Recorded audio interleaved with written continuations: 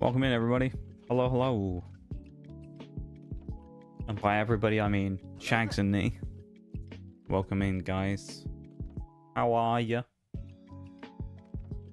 We are going to get down to business shortly, Shags. We're going to defeat all the mons. All of them. All with Snorlax as well. Maybe the stream streak needs are 235 streams, man. Nutty. Absolutely nutty. I never know what to say, and I doubt I ever will know what to say. 2 stream streaks that large, really. Anything more than about 100. Well, not even that, 50. It's insane, to be honest. 235 base stats. What's this? Weedle. Yeah, it could be, honestly. You are a Weedle from here on out, Nee. What you are now.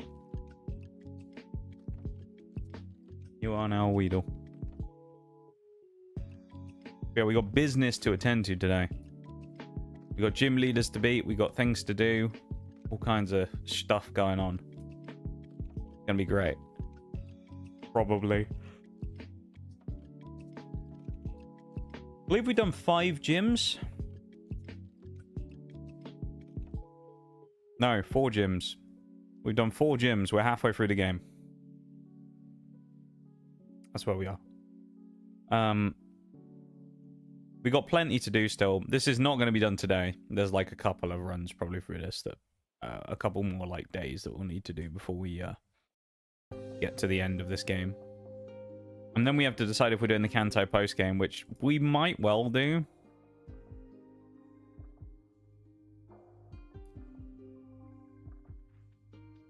I think that'd be quite interesting to do. It's gonna be scary though, but I feel like it could be quite fun.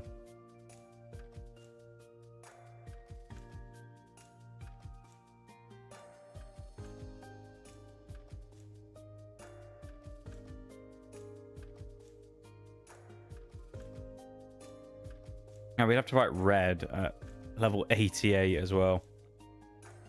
It's gonna be wild.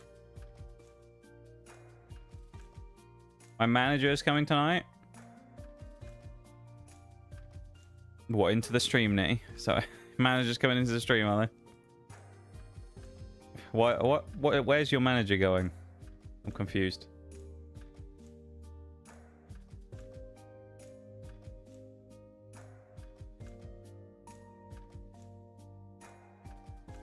Everything about nuzlocke scare me.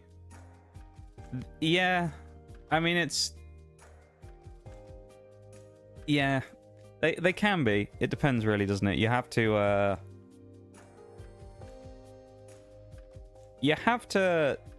be very careful in a nuzlocke because you don't want your Pokemon to get killed. And in our case, you know, we grow a bit of attachment to some of our mons. Some not so much, but some of them we grow a bit attached to. We don't want to lose them. So well, yeah, we got to be on our best behavior today to make sure that we're like locked in. Not going to lose any mons. We're going to go well. You know, look good in the fights, all those kind of things. We need to be good. You know what that means? Weedle without the Ellie. Going to town for a bit? Oh, okay, okay. Fair enough, fair enough. Well, I hope it's a nice trip for him, I suppose. Not Vespiquen, though. What's wrong with Vespiquen? Vespiquen is actually kind of great in this team. In fairness. Because Vespiquen's like such a useful wall that it like we just throw it in as a defensive mon that blocks half the stuff that we need to face. It works quite well.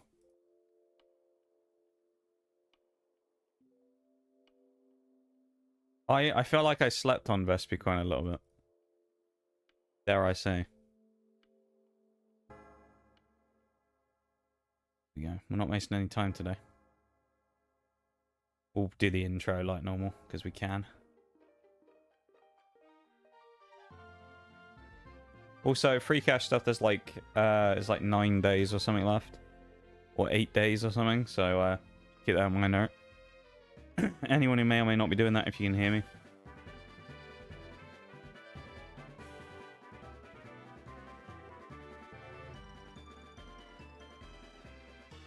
Here we go.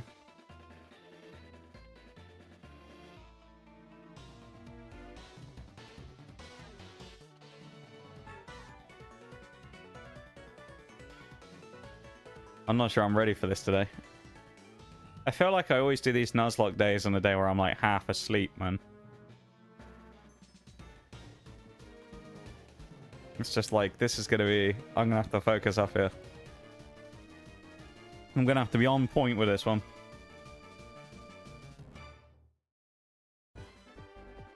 Here we go. Soul Silver. Careful. I'll be alright, don't worry. Don't worry, Shags. We'll be okay. Promise. Okay, we're in Olivine. We need to go get the medicine for Jasmine's Ampharos.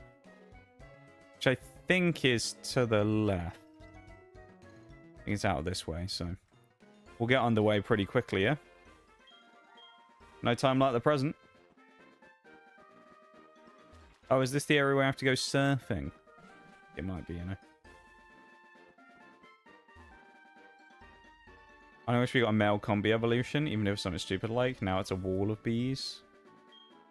That would be kind of interesting, yeah. I do think that male combi deserves an evolution. Just make it... Well... I was going to say just make it like a better version of Beedrill, but... unfair, probably. Where's the next gym as well? Because it's not actually Jasmine.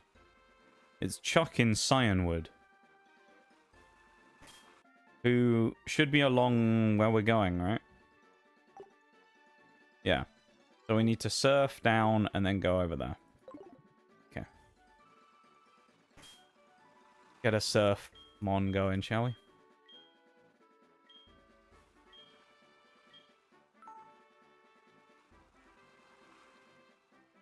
Ah, perfect. Shellos.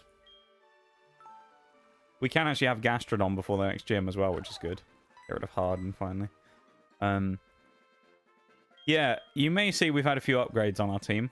The Roserade came from the fact that we realized there was basically only one shiny stone in the game we would get really late. However, we could get one from doing Pokeathlon. So, when we did the Pokeathlon stuff... encounter, by the way, here, Route 40. Oh, okay.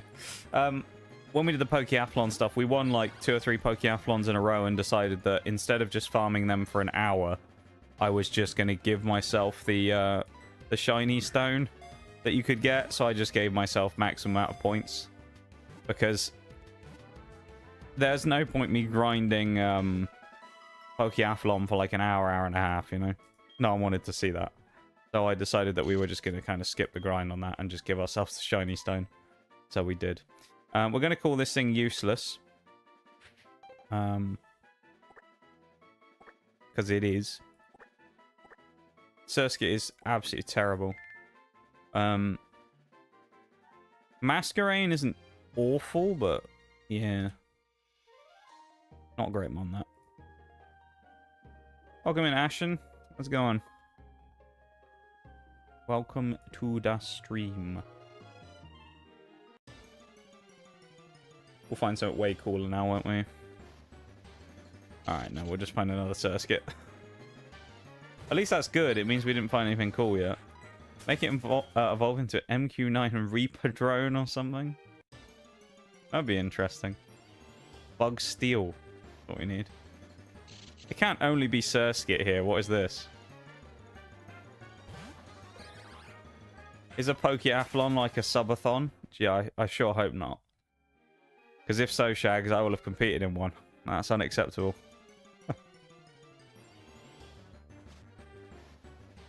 Oh, there's another Pokemon. It is better. That is a better Mon. Has to be said. Lantern would be fine if we had it. I wouldn't be that crazy about it, but it would be fine. How we've managed to dodge all these trainers as well without any of them turning around is kind of wild too. Don't know how none of them have come after us yet. Oh, that would have been good. No. Hang on though. We do need to be careful because when we did this before, this is actually 2 routes. Are we on the other route yet? Because if so, I might have just run away from Tangrowth. Yeah, this is Route 41. No. I just ran away. All right, I didn't know that we changed routes, so I'll give myself a chance there. I wasn't really paying attention to that. Okay, we're getting Bulbasaur. Okay. All right. I don't think anyone's complaining about getting Bulbasaur. Although this will be the 3rd playthrough in a row, won't it, where Bulbasaur has appeared.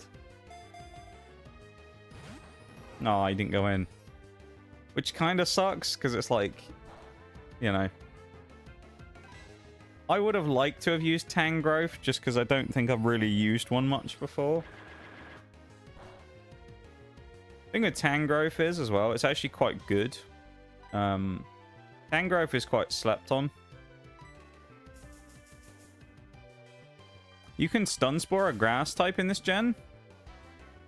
Oh, they must have changed that in, like, Gen 5. That's kind of funny. I didn't think you could use the powders and things on grass types in this gen. There you go. Cute cat. Yeah, Nox cat. Not actually based on a cat IRL. Just in case anyone's ever wondered that. I don't have a cat, no. But Nox cat has been a mascot of the stream for quite a long time now. He's existed for, I don't know, what, 4 years probably at this point? I think he's been around for a long time. Good old Nox cat. He originally was created as an emote. Or his original inspiration came from an emote anyway, which is this one. The Nox cat emote. And then we created the actual version of Nox cat afterwards. Bulbasaur. What do we want to call Bulbasaur? Bobsaur. The old Bobsaur.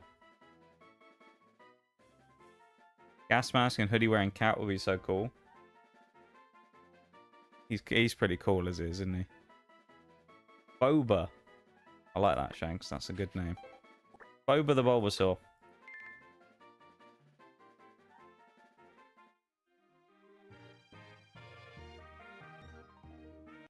Oh, there's Cyanwood, I think, as well. Little Boba. There's another Bulbasaur.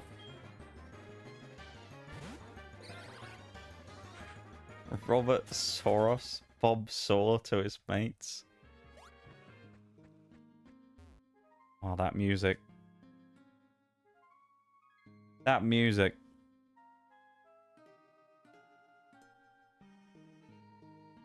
The nostalgia.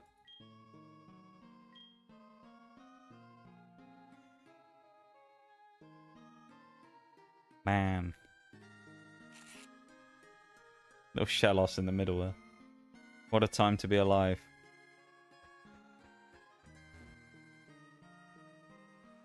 Now, don't turn away from me, old man. How rude. Oh, hang on. Is this where we fight the guy? Oh, no. I think this is where we fight the dog hunter. All Bob Soros' fault, some would say. Good old Bob. Good old Bob. What's this guy got? Love Disc. Not a bad lead, really. That's fairly alright for us. Go for the Mega Drain, get the HP loss that we lost against Bulbasaur. Or against Bobsaur. Oh, not a one-shot. Damn. That's quite a surprise we didn't one-shot there, actually. Especially with Miracle Seed. I'm actually quite surprised by that. And it missed the takedown anyway.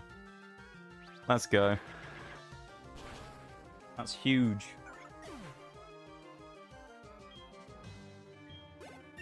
Oh no, it'll outspeed. We're toast. I know, we gotta be careful. Gotta watch out, we might take some damage from Love Disc. Oh no. Oh no, not Eevee. Well-renowned, very strong Pokemon. Oh dear. Oh, never mind, it's basically dead. What's that? It's spamming Sand Attack, which is a move that reduces our accuracy. Well, that's crazy, isn't it? Because we have a move that can't miss. How fortunate.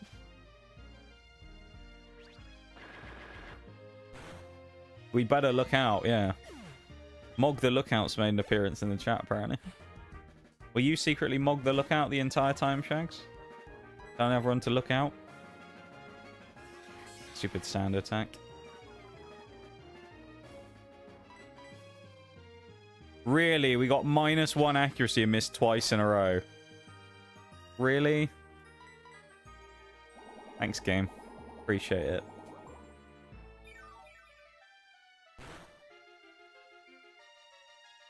I'm actually surprised that didn't one-shot. No. Against a Riolu, though? Oh, that should have, but... I don't think we've run into Lucario once so far in both playthroughs. I reckon. I could be wrong. I don't remember running into a single one.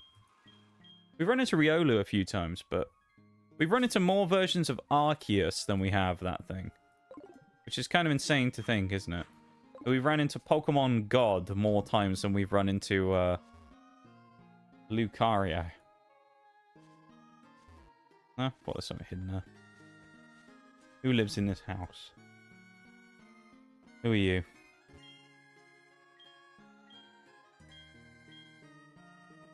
Okay. Bring little Snorlax outside with us as well. Bring him out the ball. He barely fits in the ball anyway, so we'll let him out. I guess we'll speak to the people here. We do, I think, get Fly here, which is quite good. I'm assuming Vespiquen can... Or Salamence obviously can as well, but... Vespiquen, I think, can learn Fly, which is nice. So we actually don't have the same issue we had in the previous game of not having a Flyer. And we had to just constantly bring Drifblim out the party. We should just be okay here. I'm not looking after your Pokemon. Not allowed in the Nuzlocke. I'm only allowed to catch Pokemon. I'm not allowed to get gift Pokemon. Don't tell him that. Oh, it's the medicine guy. Nice. Okay. It's weird, though, that they give you this now, not like after the gym. Because you could just go straight back to Jasmine right now. And give her the medicine. But then you've still got the other gym to do first. In Cyanwood here against Chuck. Where he's being waterboarded by the FBI.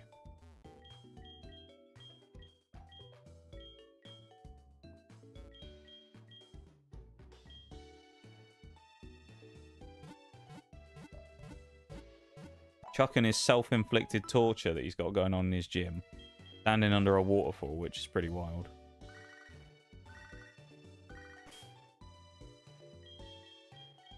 Let's just tell us about his Whiscash. Not interested, child. I'll show you the roster, though, quickly, for everyone who's missed bits and pieces. Here's the full roster currently, including the stuff that we have in the box. As you can see, no one's died, actually, so far, which is quite good, actually. The only deaths we had were in the first run, but we have Swinub, we've got Bulbasaur, Electabuzz, Espeon, known as Midas. You can guess what the other part is. Nidorino, Mr. Mime, Croconaw, Ms. Magius, Lickitung, Whismur, Nidorina. The chances of getting both of those kind of wild, isn't it? This was from an egg. And this was from just a random catch. Togepi, although we figured out we can't really get another shiny stone yet, but Togekiss could be really good. Surskit, who we caught a minute ago, who's trash. And Tropius, Banana Boy. Any useful, like... Oh, the only useful thing to note is it's solar power Tropius. So if we had a sun team, he'd actually be decent. And it's Serene Grace Togepi. Which I think is kind of mental. But, yeah. I think that's not bad, you know? If we had Magic Bounce at Espeon as well, it might actually be considered usable. But Synchronize... Yeah, it's fine, but, like, not really what we want. Did we come in here already? No, we didn't. Who are you people? We say as we barge into their house. Scoreboard. Oh, I forgot this is, like, the one part of the game where it sort of lags a little bit. It's really odd.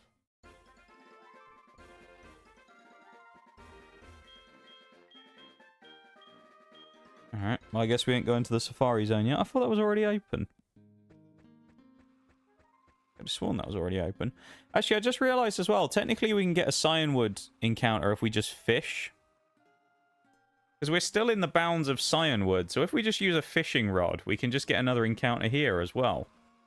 So let's use our good rod. Snorlax standing guard. What do we get? Cyanwood Pokemon. We're going to get Gyarados. That's what we're getting. Okay, we're getting another chance because it's a dupe. What we're getting? How can we not escape? What do you mean? Come on. Oh yeah, Snorlax has leftovers as well. How did we get leftovers? You might be asking. Well, Snorlax had them when we found him. We found a Snorlax out by the national park, and he had leftovers on him. So I saw that as an absolute win, really. Not only did we get one of the best items in the game, we also got a great Pokemon to go with it. So I think that was about as good of an encounter in a Nuzlocke as you can get. Snorlax with the things. You get Munchlax as well with them. But what is this? Like, dupes on all the fishing? What? Miss Magius says, oh no. Alright, well I guess we're going for a third fishing attempt. Let's go again. Good rod. I guess we'll try the old rod at this point if it doesn't work, because maybe we'll get the equivalent Magikarp encounter. Good rod doesn't seem to be doing much good for us, to be honest. This is another dupe. Oh. I wish it was another dupe now. Noctowl. Only good thing about this really is that in previous runs we had a Hoot called Undoot Hoot. That's about it. Snorlax might one-shot this, to be honest. He probably won't with Reflect now, but that's fine. I mean, we may as well catch it. You never know when you might need a sacrifice. We crit, it dies as well, but I'm not worried. An Ool. Yes. An Ool. A not very useful Ool either, to be honest. It's just not that good, right? Really. Like, Noctowl's kind of one of those Pokemon that at times has been fine. But it's just not really that great. I feel like as well, in a regular playthrough, some of these Pokemon like Noctowl you can find a place for. The problem is in a randomizer, you're almost guaranteed to get like so much better stuff. We'll call it Undoot Hoot just because, you know, it's kind of the classic name for him. It does a bit of a disservice to Undo, to be honest, but there you go, Undoot Hoot. There's fodder and then there's sacrifice. Yeah, he's in the sacrifice tier, 100%. It's in the tier of Pokemon that you go, eh, honestly, I'd rather have not caught it at all. So, yeah. It's not like the worst Pokemon ever created, obviously. You know, there's far worse, but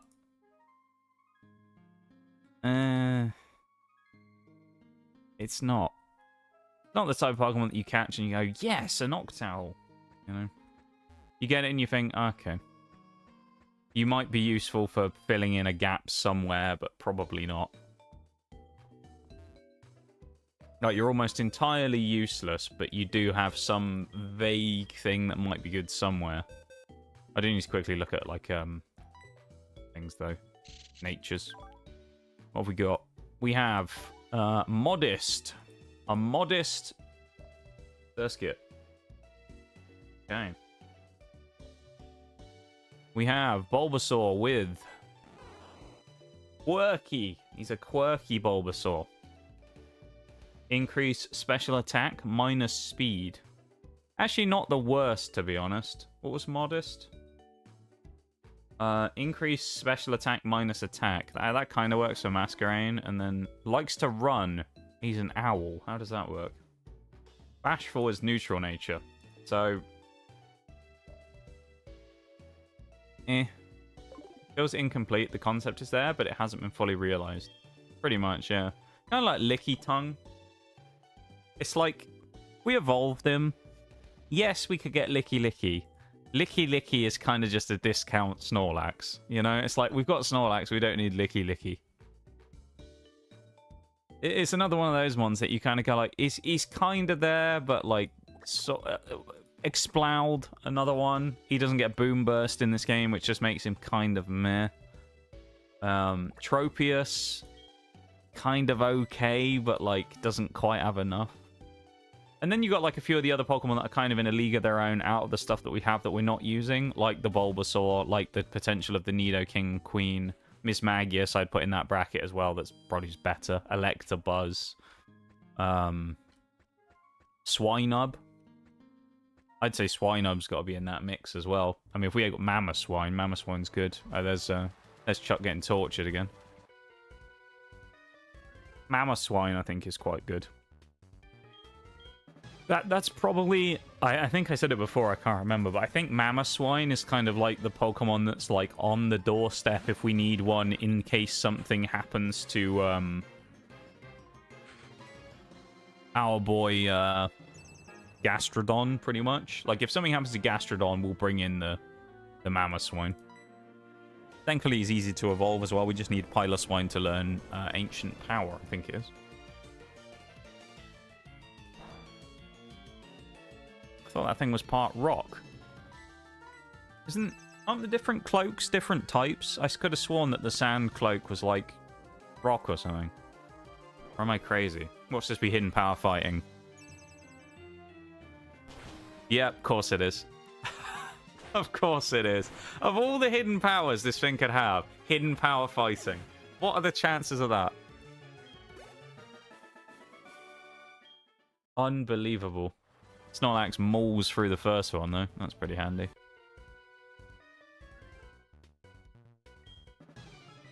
Unbelievable, that is. Black Belt Knob. What a name. Right, let's see what Knob's got for us, shall we? Doesn't have his type until it evolves into... Does it not? Only when it evolves into Wormadam. Okay. Wow, that was threatening.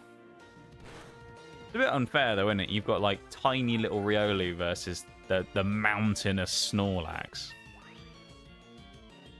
Kind of wild.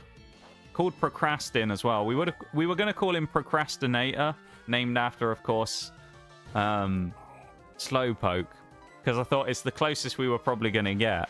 But we couldn't have Procrastinator because they don't allow enough characters in the name. So we just had to call him Procrastin. So that's his name. That's Snorlax's name, is Procrastin. Named after Procrastinator, as I say, the Slow King / Slow Bro from before. From years gone by. So there you go. Still a legend to this day, Procrastinator.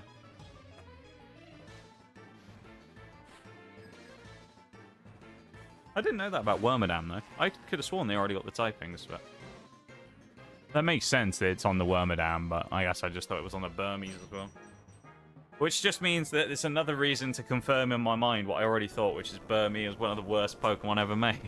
It's just terrible. What's redeemable about Burmese?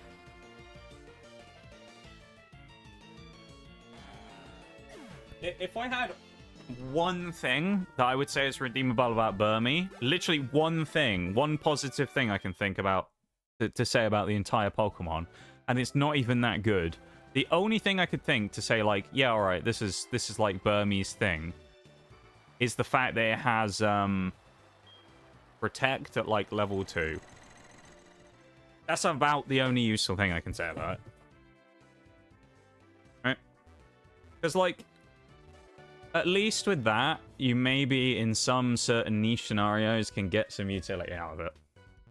But most of the scenarios where you're going to use Protect anyway, it can't capitalize on them because it's not like it can poison people. It's not like it can stall people. Hello, Magnezone. Is it Sturdy or is it Levitate? It's 50-50. We should wall it pretty hard. And we've been confused.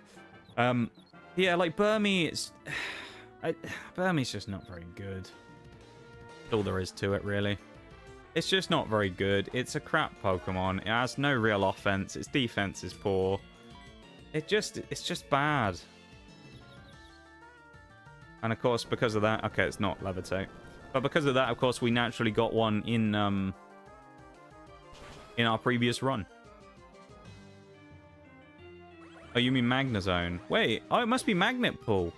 Maybe it doesn't get Levitate. It must get Sturdy and Thingy. I think I might be thinking of Bronzong.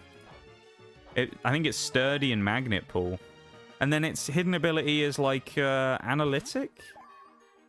Or something? Oh, not Fiona again. This spelled disaster seeing one of these before. That's when we find that Togekiss.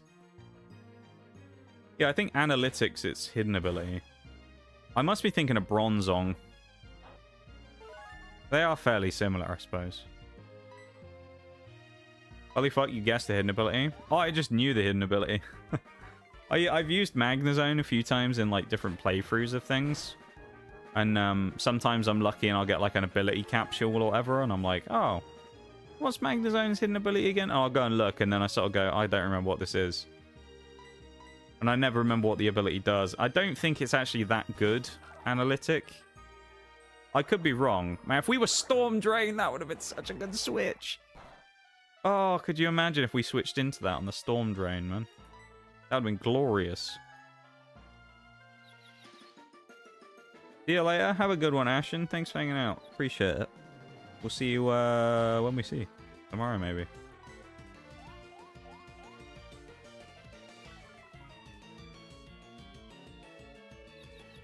Please, Shellos. No! Shellos! Please actually start attacking. Please! Please, Shellos! There we go. Accuracy drop? That's kind of helpful. No, didn't help there. Supersonic still lands, of course it does. Why wouldn't it? Why wouldn't it still land? Brilliant. Hey, we land through! Good job, Shellos. Let's go. Shellos will evolve before the gym as well. I just want to point that out. Wailord. Not a Pokemon you see very often. Rose Raid is the obvious choice to deal with this, and I think we'll just whip it out now. With this being the gym as well, we're already ready to go with the Chuck fight, so we basically can just leave here, heal up, gain our levels up to 31, and then we can just go full speed and fight Chuck, which is good.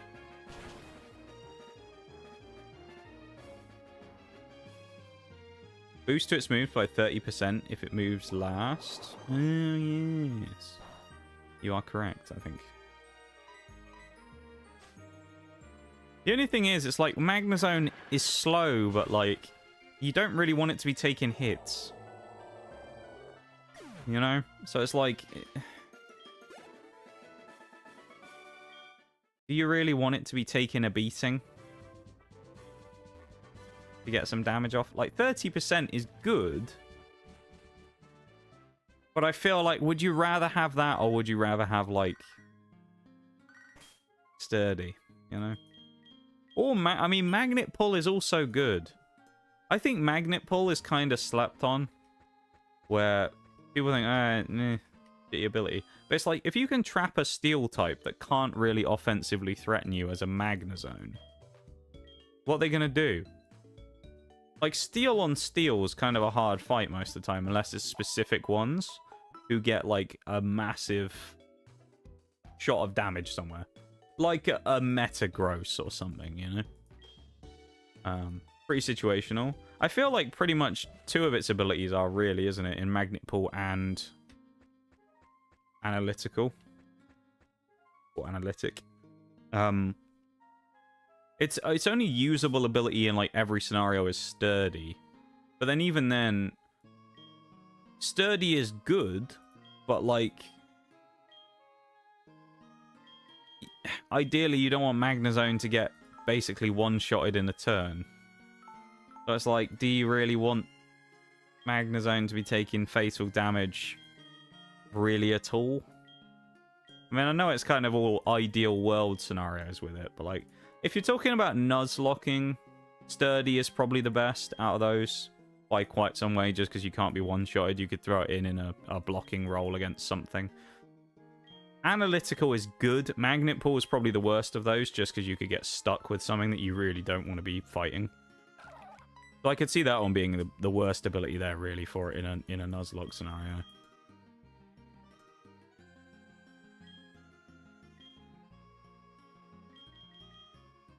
Here we go. Yes. Also, if you haven't already, please take the moment to go over and drop a like on the YouTube stream. Very much appreciated. Goes and supports the stream. Helps out a lot. Would be much appreciated if you could do that. Gastrodon. Go. That's exciting. I like how we've gone from Happy Shellos to Surprise Pikachu Gastrodon. Gastrodon, sadly, still has Sticky Hold. It's a shame that it doesn't evolve and gain a better ability, but... yeah. If it did, we'd be a lot happier. Because Shellos is really good.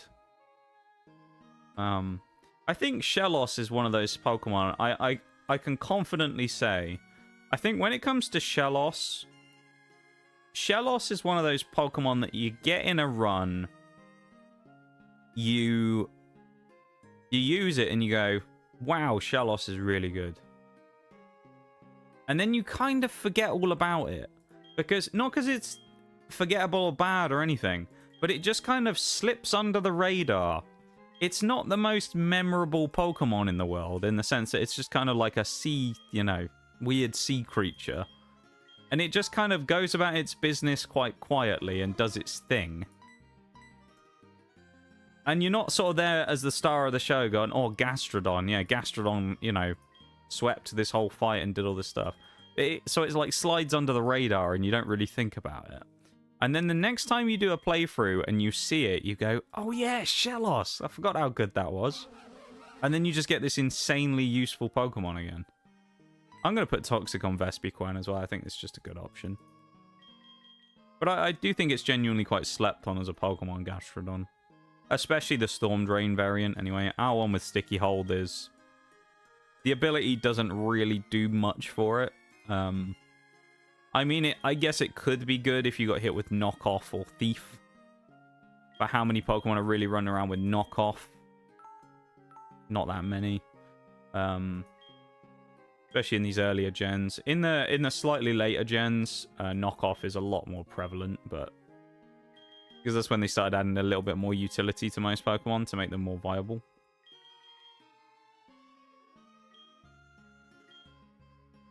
But yeah. Salamence can learn Protect. Really? Okay. Salamance's moveset is... right now is really bad. We really do need to get some better moves on it. I probably could go in with some TMs, honestly. Because I know we have a Flamethrower TM that we just randomly found somewhere. I think we'll put this on the Salamence. We may as well, haven't we? Snorlax can learn Flamethrower. Of course he can. Probably from all the spicy food he's been eating, you know? Snorlax out here eating some spicy curries and then having Flamethrower. Great. You want to learn Shadow Ball other than Snorlax? Because he will, won't he? Yep, there it is. Roserade, it wouldn't be bad to have ghost coverage on Roserade, honestly. And she's a special attacker, so... Shadow Claw, meh. Grass Knot, U-Turn. I don't know if anyone can learn U-Turn. Can Vespiquen get U-Turn? We can. The only problem with that is, if it's our only bug offense, I don't really want to have that as the only move we can use, having to force a switch out. Alright. Let's go fight Chuck. I think we'll lead into Chuck with... lead Sudowoodo. I mean, Sudowoodo's always been a good lead for us. Oh, he's put the thing back on. But Sudowoodo has always been a good lead for us. I think he'll be another good lead for us here again. Yeah, I believe in Sudowoodo. I didn't at the start of the run, I'll be honest. When we caught him, I saw Sudowoodo and I thought, I've used him in previous runs in other games. He's useful as an early game Pokemon that you get because he's like a, you know, one stage evolution, evolves really early. He's good for that, but not much else.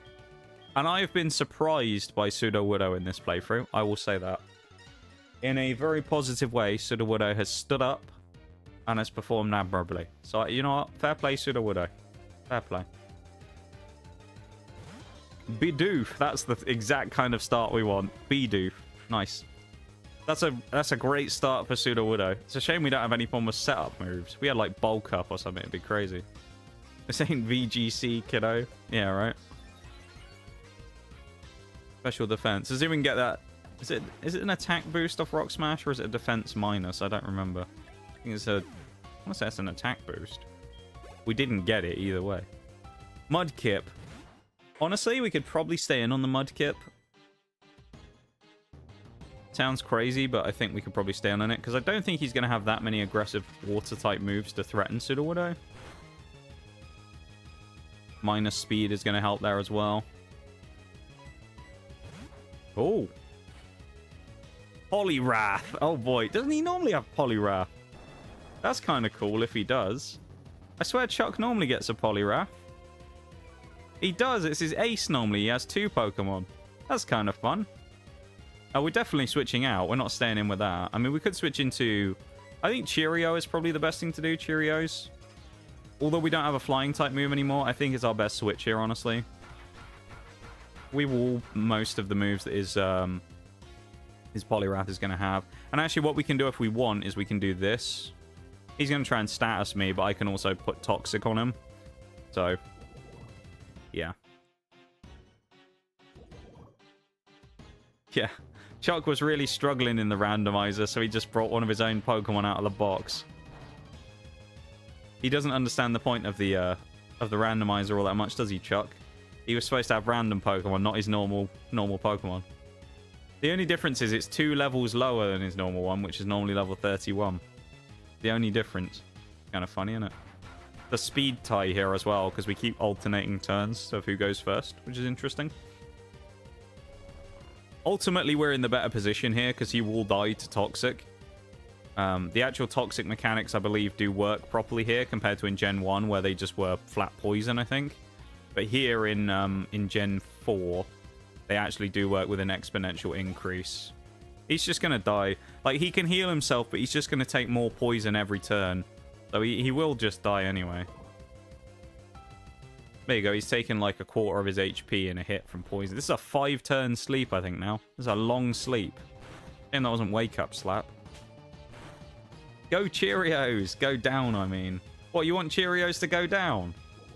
Why do you want my Vespiquen to die so much, Shags? What have you got against Vespiquen? Why do you want any Pokemon to die? Shouldn't you want me to finish this whole playthrough without losing a single Mon? Aren't you supposed to be happy for me doing it deathless? Isn't that the point? Why do you want it to die so badly? Vespiquen's actually pretty useful. Got to add tension. That is true. You do have to add tension to the run. Go for a power gem. This might be a risk. Oh. No, we can take another hit or two. Provided we don't get hit by like air slash or something. Vespiquen stole his hard harvested honey. Maybe that's it, you know. Maybe that's what happened. He stole Shags' honey. Or she stole Shags' honey.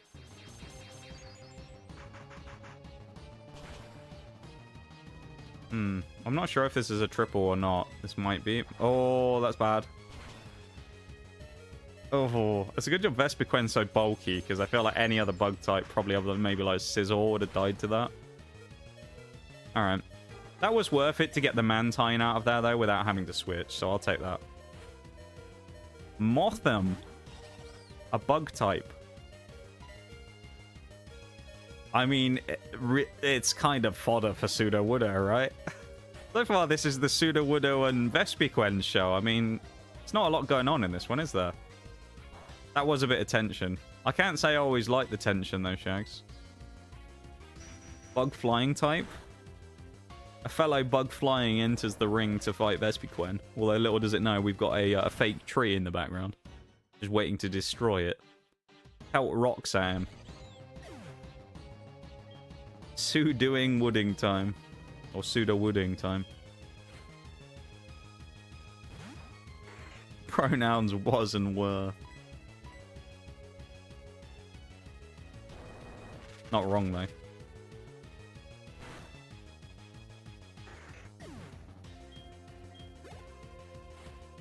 Jumpluff. It may have a grass move, which could be dangerous. I'm going to risk one hit with Sudowoodo. Oh, how much is this going to do? Oh, this is going to come down to a roll. Oh, if it hits 5, we're in trouble. Oh, no! Sudowoodo! It hit 5! Are you serious? What? Oh, are you fucking joking me, dude? Really? It actually hits the 5 in a row.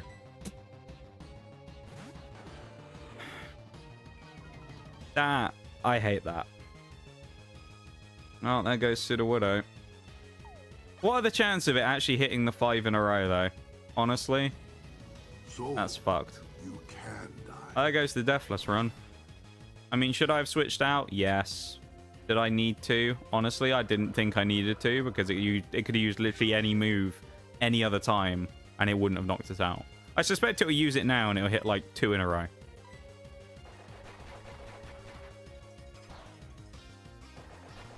That makes me sad, man. Is he going to hit 2 back-to-back 5s? No way, dude. It hits a 5 and a 4. No, it hits 2 5s in a row. And I can guarantee you this thing doesn't have loaded dice because they're not set up to have items. So it's not like this thing has loaded dice or anything like that. That's just pure luck that it just got 2 5-hitters in a row. Does anyone know what the actual odds of getting a 5-hitter are? Does it say, like, anywhere in the moves? In the, like, descriptions? Or is it known stuff? That's so sad, man. Sudowoodo was so... Ah. I was just talking about how he survived longer than we expected him to, and he'd done so well. And then he gets killed by a freak 5-shot hit. Salamence would have tanked it and taken like 5 damage as well. Man. Yeah, to a Jumpluff of all things. A Jumpluff. I mean, that's just disgraceful. The fact that Jumpluff knocks anything out is a miracle, let alone... Well... I'll tell you what. He probably... Realistically, though, Sudowoodo probably went longer into this run than he probably deserved to. In the sense that... He is also a double HM user, which is annoying, but... He probably lived longer than he normally would have in, like, any other circumstance. Because... You know, he was using Sudowoodo past about the second fight. Also, for Sudowoodo, he was the second Pokemon we caught on the entire run. Our first being the starter. That's sad, dude. I did a clip of Sudowoodo dying. That's rough. I suppose the question is, who do we replace him with? Because we don't have a rock type. What do we need for balance? We've got normal and ground. So that kind of rules out Mamoswine. We've got poison and grass. So we don't really need the Nidos or Tropius or Bulbasaur. Snorlax covers a bunch of stuff and he's just a good utility option. We have bug and flying technically. And then we also have dragon. So like... Honestly... For me, out of these lot, if I have to pick who's the next to come into the team, I would say Magius or Electabuzz, probably. It's probably got to be one of these two. Because these are the only two that we really don't have kind of coverage on. I mean, admittedly Psychic as well, but I just don't want Mr. Mime, and I'm not bringing Espeon into the team. Croconaw we already have covered with Gastrodon. Exploud Snorlax is just better. Already covered by Roserade. Already covered by Roserade and Vespiquen and Salamence. Roserade. Snorlax covers you. We can't get a shiny stone yet, so you're not ready. Trash. Already covered by Roserade. Yeah, you're not coming in the team. And then Swinub, who's good, but we already have Gastrodon, so do we need the Mamoswine? You know? It is jolly Mamoswine, though. Coin flip? I'll do a coin flip. We can do that. I'll tell you now, I'm going to do this unbiasedly. I want Electabuzz to win. Because I think it'd be cool. But also, we did have Electabuzz in the last playthrough, so Miss Magius would be cool. So we'll do... I'm using the Lechonk coin. Heads or tails, Nitty? Which one would you like for... Actually, I'll tell you what. We'll do heads for Miss Magius, tails for Electabuzz, because Miss Magius is wearing a hat. So, there you go. The hat for heads and Electabuzz for tails. How about that? Because he's got a tail. Right, I'm flipping the Lechonk coin. It's one of those coins from the Christmas Pokemon opening, so hopefully it's finally got rid of its cursed luck, because we all know how that Pokemon opening went at Christmas. So let's hope the luck has improved since then. I actually caught it midair without looking as well. It is tails, so it is going to be Electabuzz. So there we go. That was a good flip. That's actually the best I've ever flipped that coin as well. Most of the time when I try and flip that coin, it doesn't go very well because it's just like lightweight plastic. But it actually... I love democracy. I also want to say this as well. Just in case anyone doesn't believe me, it genuinely landed on tails. It genuinely was Electabuzz that won. Alright? It wasn't one of those ones where it landed on the other one. I went, oh, I'll just say it anyway. It actually did land on Electabuzz. So it's the return of Registeel. Actually has also been used once in this playthrough already. Because we did use Registeel earlier on when we were doing... what was it? We brought him in for Whitney, I think. Also, another thing to mention, most of these Pokemon will actually get a run out at some point anyway. Because, keep in mind, because of the absolutely genius way that this game was made. We have the weird, horrible level cap scenario where we actually have a level cap that's higher than the next gym at one point. It's actually the next two gyms because it's level 34 and 35. So for the next two gyms, we'll actually have to pretty much... Well, I say for the next two gyms. After we beat Jasmine, which is the next gym, which... If you're doing a normal playthrough against Jasmine, almost entirely would get beaten by Gastrodon on its own. But we're not, sadly. But for the purposes of this playthrough, once we beat Jasmine, we have to switch out nearly our entire team, because they will all be over-leveled. Because I don't know whose idea it was, but making the next gym after that one lower level is not a great idea. But, oh yeah, I forgot we have full HM compatibility. I was thinking, Snorlax does not learn Fly. We got Fly Snorlax. This actually, though, is kind of an upgrade for Salamence because it doesn't really have, well, it has no flying coverage, so that's not bad, actually. I'll take that. I'll tell you what, as well, saying about the opening at Christmas just makes me want to open some cards. I felt like I want to open some cards. Also go check the Safari Zone now that we beat the gym. Is it open now? I just want to open like one or two packs, you know? No, it's still closed. Did they say when it might open? No. Alright.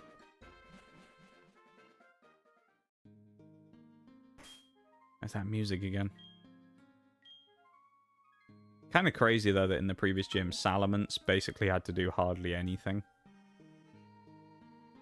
Like, when you have a Pokemon as good as Salamence, you'd expect it to be used in every battle. The fact, though, that we don't have to use it that much is kind of wild. I guess it's just a testament to how good it is. And how, like, good most of our team is. Walk and see this large shadow looming above you. Yeah.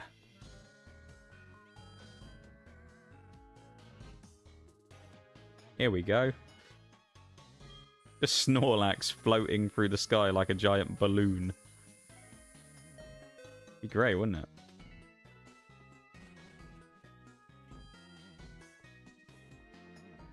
Don't really know why she couldn't just go and get her own medicine, quite frankly, but... Or couldn't have sent, like, someone else who had Fly to go and do stuff.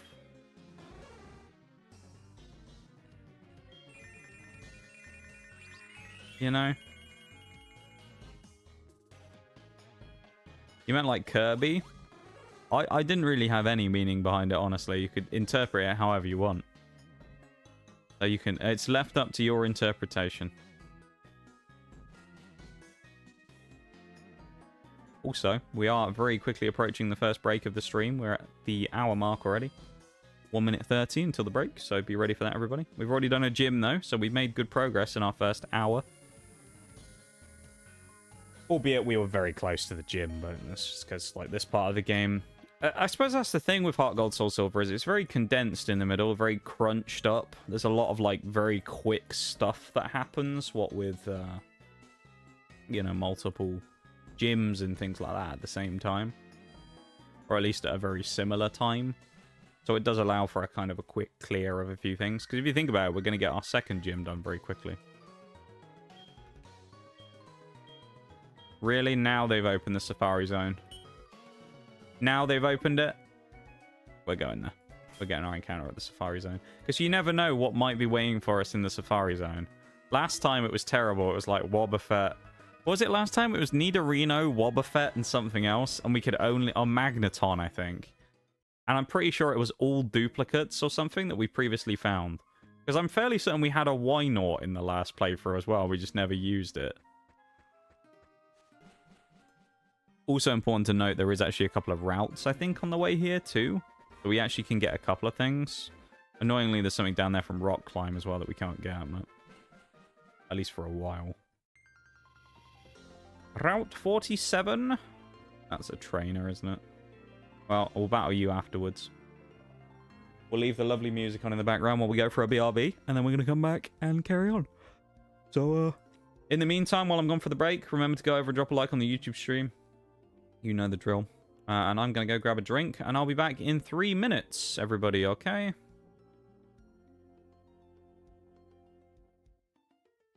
How about that? I'll be back in just a few. BRB, everybody.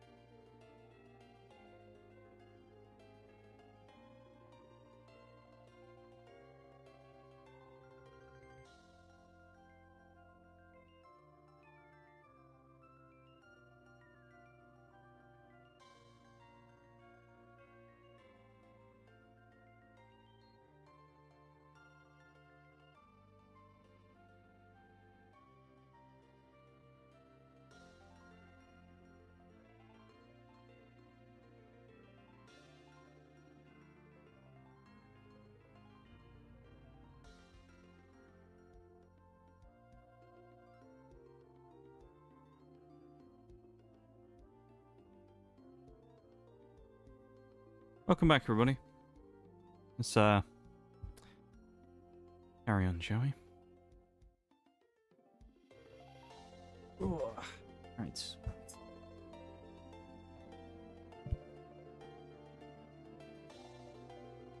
Okay. Who's ready for the next bit? We get to fight against this random hiker. Let's go beat him. Thanks for the welcome back, man. I appreciate that.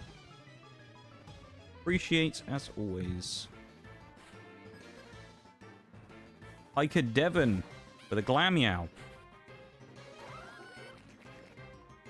Good old Glameow. I mean, against Gastrodon, it's kind of a no contest. So could be a nice clean win. I'm sad about Sudowoodo, man.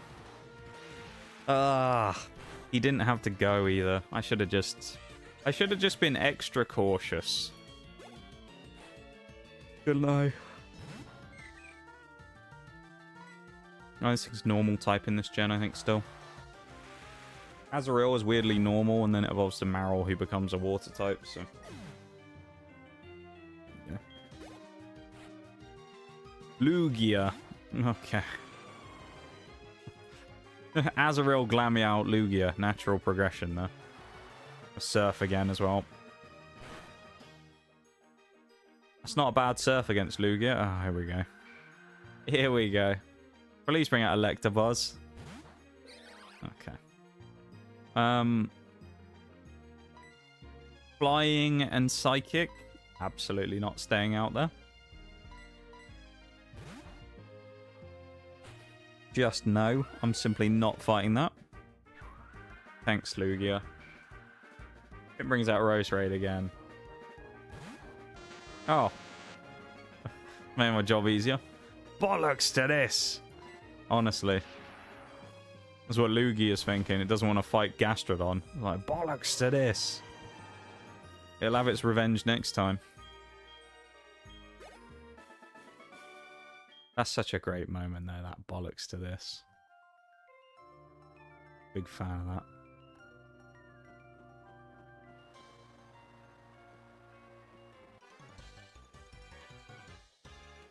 Bollocks to this. I'll have my revenge next time.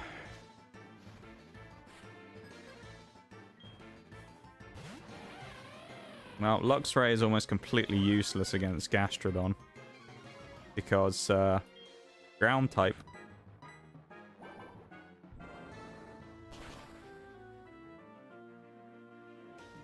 It's also 10 levels lower than me. That also should be mentioned, probably. It doesn't help it much. Oh, Poliwrath again. Could possibly be Water Absorb. I doubt it, though. But I think that is an option on Poliwrath. Well, this one isn't, if it is, so... nah, that didn't do as much as I would have liked. Go for a Body Slam, see if we can get a power, maybe. That'd be quite useful. Or just knock it out. No. And he missed the double Hypnosis. 60% chance to land normally Hypnosis, if I remember correctly. And he's missed it twice. Poor Poliwrath. Poor Poliwrath. What we got? PM, I reckon. A big Pearl. I guess fitting for being on the coastline. Never forgive Game Freak for snubbing Luxray and Flygon of a Mega. Some of them don't make sense, though. Like, I'll never understand why Luxray never got one for Legends... well, I say Legends Arceus. Why it never got, like, even another form or anything in Legends Arceus either.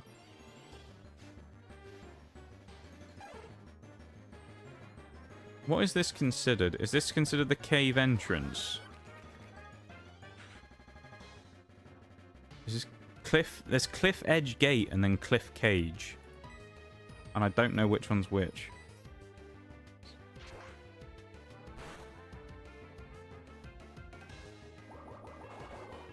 Or Cliff Cave, not Cliff Cage. I don't know why I said cage. Well, we missed this encounter, whichever one it was there. We didn't get ourselves a Far-Fetched, I know that much. That's Route 47. That's Cliff Cave. Right, okay. Oh, I wonder if the gate is where the other people are then, where the rock climb is. Okay. Far-fetched. Status missed. This is Route 47. We'll go for our encounter here with a good rod. See what we get. Hopefully something good. We probably need to make up for it after the loss of Sudowoodo and Far-fetched a minute ago. Then again, Far-fetched kind of falls into the Sudowoodo bracket. He's good at the start of the game and then falls off really hard. Oop. Reroll. Let us re-roll real quick. What is it with fishing giving us duplicates today? That's like the third duplicate mon we found on a fishing rod. Crazy. What are the odds? Honestly. Espeon, Mismagius, and the Nidorino. We found all three of them. Oh. I'll tell you what, actually, we might as well just surf then, aren't we? Let's just do a surf encounter instead. The fishing rod isn't much luck for us today. Go on, Gastrodon, get in there. Where my goat Zapdos? I hate to break it to you, Bevan, he's dead.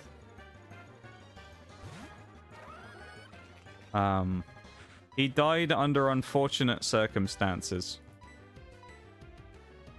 It genuinely was unfortunate, though. So we were in the last gym against Chuck. It was his last Pokemon. It was a Jumpluff. We had Sudowoodo in against him. Who Sudowoodo at that point had done quite a lot during that fight. It was Sudowoodo and Vespiquen basically carried the entire fight. And then I thought, well, you know, Jumpluff, we can probably take one hit. We were near full HP. You know, I think we taken one hit or something, 2 hits. Near full HP, we can take a little bit of damage. And I go for a Rock Tomb. And then Jumpluff uses Bullet Seed. Now, we are, you know, defensive on Sudowoodo, of course. So Sudowoodo think, oh, maybe you tank it. Jumpluff hits a 5-hit Bullet Seed, which, keep in mind, it does 12 damage per hit, okay? Sudowoodo has exactly 60 HP left. It literally did the exact amount of HP required to knock Sudowoodo out. To the one single digit. The exact amount. Like, I could have switched him out, but honestly, like, what are the chances of Sudowoodo getting basically one-shotted by a Jumpluff? You know? So I could have switched him out, and I probably should have, because Salamence then just came in and tanked it, but it's just like... And then the next turn it used Leech Seed anyway, and it's like... If it does that against Sudowoodo, it probably gets one-shotted, so I don't know. Did my clip not get saved? I can check for you. I can have a wee look for you, Nee. Clips, here we go. Sudowoodo done for. No, it's there. I can see it. I've liked your clip. There you go. Oh, am I not allowed to like the clip? Oh, no, hang on. Bollocks to this has 22 views as well. Which is kind of hilarious, because if you look at, like, all of the clips for about the last year, the most we have on any of them is, like, 10 views. 31, Tiger 2 gets mugged off from January of 2025. That's the highest I can see in over a year of clips. Most of them are, like, 1 or 2 views. There you go. Sudowoodo done for. There you go.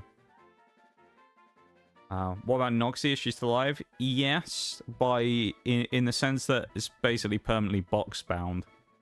Nox's the biggest risk taker, I know. But I feel like most people would have taken that risk as well, though, because what are the chances of it getting one-shotted, you know?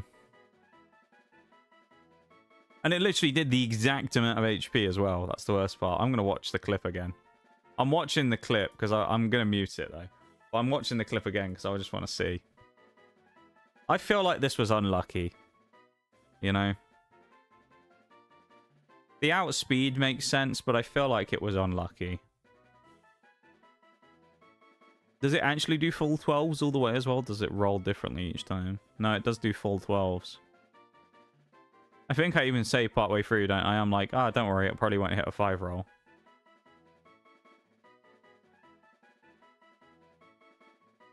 For reference as well, just to show how even more like silly that scenario was, it hit a 5 roll immediately afterwards on Salamence as well. So it hit a 5, then it leech seeded, and then it hit another 5 again straight after. Crazy. What are we going to call Meditite?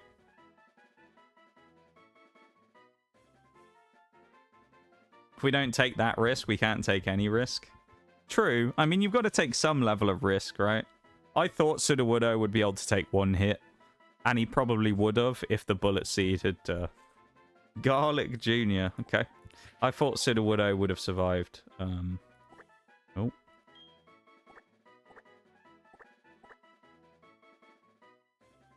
Dragon Ball Z reference. Okay.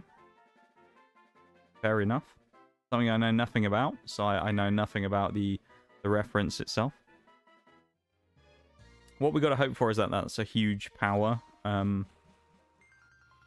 Meditite. Almost said Medicham. We're also going to go to the Safari Zone because why wouldn't you? Have we spoken to this man yet?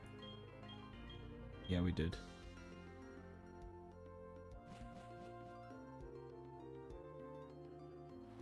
Right, Cliff Cave we missed because... I don't know. Tell you what, Gastrodon's had a couple of fights. We'll switch him out and bring someone else in. We'll bring in... let's bring in Electabuzz up front. How about that? Yeah, I'm annoyed about that Sudowoodo. I'm fuming about Sudowoodo. 1 + 1 is 2, but the 2 of us together is much stronger. The 2 of us aren't just some boring pair. I mean, I never accused them of being boring, but alright. Tom and Kay. That's their name. Another Poliwrath. That's the 3rd of the day so far. That's kind of crazy. Why so many Poliwraths?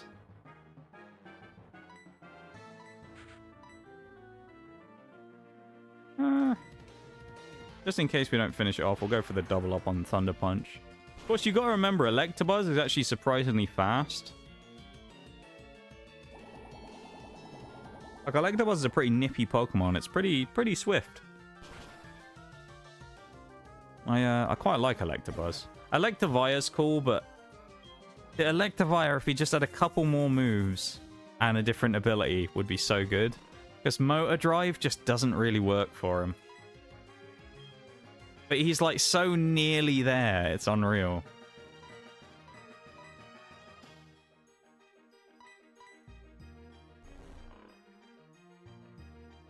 That's another Pokemon, Nitty. Add that to the list.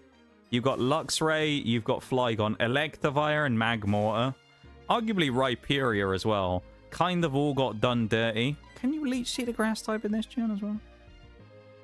We're going to find out in a minute. But I think they got done dirty as well in remakes and subsequent games to not get any form of stuff. Okay, you can't hit a Leech Seed. That's buff Leech Life as well, so that's like 90, 80, 90 base power. Alright, we're switching out because we don't want to get critted. We'll switch into Vespiquen. We might get status procced here from something, but Effect Spore or something, I don't know. That was not worth it either. Yeah, so many Pokemon got done dirty in like previous gens with crappy buffs and or no buffs. I really hope in Gen 10, it probably won't happen, but I hope in Generation 10 that some of the Pokemon that have deserved a buff for years finally get a buff, you know? I mean, you got to think of it like this. Generation 5 came out over 10 years ago now, right? Actually, it's been nearly 15 years since Gen 1. Gen 1? Gen 5. So it's been a long time. I mean, what, Gen 6? Actually, it's probably been 10 years since Gen 6 this year, right? Was that 2016 when X and Y came out? So, the Fairy type has been in the game for such a long time now. And then even before that, you had Pokemon that were already in the game that needed a buff when Fairy came out that still haven't been buffed. Just give them buffs, Game Freak. Just give them buffs, please. It's not much to ask for some of them. Like, here's my biggest, like, hot take out of all of them. Pinsir. Just give Pinsir something, finally. Please. Pinsir has been overlooked for so long. He got a Mega, alright, great. But he became Mega Pinsir that everyone forgot about in 5 minutes. Meanwhile, Heracross, it was already about 10 times better than him, got one as well. It's just like, please just give Pinsir something good. Heracross can stand on its own. Pinsir needs something.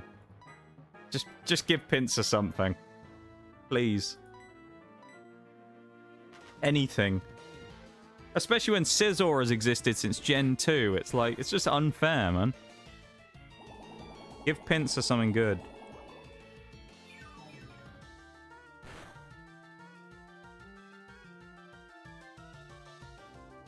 I also do think, though, that a lot of Pokemon could actually get fairly substantially buffed just by changing movesets and updating movesets. Like, I think of some of the ones that just don't really make sense that could really do with a huge improvement. One of the obvious ones to me, and it came from the previous run, actually, if you ask me, Machamp, right?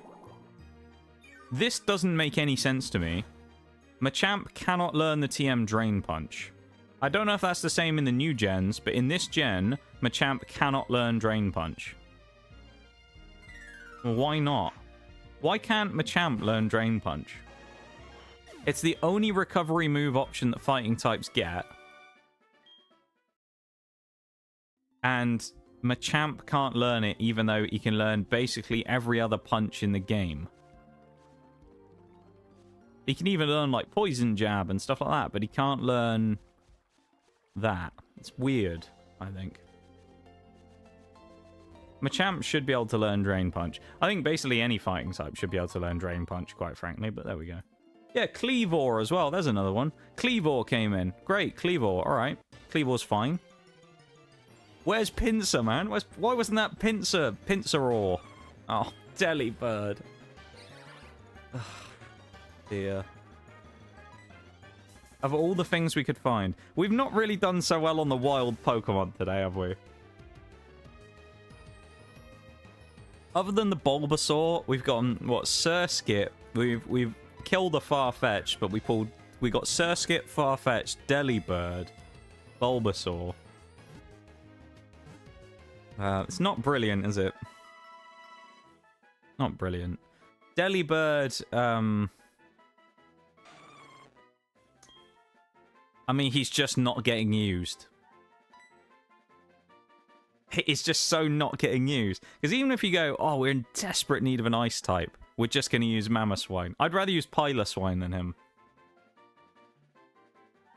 Delibird just sucks. Like, there's no need to use Delibird. No need whatsoever. In no universe am I sitting there and going, yes, Delibird, that's exactly what I need. It's not happening. He just isn't coming into the team. He can fuck right off. That's what I think about Delibird. Delibird could fuck right off. Order Noel. Will that fit, do we think? Ooh. I think it will. It will. Christmas fodder. Drain Punch has a more aura/mental aspect to it that Machamp cannot tap into. I don't know, though. I think just purely from a buff perspective, I think it'd be great on Machamp.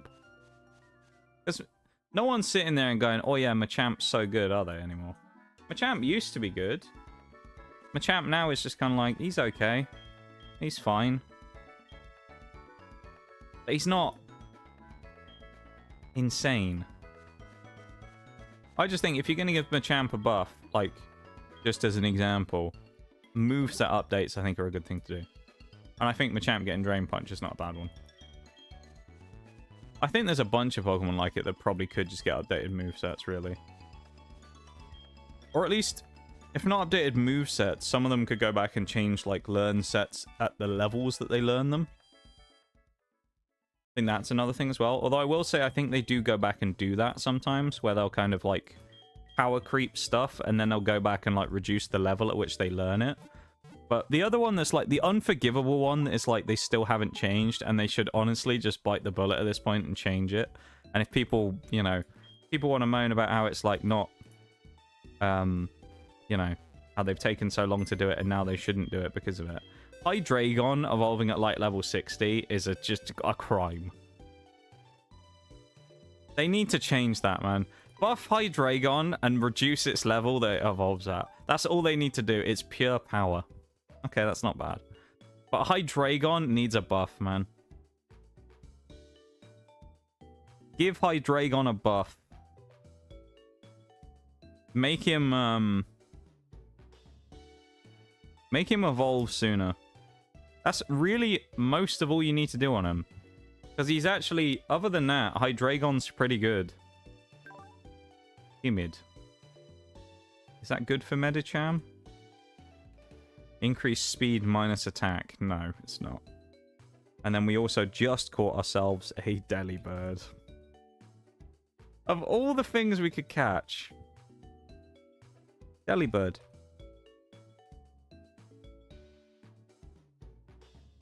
Maybe it's got an especially good ability to make up for it, you know? Or learn set or something. Hustle. Hustle's one of the worst abilities in the game. Mild-natured.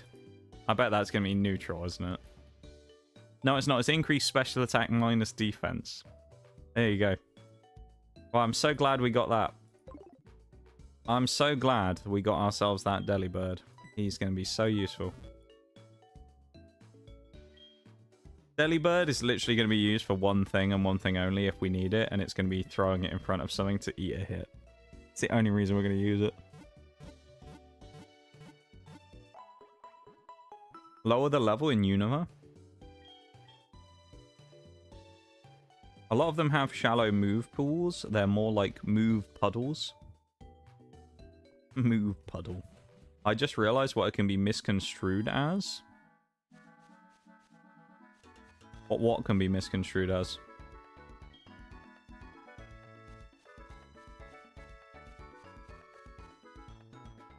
I'm not following on this one.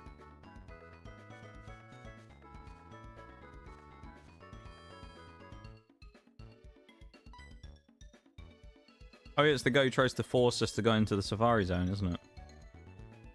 Lowering Evo levels?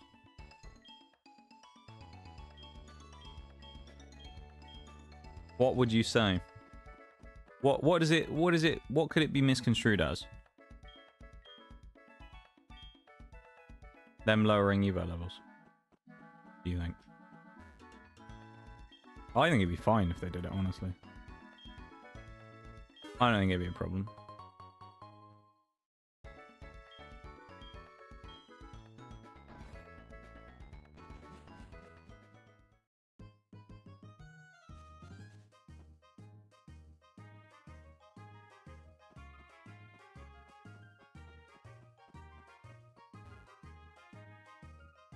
I don't think there's any items in this safari, so I guess we're just going to catch whatever we find.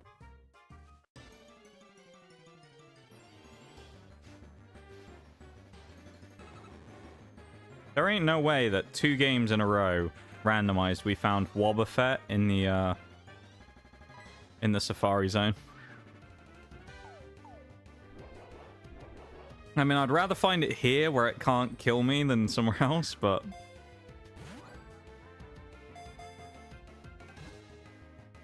Drinking age?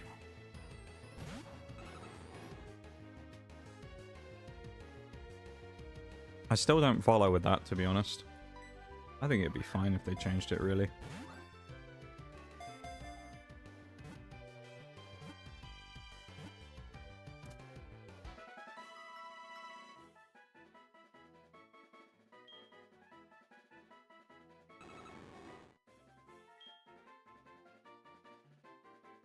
Wobbuffet. I've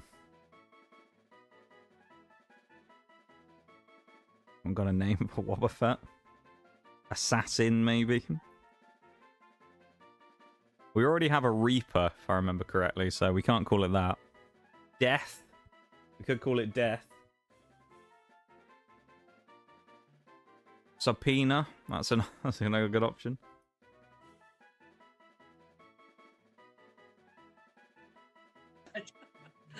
Here comes the subpoena! Blueser. Okay. Blueser.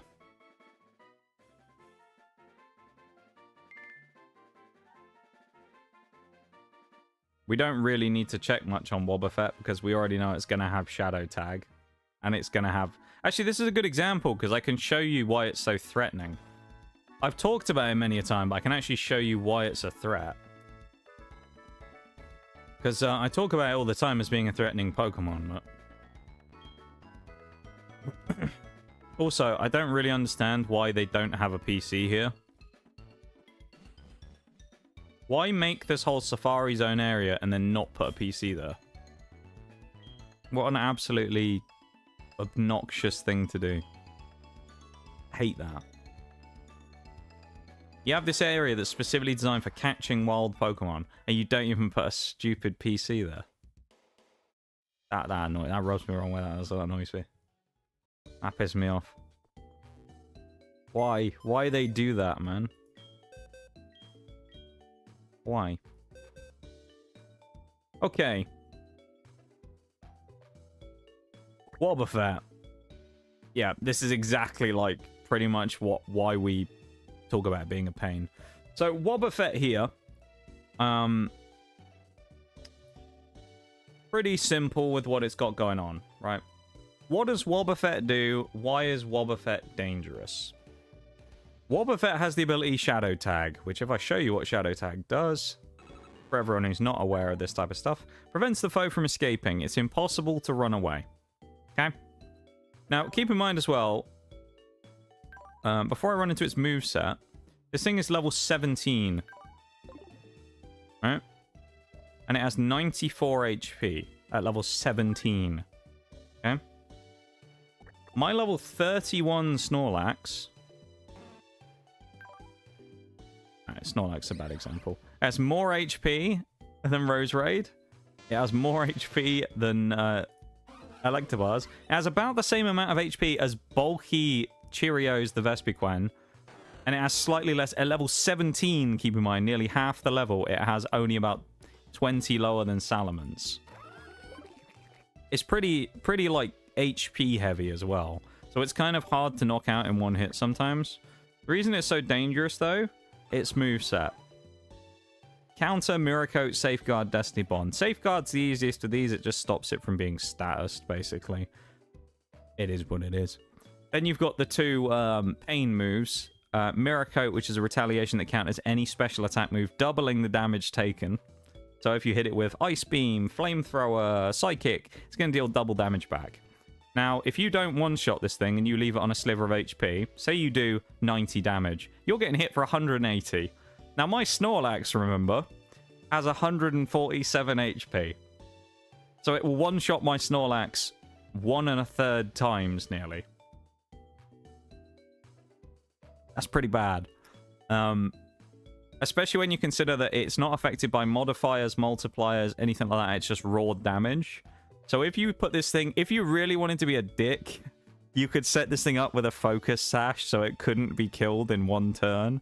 And you could just guarantee one-shot someone if you pulled the trigger on Counter or Mirror Coat and got the correct read.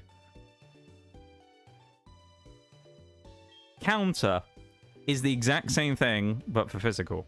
So this one, double damage for special attack. The text is literally the same. And this one's just physical attack. So they work exactly the same. So it has basically a 50-50 chance of one-shotting you with either of these two moves. Okay? And then its final trick that makes it even more annoying to deal with is this. Destiny Bond. When this move is used, if the user faints, the foe that landed the knockout also faints. So if this thing is used on you, and you knock out Wobbuffet, say he outspeeds you, you're paralyzed, and the next turn, after he's used this Destiny Bond, you knock him out, you've just killed yourself. Your own Pokemon is gone. You've shot yourself in the foot. The only way of breaking this is to switch out, or I think you can basically, like, waste a turn or two and its effect kind of wears off, and then it can reapply it. But sometimes what you'll get is the AI will just spam it, and it will just be used over and over and over, and Wobbuffet will just be obnoxiously annoying to deal with. So, yeah. Very annoying. Welcome back, Ashen, as well.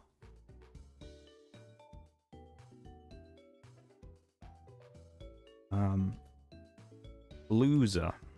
Name. Quiet-natured as well. Increase special attack minus speed. Alright. Shoot yourself in the foot, except it's also your heart. Yeah. You shoot yourself in the foot, but you actually miss the foot and hit the femoral artery. That's what happens there.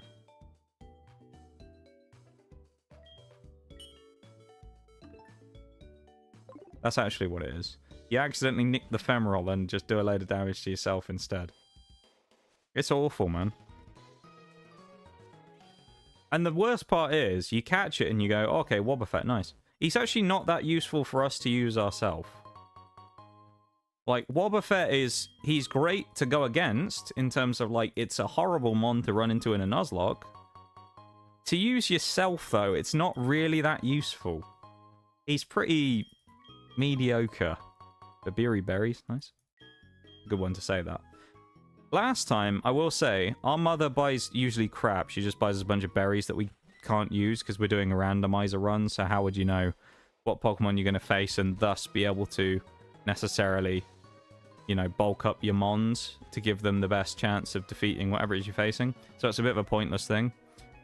She did give us one item last time in the entire playthrough that was actually insanely good, though. And I didn't know she could do this, because I don't know if there's, like, a named pool of items she can give. Our mother bought us a choice scarf in the last playthrough. Genuinely, she bought us a choice scarf. So, insane, really. Oh yeah, they don't even fight us, do they? Because they're like, oh yeah, you helped Jasmine. Yeah. She's level 35. Now, if I level all these guys up to 35, which I'm going to, that condemns them all to not being able to be used for about the next gym. So, yeah. We're going to do that, but it means we have to do the whole next gym against Price with a different team. So, we'll have Mamoswine in that team. But we're going to have to do it because level caps are important, as we saw from Sudowoodo in the last fight. Sometimes, maybe a tiny bit extra HP might actually help you. So. He's like those unlockable boss characters in video games after you beat them. Yeah, kind of, yeah. Yeah, he's never as good when you use it yourself, but when you fight against it, he's always goated. What does that do? So a choice scarf, I think essentially doubles your speed. Hang on, it's headbutt. Body slam is the better move here. It doubles your speed, but it locks you into using only one move. So if you have a Pokemon that you have that's quite slow, you can turn it into quite a monster. Yeah, let's do that. It makes certain Pokemon really good, but as I say, it stops you from using all moves other than the one that you use at the start. So if I switch in and I go, right, I'm going to boost up my Salamence with Dragon Dance, I'll get stuck only being able to use Dragon Dance until I switch out. At which point it's useless because then you just have to boost again, so it's like, yeah. But on certain Pokemon it can be really good, especially super slow things or super quick things it works well on. Obviously to make them more in line with normal Pokemon speeds, or to just take a super fast Pokemon and make it even faster. You can just make stuff like insanely fast. And it's wild. There's also a choice band and a choice specs. There you go. Yeah, and there you go, Nitty. So choice specs boosts special attack and does the same thing where it, like, I think it's double, but it massively increases special attack but locks you into one move. Choice Scarf doubles speed and locks you into one move. And then Choice Band is physical attack. So equally useful in different forms on different Pokemon. However, does limit you a bit, but also they're so good that like you can kind of mitigate it a lot with certain things. Or if you chuck them on Pokemon that have like U-turn or something, you can actually... Oh, hello. But you can use it on a Pokemon with U-turn or something. You can actually abuse it because you can use the Choice Band power and also switch out at the same time. So it's quite good. We're going to Stun Spore the Raikou because we can. Unlucky, buddy. Spark shouldn't do a lot to us really as a Roserade. I hope we don't get hit ourselves with a thing. We do have Natural Cure. So we're going to switch out into Gastrodon. And we should get rid of the status on our Roserade. That's annoying, man. I guess we got what we were given there, really, didn't we? We got as good as we gave. That's annoying, though. One shot? Nah. Raikou a little too bulky for that. Power on Raikou, though. It's good to get the legendary out the way early as well, I feel like, isn't it? I mean, who knows what else she's got in the back of a pocket there with her Pokeballs, but for now, getting rid of the Raikou is pretty good. Curlier. Okay. We're more in a fairly normal kind of situation again now. Ooh, that's dangerous. Hang on. Not going to kill, though. There's no way it does enough damage. But that's really annoying, man. Gastrodon's such a bulky, like, good Pokemon for a fight like this as well. The fact we're going to have to switch him out is so annoying. We do still have the bulk on Vespiquen, though, so... Baneri. We can probably stay in on the Baneri, but I'm not even going to risk it, I don't think. I think I'd rather switch into the Vespiquen. This thing, I think, probably its worst move is, like, Dizzy Punch that we could get hit by. Jump Kick. Honestly, we probably ate that with Gastrodon as well. Just spam Fury Cutter, try and get some boosts. Was that like 15 damage? There's a triple hitter. Ooh. Triple hitter Fury Cutter. You usually give choice items to monsters you want to hit hard and fast and not care about using more than one move. Yeah. Or like a glass cannon's another option. Something that's like you don't... It's basically there to kill like one thing. Like a wall breaker. You throw it in as like a... If it dies, it dies. But it's there to knock out like one specific counter, you know? So you might have, like, I don't know, the opposition has a really annoying Tyranitar that you know of going into it. They're used a lot in comp. They're not used so much in regular, like, normal play. But, like, in comp, say it's like the Pokemon is really dangerous and you think, I don't want to deal with that Tyranitar. You might chuck it on, like, a Machamp or something, I don't know, to make sure that he outspeeds the Tyranitar and can one-shot it or give him extra power or whatever it is, you know? Ooh, Electivire! Kind of risky, but I almost want to stay in on the Fury Cutter here. Because we're up to, like, +4 on the Fury Cutter. Oh, that might have been a mistake. It was a mistake! Oh, no! That was a mistake. I thought we would live that, to be honest. I didn't think Electivire would actually have the power to knock us out from there, even with a Thunder Punch, because I thought he's kind of mid on his stats. I thought we would live that with our bulk. It was a risk, but I felt like it was a risk that was... Someone's gonna... Yeah, Shags is going to be happy. It was a risk that I think was okay to take. Shello there is probably...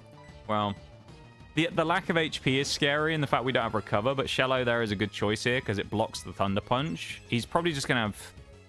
He might have double screens. I don't know if I'm that scared of this thing, really. It depends what it's got. Probably got, like, Swift and Low Kick.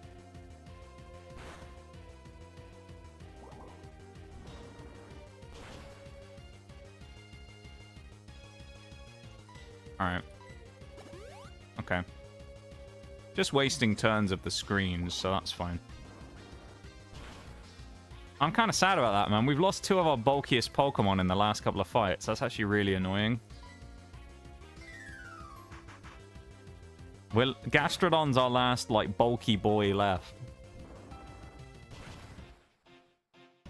Our last Bulkmon. He's spamming Swift. Bring in Big Mance.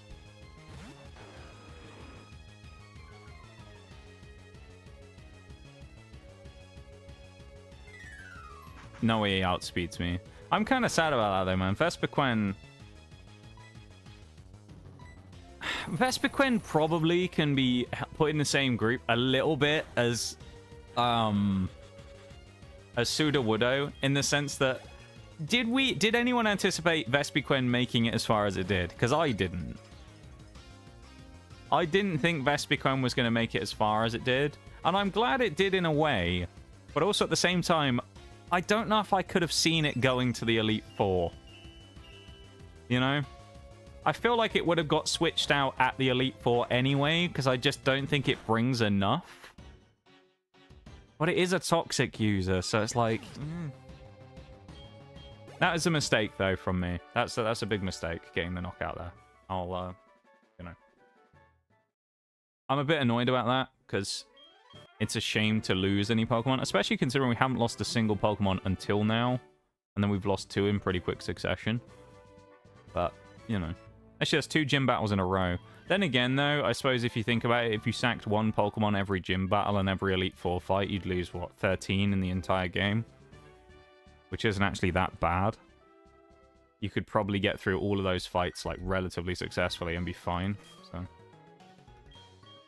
Bought an item while shopping. Go and put Vespiquen in the box. Opens up an option for another Pokemon to come in, though. And I suppose we were actually going to say goodbye to some of these Mons in a minute anyway, at least for the time being, because they have to switch out for the purposes of the next part of the game. So... Damn, man. Still hurts, though. Sudowoodo and Vespiquen both go down within fairly quick succession. Both at level 35. Who comes in, though? So we actually have to do the switch out anyway of our party mons, so we'll also switch all of these guys out just because we need to.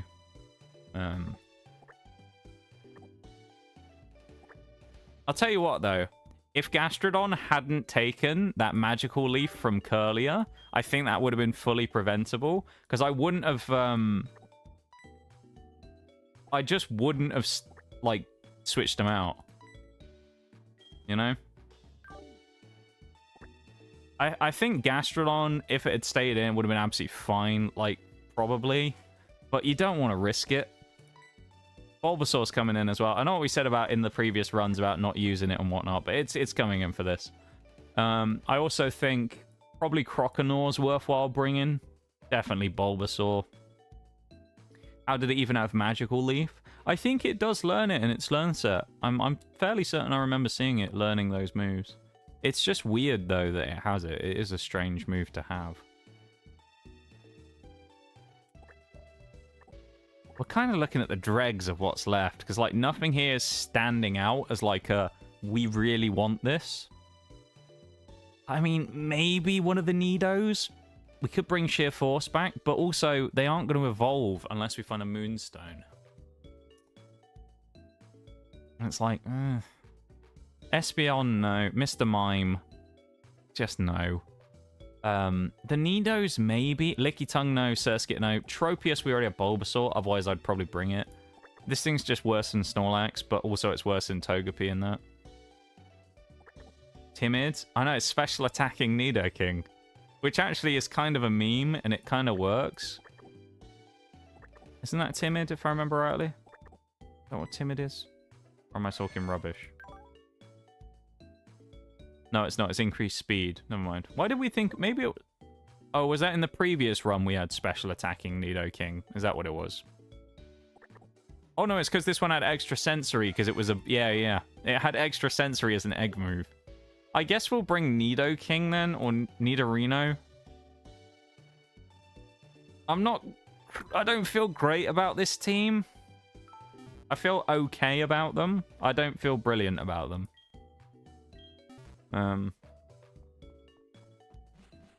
Miss Magius looks really cool flying behind us. Look at that. Damn. Oh, hang on. Do we have a Flymon in this? No, we don't. Not again. We're going to have to... Do we have anyone else who can learn Fly? Temporarily. We will be able to... If I guess we'll also should level people up to level 30... 30 something. Probably 30 for now. I think 32 is too high. Because level 34 is the cap. And we still need to get to the next gym. Which, does that mean we have to do Lake of Rage?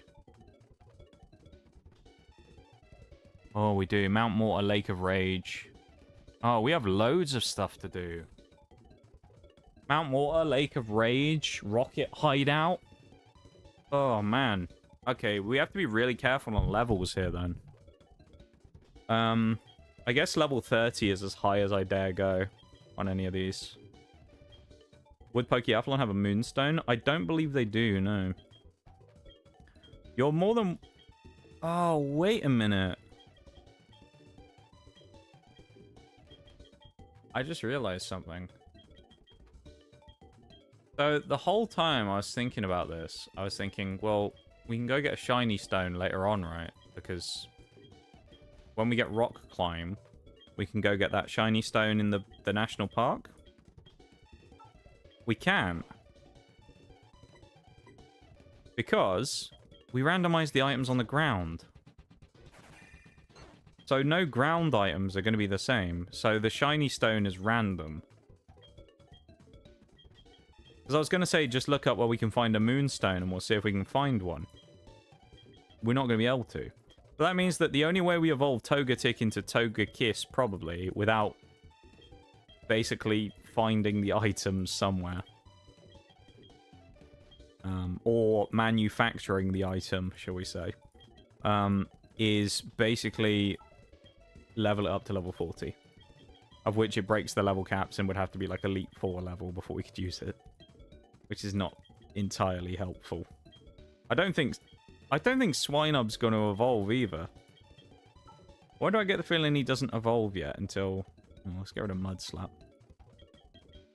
I feel like he evolves in the 30s. Is he going to be Swinub until... Oh, good. At least he's evolving. That's pretty handy.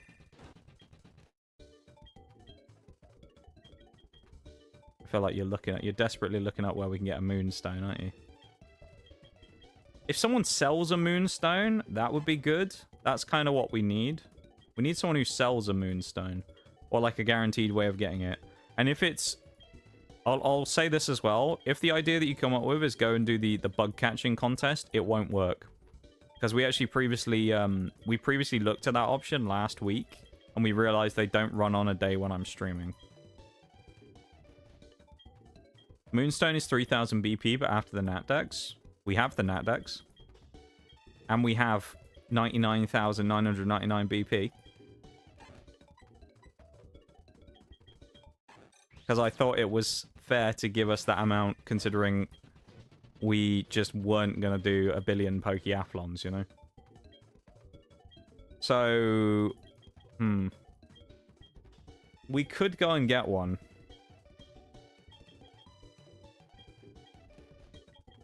I'll give you lot the option, shall I? How about that? Yay or nay, go get the Moonstone. What do we think? Fucking Togepi won't evolve either. I know it's a friendship one, but it's like... It's gonna be a problem if it doesn't evolve. Yay? Alright. That's one for yay anyway. See if anyone else has any objections to it or anything.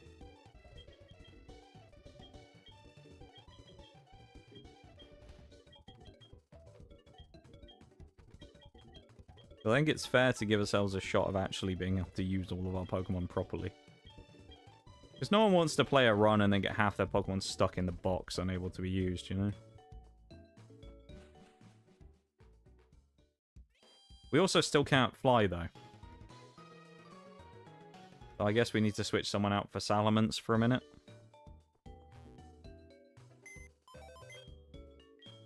Not Nigel's bloody PC, I want to go on Eva. Where is he? Wrong box. Too soon to be looking at that box again. We'll switch Togepi out. Serene Grace Togepi as well. Dude, Serene Grace Togepi with flinching on Air Slash actually might be a menace in this run. If we can get that and we evolve it to the Togekiss, that thing's going to be such a menace. It's going to be an absolute menace to society.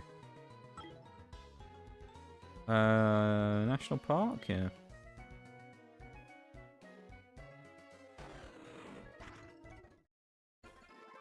Oh, that just takes us straight to the dome. That's good. I think, can you only buy one item a day?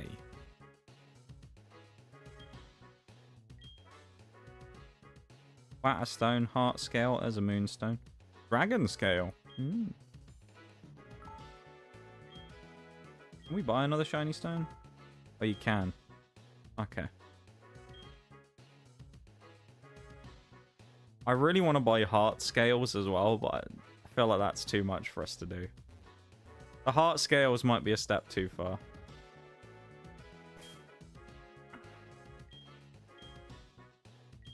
So part of the reason why I did it was because we'd already proven essentially that we were able to win Pokeathlons, and I just rather skip the grinding of playing it for like 2 hours straight just to get one evolution item and just get on with the game, you know? Because I don't think anyone, after doing about 2 of them, I don't think anyone wants to see me just spam Pokeathlons for 3 hours. So that's why we did it. If anyone's wondering. Sheer Force, the Nido King, has evolved. Egg Hatch, he's got Poison Point. He actually would benefit quite a lot from going to the Move Tutor, probably. But he's not going to get that luxury. What do you mean? That's peak content? Yeah, definitely. Yeah. Great content that would be. It'd be so enjoyable to watch and play. I mean, I like the Pokeathlon, don't get me wrong.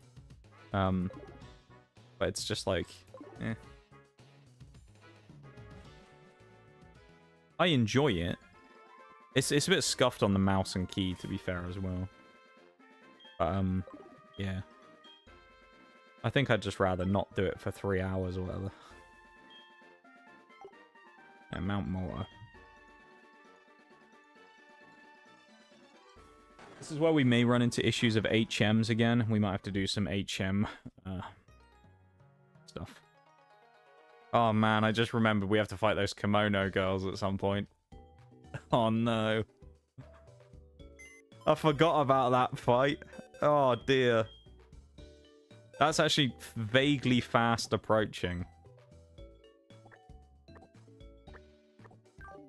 I feel like whoever might be the most successful out of this team here as well has the potential to fill in the slot of not Miss Magius, of Vespiquen. So we'll see what happens. Might have to head off for the night. Have a good one. I'll see you when I see you. Have a good one, man. Thanks for hanging out as always. Appreciate it. And I'll see you tomorrow, probably for Tark Thursdays. Have a good one, Nee. Thanks for hanging out, man.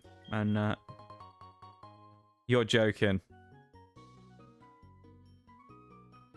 What are the chances of that?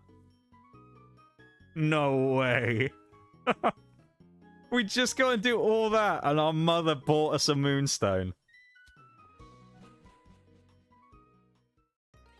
Okay. Here's what I'll say. Okay.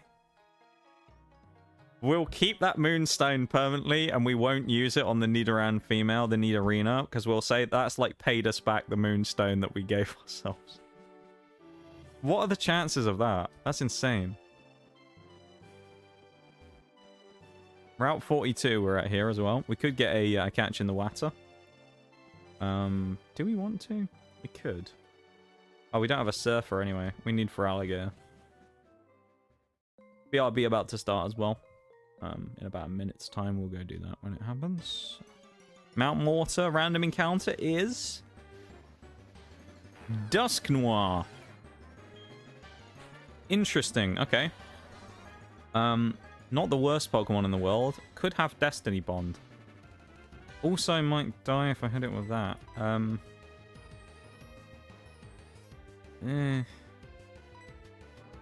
should ball it, I guess. Dusknoir is not brilliant, but he's not atrocious.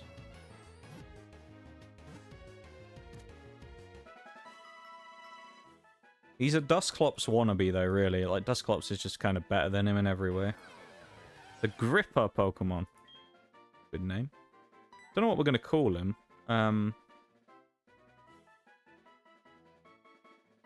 do we want to call him? Dusknoir. Look at his little hop. A little hopping about. I love that. Dusknoir, Dusknoir, Dusknoir.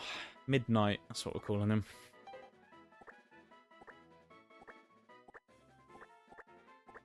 I mean, it's a useful ghost type to bring in if something tragic happens to Ms. Magius. But generally, he's not that good to bring. Last time we saw Dusknoir, actually, was right before the last run ended, funnily enough. Well, the guy had it, the kid who was next to youngster, whatever his name was. The youngster who, like, wiped our whole team, he was the guy next to him. Youngster Joey had one of those, I think. That's kind of wild. Anyway, I'm going to go BRB. I'll be back in a minute, alright? So we'll carry on after that. So BRB, everyone.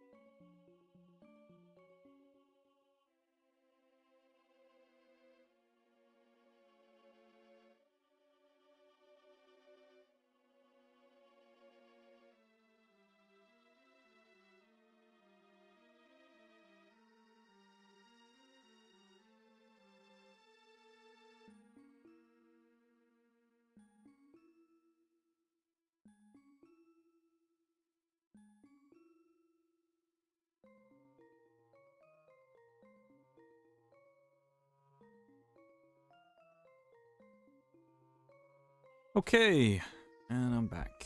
Welcome back, everybody. We had a nice little chance to refresh yourselves on that break. And welcome in, folks. Snorlax, yeah. Good old Snorlax. Are you winning? Yes and no, I would say. Yes, in the sense of we've made some progress. We've beaten 2 gyms today in the first 2 hours, which is pretty decent. So we've made some progress. We've got some alright catches and things. We have lost 2 Pokemon today. One of which both of them basically to mistakes. One of them to a freak situation, and one was just misjudged from me, where I thought we'd be okay and we weren't. So, yeah. I don't know. Who went down? Vespiquen is one of them. So I'll explain the deaths of both of them. Vespiquen's death was kind of tragic, because it was more of a misjudgment from me. That was an oopsie. It was against the last gym when we went up against Jasmine. Her final Pokemon was... one of her final Pokemon, anyway, was Electivire. And I had Vespiquen out, which is Bug Flying. I was like, okay, we had about half our HP left. Vespiquen's pretty bulky. I'm like, you know, we'll see what happens. Vespiquen takes a hit off Thunder Punch. So, yeah, I'm thinking we're fairly bulky. We have a decent amount of, like, HP and stuff left. We'd probably take 1 hit. So we take a hit off this Electivire. And he just knocked us out. Because obviously it was super effective. But I thought Vespiquen would be able to tank a hit. Just 1. Turns out it couldn't. Which is pretty rough. So that was unfortunate, but also avoidable, because I could have just switched out, you know. Thank God Electivire doesn't have a proper moveset. Yeah, because that's kind of what I was thinking. I looked at it and I was thinking, Electivire doesn't really have that much power. So I thought, yeah, we might be able to get away with it. Because I was thinking, you know, if we survive, we live, you know, maybe soak up 1 hit from him and then go on from there. So I was like, yeah, it's not, you know, it might not be too bad. So we'll see what happens. And then that was the second death, actually. The first one, Sudowoodo was the first death. So Sudowoodo kind of tragically died, I guess. Sudowoodo, I guess, is another misjudgment, but it's also one that's kind of more in the realm of a bit unlucky as well. Nothing super hurtful, no, but also 2 Pokemon that had been like big for the run until that point, you know. Both of them have been like big players for us. That was a bit unfortunate. But... moves against a roll and doesn't take advantage of its insane attack. Yeah, it had its best move was Thunder Punch, so it was like I thought we could take a hit, but we couldn't. Sudowoodo's was a bit tragic as well. So this was in the other gym, funnily enough. Sudowoodo died in one gym, and Vespiquen died in the other. But Sudowoodo, we had him out. Sudowoodo and Vespiquen together had basically swept the previous gym against. Who's it against? Who's the gym before? Trying to remember now. Chuck. That's it. Against Chuck. Who weirdly he actually had a Poliwrath as well, which was kind of funny. But yeah, Chuck. Chuck had a Jumpluff as his final Pokemon, and we had Sudowoodo who was already out. Now, Sudowoodo had 60 HP left out of about 90, so, you know, Sudowoodo's pretty bulky. I'm like, eh. Jumpluff's not that strong. We can probably take 1 hit and we'll go from there. So I'm thinking, right, Rock Tomb. You know, Rock Tomb hits pretty hard. We'll probably smack it, see what happens. You know, it will probably be fine. So we go to do it. We obviously get outsped. And I'm like, you know. What's it? It probably doesn't have that much that it can do. It probably has like gust and stuff. Uses bullet seed. I'm like, okay. Bullet seed, pretty weak move. Pretty sure it's physical as well against Pseudo Woodo. Shouldn't do a lot, you know. Yeah, it hit 5 times. It hit 5 times. But what's worse, folks, about it hitting 5 times is... Do you want to know how much damage it did per hit? On those 5 times?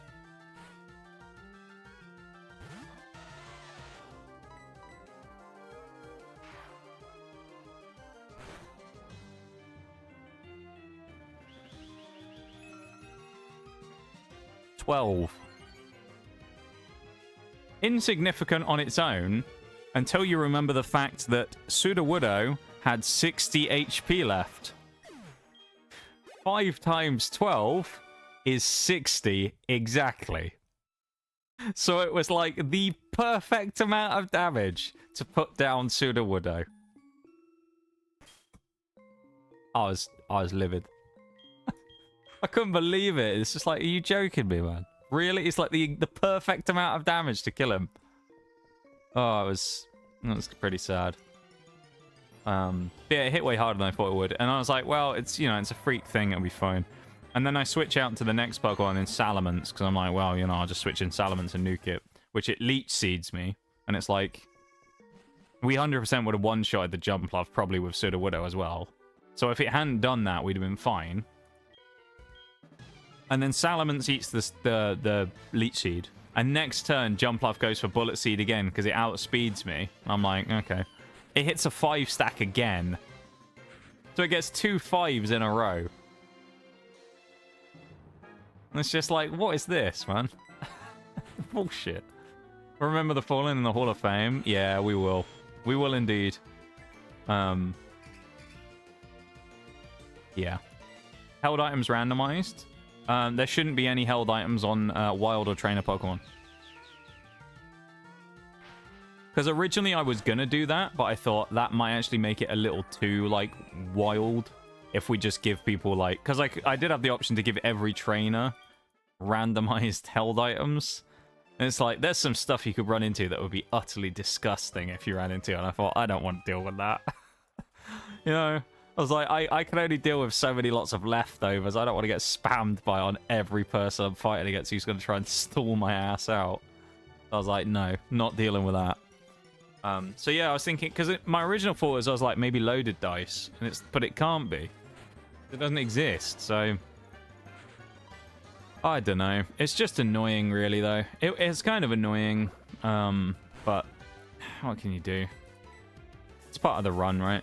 And then the Vespiquen one was just kind of a misjudgment, but I thought we could live the Evia shot, and we couldn't, so... It is what it is. Yeah, RNG just wasn't liking us at that point. I don't know what we'd done, but we must have angered RNGesus some way. Some way along the road in this journey, RNGesus was not happy. It was our first 2 deaths of the run, though, as well, so we were deathless until Gym 5. So, not bad. Now we get a Lileep. Kind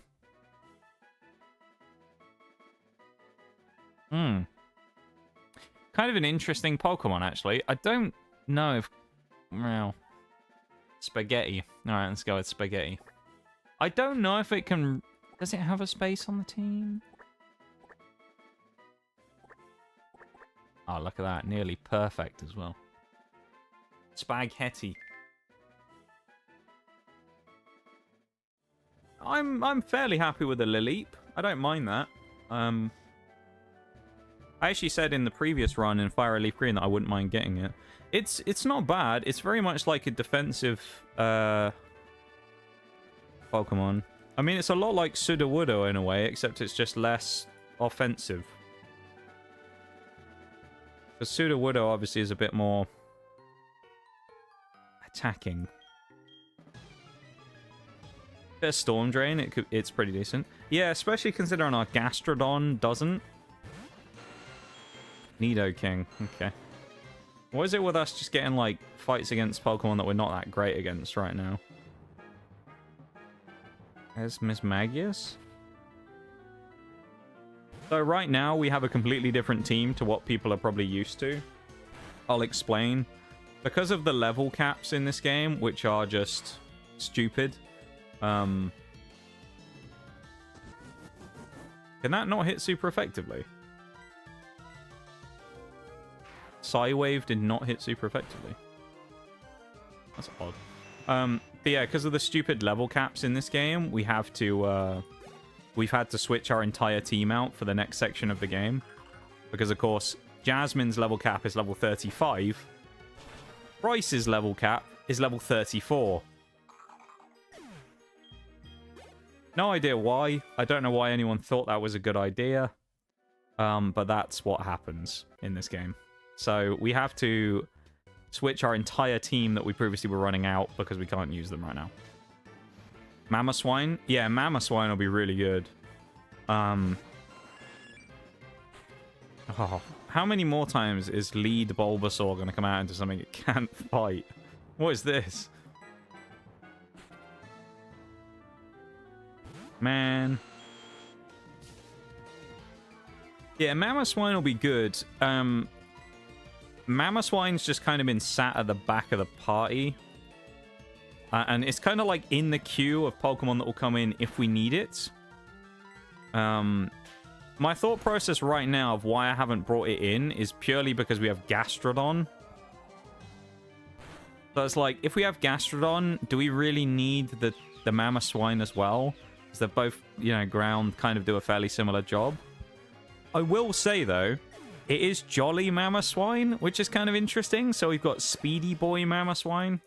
So I don't know if that'll really make much difference in the end, but it's an interesting thing. Oh, we missed.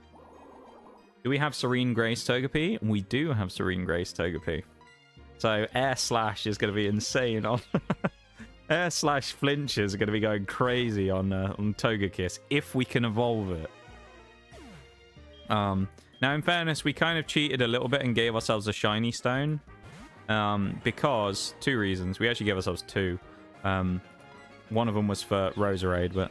because basically the only place we can get them consistently is the Pokeathlon. Because bug catching contest days are not when I'm streaming. So we can't catch them there. Or we can't get them there. So that's impossible. Items on the ground are randomized. So we couldn't do anything there either, because we'd have to just find one. We couldn't actually just go get one. It would have to just be luck. And then past that... oh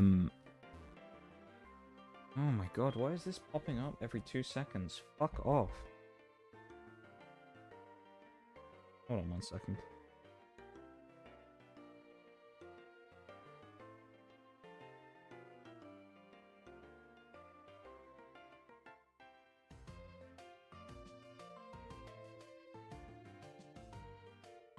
I'm trying to read the chat off my tablet, but it keeps popping up every 2 seconds and telling me to sign into iCloud.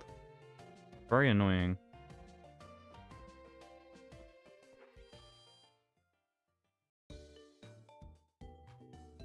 Because my storage has, like, maxed itself out. But then every day it will randomly drop by, like, 300 or 400 megabytes and then just max out again, and I don't know why. Weird.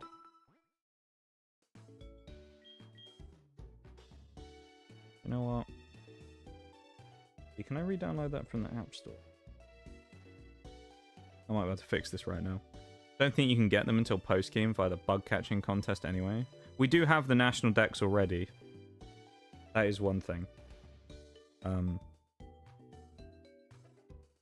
So we gave it to it. We just do it as like a common thing to just throw nat decks in at the start of the game. I don't know if it actually affects anything when it comes to, like, the randomization of the game, but I thought you never know, because it might make it so that it limits it to randomizing to Johto-only Pokemon. If we don't, so...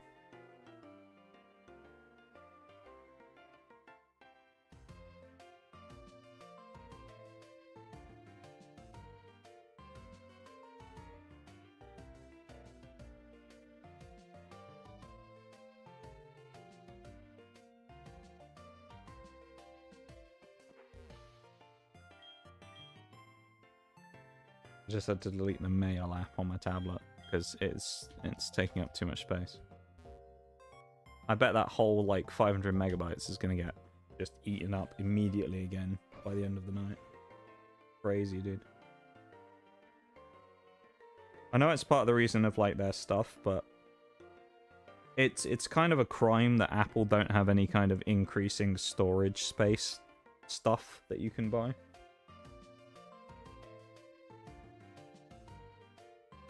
Very annoying. Oh, this is the guy who's going to force give me the candy, isn't it? An old man who forcibly gives me sweets. Or he forces me to buy them, actually, in fairness. We also get a free shiny up here as well, if we want it.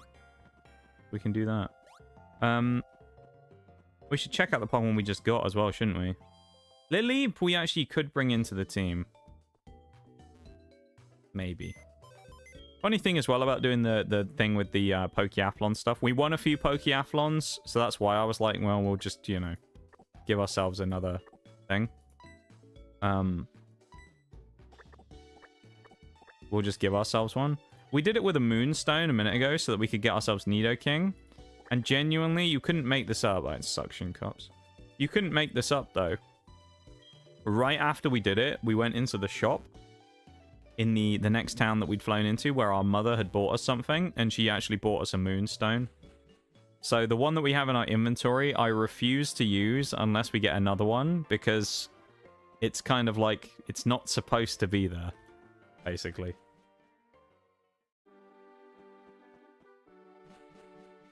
We have to be careful here of level caps as well, so we're going to try and be vaguely careful with that and switch people out if we need to. But 34 is the cap that we have, so. Bloody Ralts. Curlier gave us a few problems earlier because it had Magical Leaf and hit my Gastrodon really hard. That was quite annoying. Not a fan of that.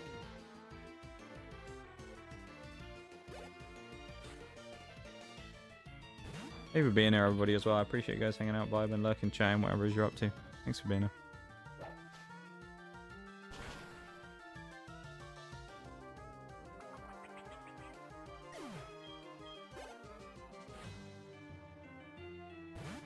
Ranbull. No, he's not that scary. But yeah, basically the way of getting the shiny stones was really, like, crap. So I just gave ourselves a chance of actually getting one. Because I know our stuff can evolve at certain levels anyway. Because we have it forcibly where they'll evolve at level 40, but it's like...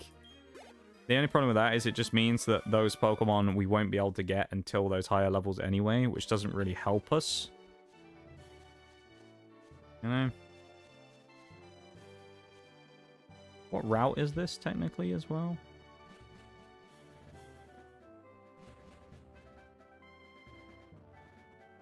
Yeah. I mean, that's basically all it is. It's like a grind skip. But also, with it being a grind skip, it's not like I'm skipping grinding, like, battles. Oh. It's purely skipping, you know, an extra mini-game that we can get points for to do it, which is why I don't view it as, like, a bad thing, necessarily. What we did, we just gave ourselves max points from the Pokeathlon, so we could just go and buy stuff if we wanted. Although I limit it, basically, to, just trying to grab, like, this essential stuff we need. Because there's part of me that's like, I'd love to give myself, like, 100 heart scales. Hard to justify that, though. Hypno.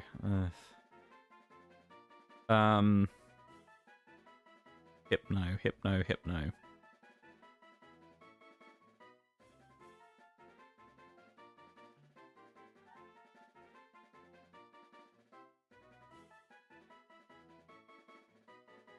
I don't know what we're going to call Hypno.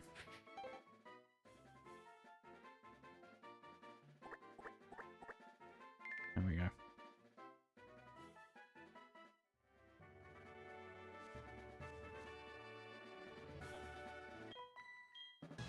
Nobody will know what Hypno's actual name is now, but you can take an educated guess. Aggron. Oh, good. Just what we needed. Nearly just accidentally used poison powder on it then. That was very close to me misclicking. Hi, too. Welcome in, man. Hip hop. Oh, a real suggestion. Unlike mine. Welcome in, man. I hope you're doing good. Colin. Let's bring in old Colin. Big Colin. Reminder to everybody as well, if you haven't already, please go over and drop a cheeky like on the YouTube stream. It does go a long way towards supporting the channel, and it's completely free. Miles. I would hope that you'd, you know, want to support the channel, being here as part of the stream, so, you know. Free way of doing it, right? Doing alright, just slowly recovering from being sick from a stomach flu again, or maybe food poisoning. Uh-oh, that's never nice. Yeah. I think I've said before, I remember the last time I had food poisoning that I remember, like proper food poisoning that I remember, was when I just finished interviewing for the job at the lab. This is how badly timed it was. I just finished interviewing for the job at the lab. They'd offered me the job and I was going to start the next week. And it was like, I think I interviewed on like the Thursday or the Friday, and they offered me the job like tail end of that week and said, when can you start? Monday? I was like, okay, great. So I was going to start on the Monday, and over the weekend, I ended up eating something. And I got food poisoning from it. So, like, I was supposed to start for my first day at this new place. You know, you've got to make a good first impression, all that stuff. On my first day, I'm just like, yeah, I'm not coming in. I can't come in, I'm dying. So I never went in on my first day, officially, from what I remember. And then I think I started, like, a couple of days later. I think I started on, like, the Wednesday or something. That's kind of rough. Grim, though, food poisoning, man. Absolutely grim. I suppose you can get it in different, like, amounts. You can get, like, worse, some better than others, but... It's just nasty. And it takes forever to go away as well, most of the time. So hopefully you feel better soon. Because, yeah, pretty nasty, man. Hope that you feel better soon. Maybe being here in this stream will help and you'll feel better for it, right?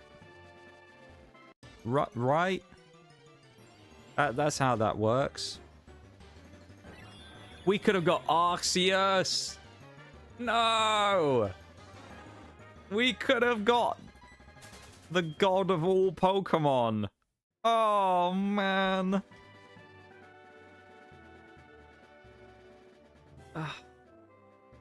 What did we catch instead? Something else. I don't remember what it was. That's how good it was. Man.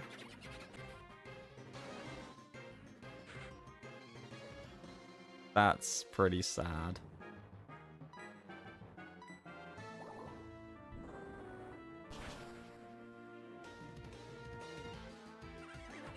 That's probably one of the biggest misses so far. We've had a bunch of those, though, where the legendary shows up, like, after we finish the fight.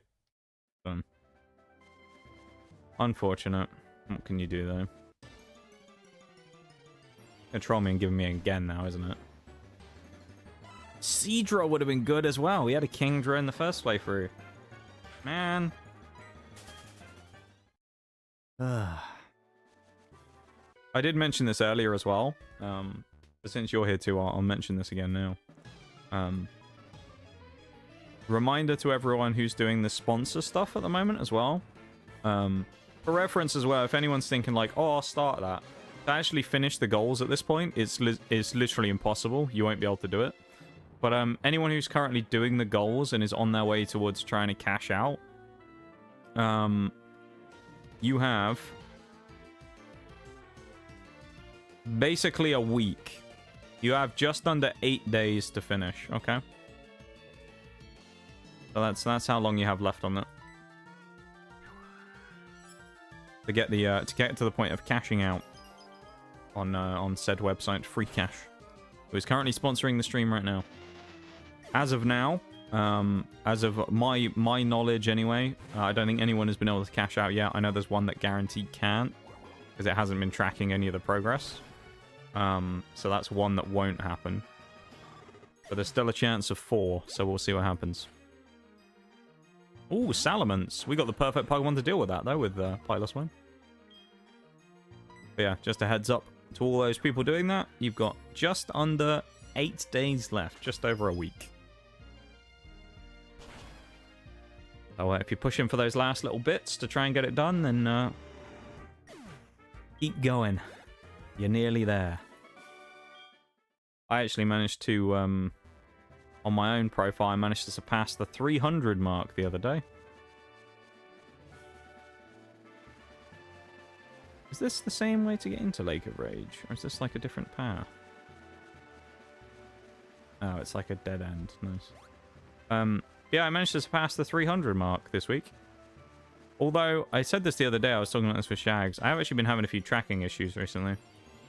Where I've had 3, like, big ones in the last, like, week or 2. Technically 4, but one of them wasn't there, wasn't run by them. It was run through them by somebody else, so I'll kind of give them a free pass on that one. But I've had an issue with the Raid Shadow Legends one, where I missed one of the ones for opening a certain amount of shards that were like the special shards. I've opened 9 of them, and it said you need to open 8, and it didn't credit me, so I've brought that up with them. And then I had one on Tacticus that hasn't gone through as well. And then there was one on another game that was like a speed challenge, so you had to do like a certain amount of levels on a puzzle game within like a certain amount of time. Which I did do. And they didn't credit me that one either. So I've challenged all 3 of them, and we'll see if I hear back from the support about it. Hopefully I will. I mean, it should be easy enough to show that I've done it, because I put screenshots on all of them showing that I'd literally finished it, so... yeah. We shall see.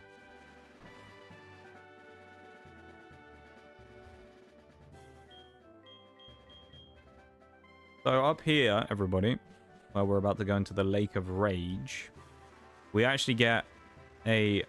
well, depending on how we do this, we could have a couple of options for encounters. If we wanted to,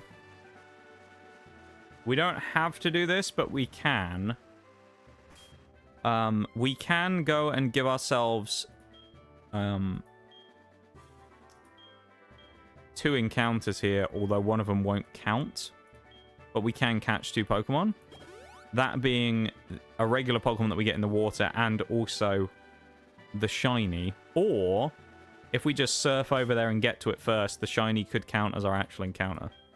Last time we got this, the shiny was actually a Uxie. So it was shiny legendary as well, which is cool. So we'll see what happens. If we make it to the, using Feraligatr over there to Red Gyarados, we will get a shiny. If not, then we won't. Looks like we're getting a shiny. That's shiny Hypno, isn't it? Okay, it's a dupe. Dupe shiny Drowsy. Okay. Well, we'll catch it, but this won't count as our encounter because it's a dupe. But we will catch it because shiny claws and that, we might as well catch it, eh? May as well. We'll catch the Drowsy and then we'll just catch something else in the pond. Or the lake, I suppose. Damn, that didn't do a lot of damage, but the freeze is nice. He thaws out on turn 1. Excuse me? Turn 1 he thaws out? Turn 1? Really? No way, dude. My RNG has been so crap today. Double meditate? My luck in this game is like non-existent today. Let's nerf his speed even more. He's already... we're already faster than him anyway, but... minus speed. He's got a lot of boosting going on here. I think we'll just go for an Ultra Ball and see what happens. 7 Ultra Balls. We need to get some more of them soon. We'll have to go to a shop somewhere. Okay, so Shiny Drowsy doesn't count because we already just caught Hypno earlier. Oh, that's what we got on the previous route, wasn't it? Now I think about it. I couldn't remember what it was a minute ago, but we got Hypno instead of Arceus. That hurts. That really hurts. What route was this on, though, technically, as well? Where we caught the Hypno. I'll have to find that out in a minute, because I don't know what route it was.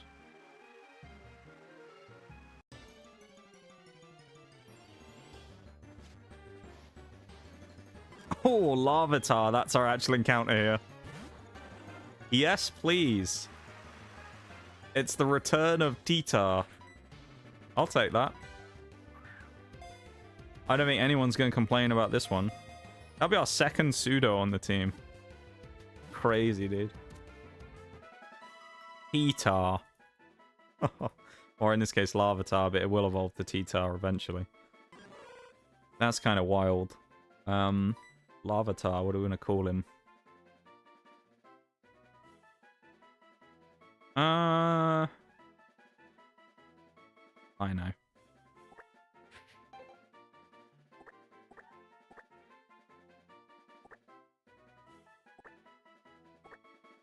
Rock Boy. There we go. We've got Rock Boy. I don't think we need to do anything else here particularly. I think we only needed the red scale, right? We'll have a bit of a poke around anyway, but I feel like we only needed the red scale. We can have 1 max repel as well.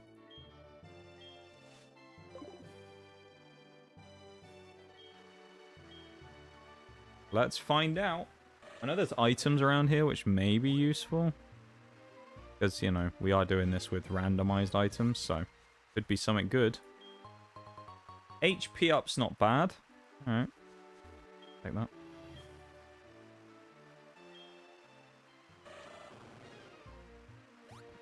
Take an HP up.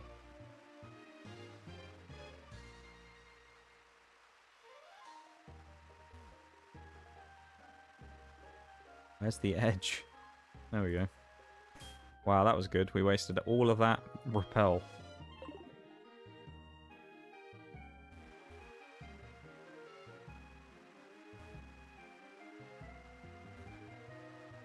An item. We'll get that on the way back through. Or not.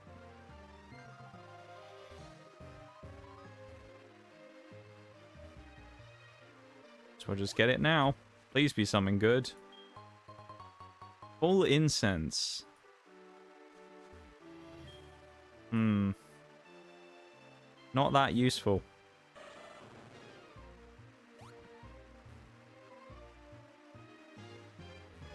One of the advantages here, actually, of course, is if we do go in here and do all this stuff in the Lake of Rage, I think we can just fly out afterwards. I feel like at the end of here, there isn't actually anything that useful. We're also going to 100% run out of... There it is, the repel. Let's just speed up and run from any encounter we get, because no one wants to get bogged down here with this. Probopass. Interesting. Wouldn't have been the worst encounter in the world. He's kind of bulky, although he has a massive ground weakness. Then again, I think he can learn Magnet Rise, so it can somewhat mitigate it, but it does require it to set up to do that, which is annoying. So it's like a bit of a mixed bag. It's an okay Pokemon, Probopass. I wouldn't call it good, but I wouldn't call it kind of terrible either. He's okay.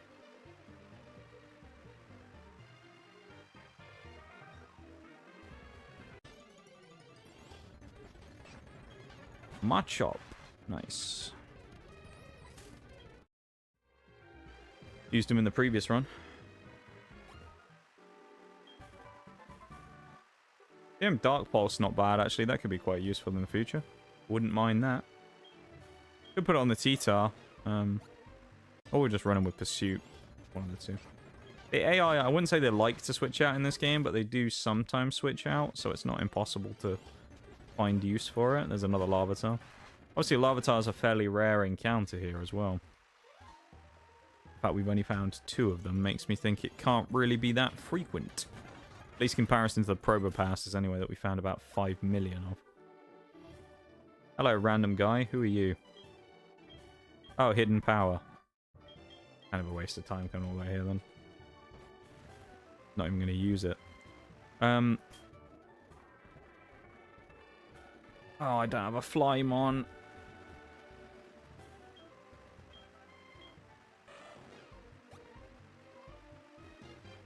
Time to swim back again. Yay. I think now that we've been here, all we have to do is just run back and then we should find Lance around somewhere. He's waiting in a house, if I remember rightly.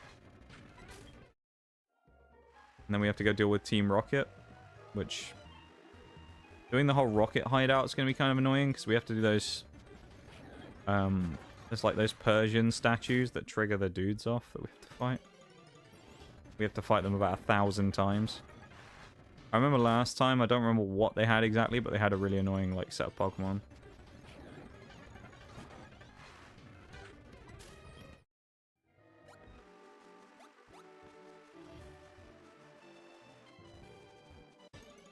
.43, that's where the Hypno was. Well, the game had just crashed then. We're good. Route 43. Where is Route 43 on my sheet? 44, 42, 48, 47. Where's Route 43? What? Oh, there it is. Hypno. The 4 asterisks.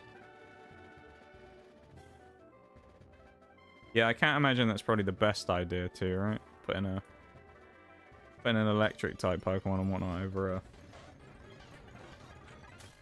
putting anything like that, to be fair, over a lake, probably not the good idea. Especially with an angry Gyarados in it.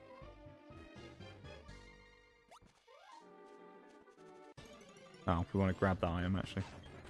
Oh, Weedle, wow. I was about to say we haven't refound the Arceus since, so I wonder if it was a rare encounter, but no, there it is. What we got? A full heal, wow.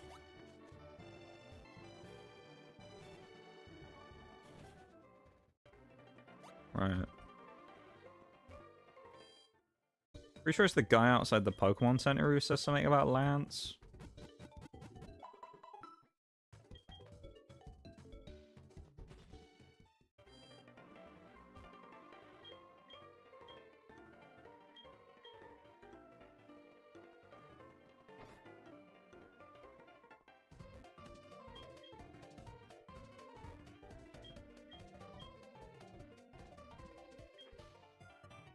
This is a suspicious shop, obviously, because it's not a regular shop, but we'll find out why in a bit. Why did I get the feeling Lance was just in one of the houses randomly?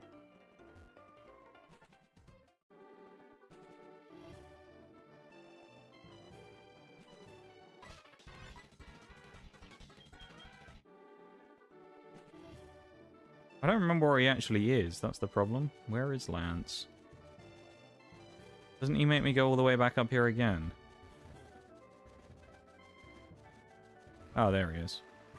And then he's going to tell me to go straight back, isn't he? Yep.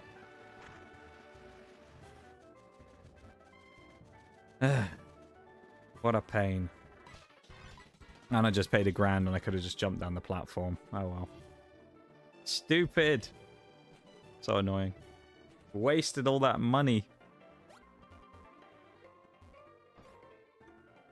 There you are, Mr. Lance.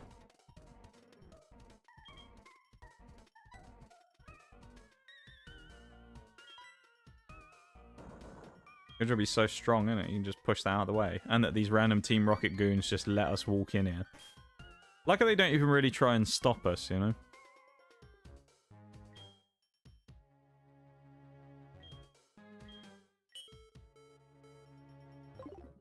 These are supposed to be like Team Rocket goons, and we just walk into their base and go, no, we'll just go in here, thanks.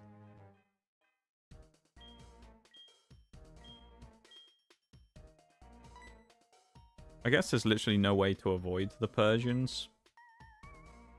Unless you just get all the items later on. It's like, I don't want to have to fight Team Rocket goons about 500 times.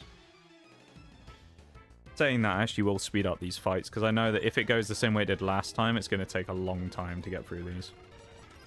Because there's going to be a lot of fights. Kind of funny, though, that they have... Oh, Meowth and Mamoswine. Kind of funky. Fighting against ourselves, basically. Nice. Yeah, and there's another one that comes in. We have to do 2 battles every time we trigger one. He has a Lugia.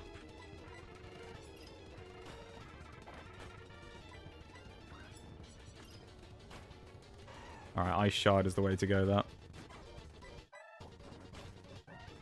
Piloswine might actually be good for this, though, to be fair. Against these 3. And Sharpedo is kind of annoying.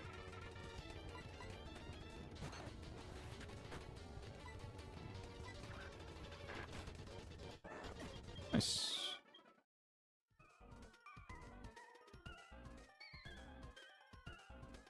For sure we can't go too far into here without triggering off a load of stuff.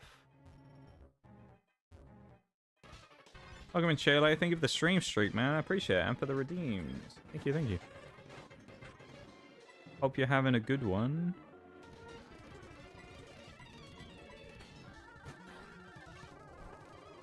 Immediately put to sleep on the Switch. Risk one more turn of getting hit. Oh, come on. Lynch saved us then. This was actually the point in the game previously where we figured out that we were missing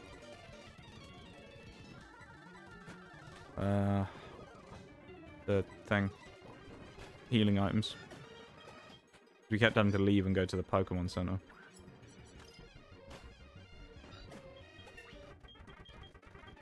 Do I want to learn? Yeah, takedown sucks. Scientist Greg, I remember this guy from the other playthrough.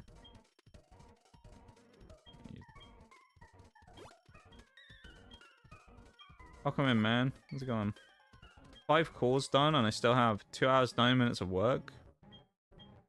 31 minutes of lunch. Sounds like you've been pretty productive today, don't you?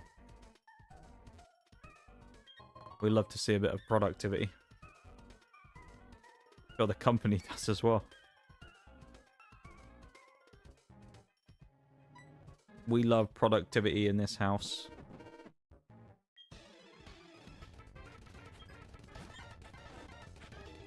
Yeah, it's just literally just the same fight again every time, so we're just gonna have to fight the same people.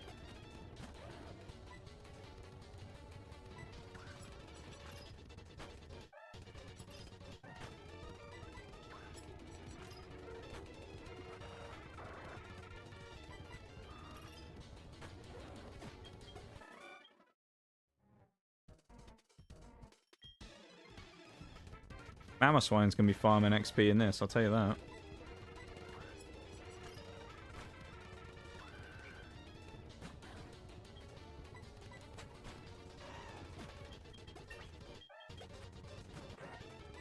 Thing's part dark, it's 100% a switch out into Bulbasaur again.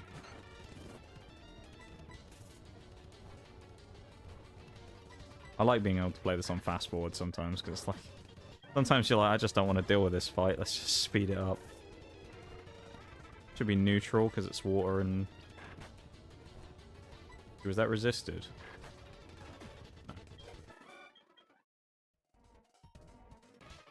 So then was super easy. One guy needed a driver installed for a browser printer and another needed scan to folder fixed. It's one of those things that I've never understood though, like when it comes to just the general nature of stuff, right? When it comes to like PC stuff. It amazes me that there are people out there that don't know how to download a driver.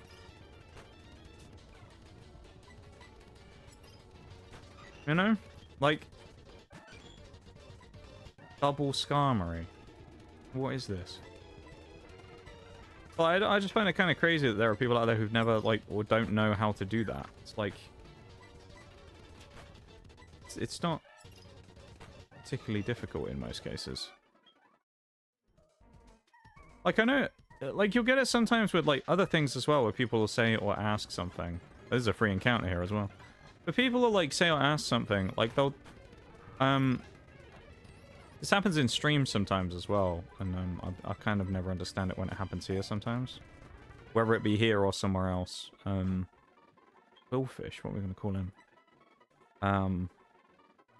But it's like where you'll get someone who will come in and they'll just be like, my OBS is broken, how do I fix it? And it's like, have you tried searching for your problem on Google? Because I'm sure someone has a fix for it there. Like, do you need to ask me?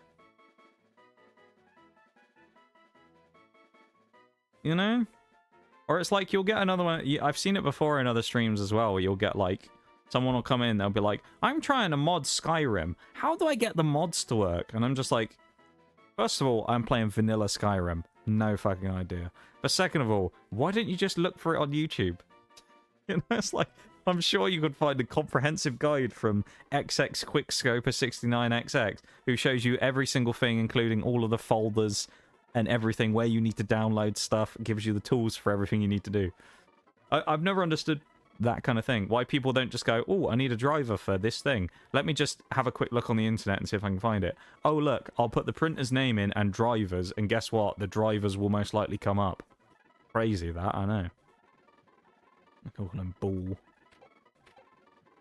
Yeah, I just find it kind of wild. I think what it comes back to, I mean, some people are genuinely just like inept with computers, which, you know, fine. If people just don't understand computers at all, then like, alright, but I feel like a lot of stuff just requires a small amount of common sense most of the time and you can figure things out. Like most PC problems can be fixed with a little bit of common sense. At least the simpler stuff anyway. But yeah, I don't know. People just don't think for themselves much these days, do they? I don't know. Oh yeah, we did that last time as well, where I healed and then immediately got Lance immediately comes in, does that. I don't know. I just find it like vaguely wild that like people just don't think for themselves. They just kind of sit there and be like, "How do I do this?" And it's like, have you tried trying to figure it out yourself? No. Why not? Because then, the kicker that people often, I think, forget is, you know how to do it yourself, then you can fix it yourself the next time. So it's like, I don't know, I just don't understand that sometimes. Like, I'd rather know something so I can deal with it myself the next time, because if it's an annoying experience... Because, I mean, you know, in your case, you know, it's probably not, you know, not going to be like that. But in the cases of some things, think about how many times when people here in the stream, or whoever, has had an issue with something, a product, a service, whatever, and you need to speak to, like, customer service people, or something. Or you need to speak to someone who's going to fix the problem for you, right? And either the fix doesn't work, the problem is, like, they've never heard of and they don't know what you're talking about, or whatever, and it's just a really annoying experience. But then you find out the solution generally is something really simple and it's like easily fixable, right? So you get it sorted. Would you rather not know, so like for most people, what it was that you need to do to fix it if they show you what it is, so that you can just fix it yourself next time and not have to go through that whole experience again? Typical, we got poisoned off a single bloody thingy. This Psy Wave, I want to get rid of this crap. It's really annoying. It not critting is just annoying. Or not critting, not super effective hitting is very annoying. Also just use a physical move on Shoulder, which isn't good. I think Psywave hits into defense, if I remember rightly, so that's probably why it's not doing anything.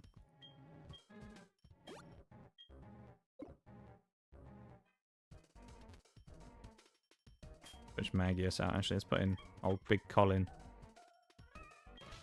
He's using a print server to distribute drivers. Good guy, mind you. Oh yeah, usually they're all like nice people, but they just don't have a clue what they're doing.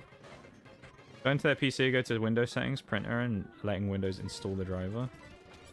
Yeah.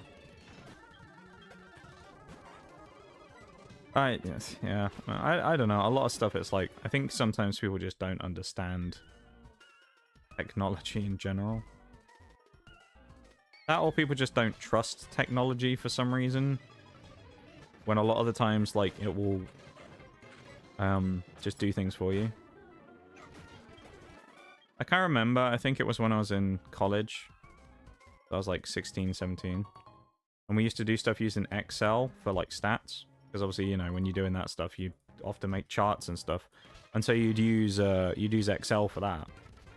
And then you know, you get some information out of it that you needed to turn into, from a graph into regular numbers to do some like statistical analysis on. And the amount of times where you do it in Excel and then someone would be like, oh, check it with a calculator. And it's like, why?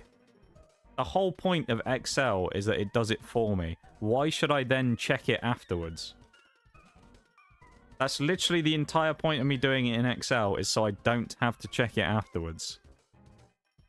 No, I'm not manually checking it with a freaking calculator. And guess what? I never checked it, and it was always right. Funny that. Probably because it has less chance of having error in it than if I did it myself. Other than if I fat-fingered the keys. It's just like, yeah, I think some people just don't trust stuff like that, and they just don't ever want to learn how to do things with it. But they just kind of never really find out how to do simple things.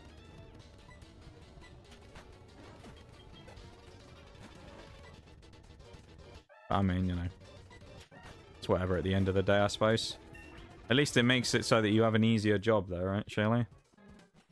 Having easy calls like that is probably... I mean, it's probably annoying, but it's also probably kind of nice, because I ain't got to worry about it. Are we really about to fight Bevan in the middle of the... Oh, Forks, actually, not Bevan. There you go.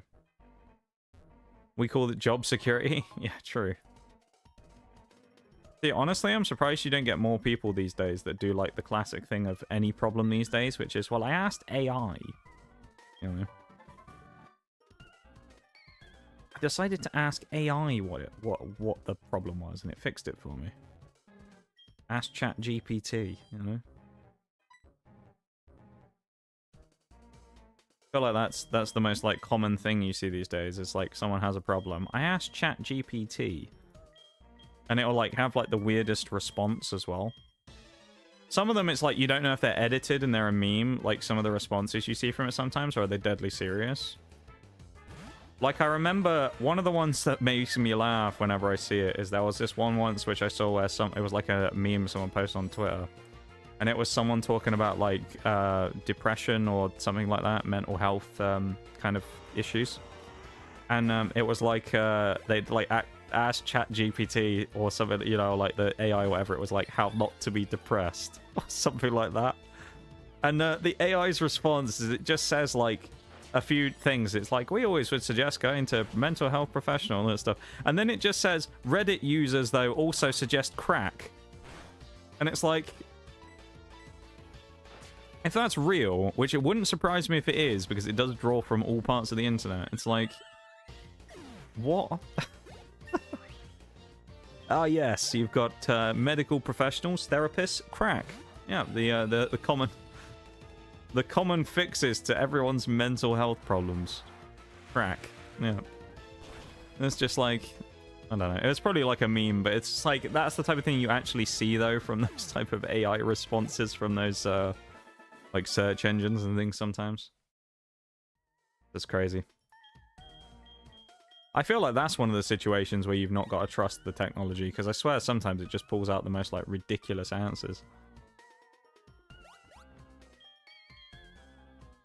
It also kind of annoys me, just as a person who doesn't really like AI very much. I think it can have some useful purposes in certain regards, but I also think it's very like meh in a lot of cases. And it's a bit... I don't really like it all that much. But when it comes to the responses on search engines, why have they got to slap that shit as like the top result at the top of the thing, where I search for like Pokemon cards and the first thing that comes up is it'll be like XX place here is the #1 store for cards in the UK. It's like, great, I don't care. I didn't ask you that, did I? I didn't ask you to give me an AI summary of what a fucking Pokemon card is. Like, annoys me. Anyway, I'm going to go for my BRB, because we're at that point. So I'm going to go do that. and leave you with the lovely Team Rocket theme in the background. So I'll be back in a few minutes, all right? Yeah, I'll be everybody.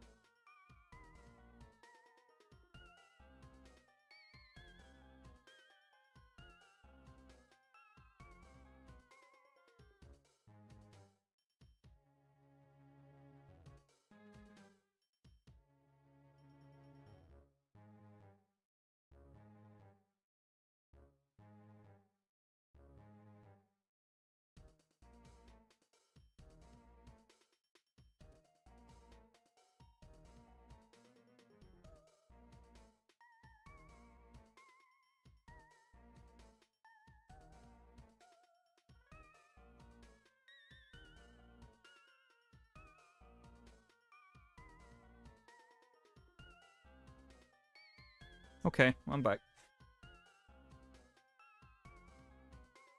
Let's carry on. Shall we? Let us once again carry on.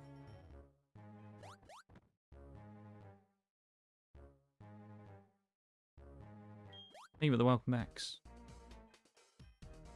Much appreciated. As always.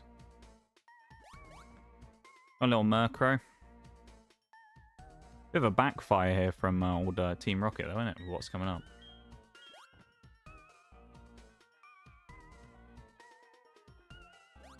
The little Murkrow is going to go ahead and like spoil the password. Who do we have to face in here, isn't it? Ariana. Yeah, it is. Team Rocket's Ariana.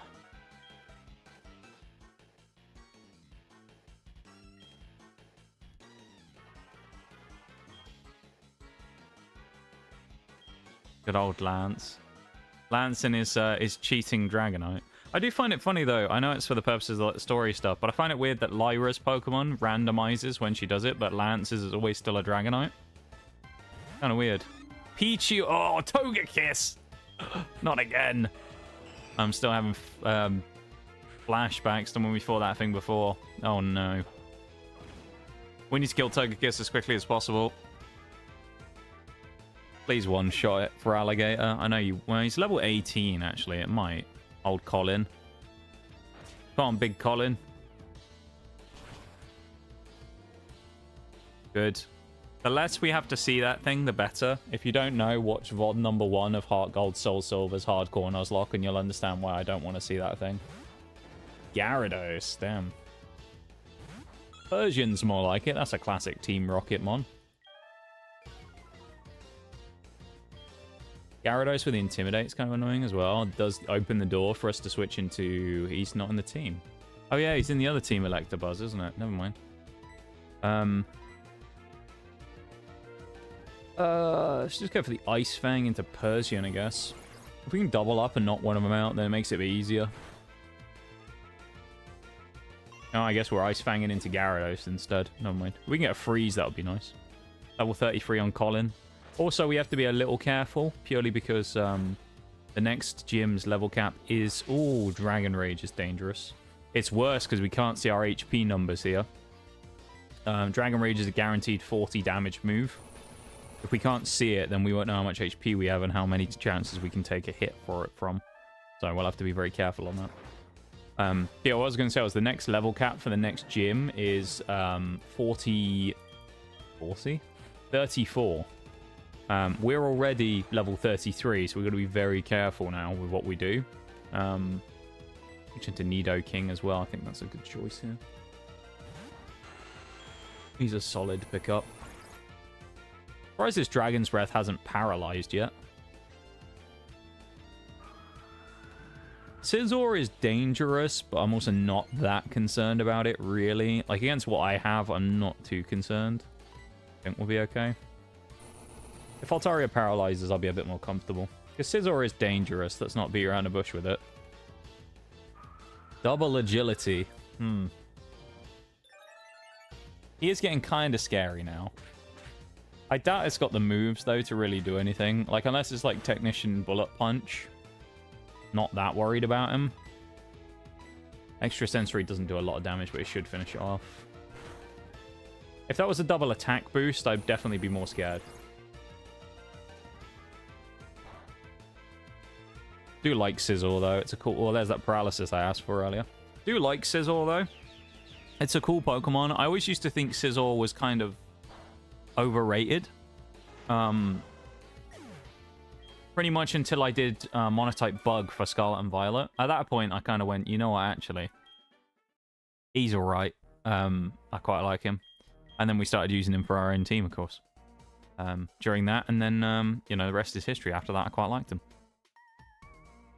Also here, we have to go and knock out these electrodes. So, normally, if you hadn't caught something already, which is kind of difficult because you have to run into those, the grid square thing, you can catch a Pokemon here. In our case, we've already caught one, so we can't catch another Mon here, but this is what we would have gotten from these electrodes. So let's see. We have to knock them out anyway, so... It's a oh my... It's a legendary. A legendary. Can we actually just run? Can't escape. I wonder if we can run... Because I don't really want to fight them, to be honest. This thing's psychic as well. Oh, we actually have to... We genuinely have to knock them out. Well, now we know it's Latios. I guess we'll switch in the Feraligatr and try and... Miss Magius actually works here. Use Magius. Presumably this is Latios again. It's kind of interesting, though, if it is, because you could just kind of, like... Yeah, you could actually just kind of, like, scan and check the Pokemon that were here and find out which one you wanted, which is cool. It also keeps messing me up, because I keep thinking it's saying Meganium. It's Magnesium. Of course, because it's Miss Magius is the Pokemon normally, so I thought, let's call it Magnesium. That'd be a good one, wouldn't it? Astonish does pitiful damage as well, so all I've really got to hope is we don't get hit with a Wish. So this thing regens its own HP. We should be okay, though. Looks like we outspeed. Or at least it's a speed tie, so... Alright, Wish won't take effect till next turn, so we need the knockout now, which we should get, I think. Yeah, easy.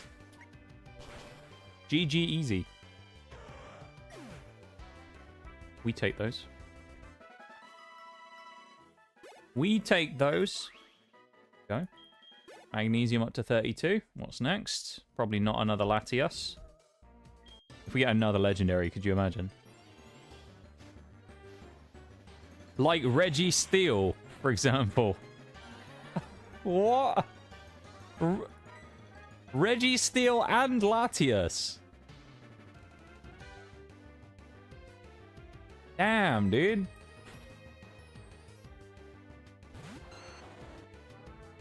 Oh, no! No!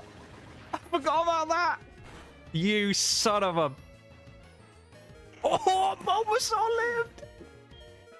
Oh, Ivysaur lived? Oh, my goodness me. That was... Oh, that was scary. Oh, God. Everybody take a breath after that one.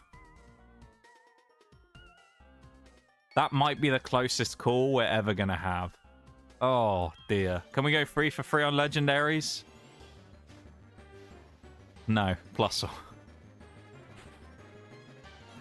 Oh, man. I thought that was it. I thought right then and there, I thought that was it. Thought poor Ivysaur was about to go bye-bye. I don't know how we survived that. I should have been anticipating it. I thought, you know what, I'll put him to sleep, we'll be fine. Bloody, you can't count out those bloody Reggies, man. Can't sleep on the Reggies. Oh. That was really scary. So that's the first time we've actually seen the Reggies do their thing, I think, because I don't think we've seen them actually explode before that. They're very annoying, though. Reggies are notoriously frustrating purely from the fact that they explode. That's basically all about them, and it's annoying. But they do have a tendency to use the move Explosion and cause massive catastrophic damage, of course.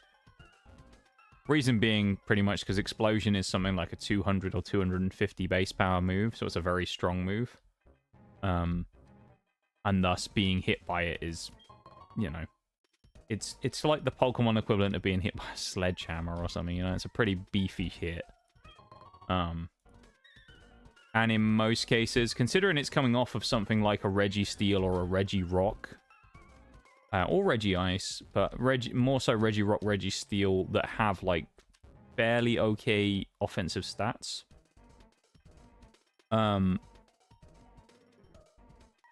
You kind of just end up running into something that's like pretty nasty to deal with. I think there's something else in here I think we're missing. I want to go to. In here. I want to get in that room up there. Can I not get in that room? I wonder if it's where the teleporter goes. I'll try that. But yeah, very scary that was. If you missed that, that's a great moment for the VOD. Oh, it just took us to the exit. I thought we were about to lose Ivysaur. Simple as. I thought that was it. I'm glad we didn't. But, man, that was close. Oh, is this the point we have to go back to the kimono girls? Oh, no, it might be. I think this might be it. Is this kimono girls section of the game? Because we might have to go get Lugia now, no? Or do we have to beat Claire first?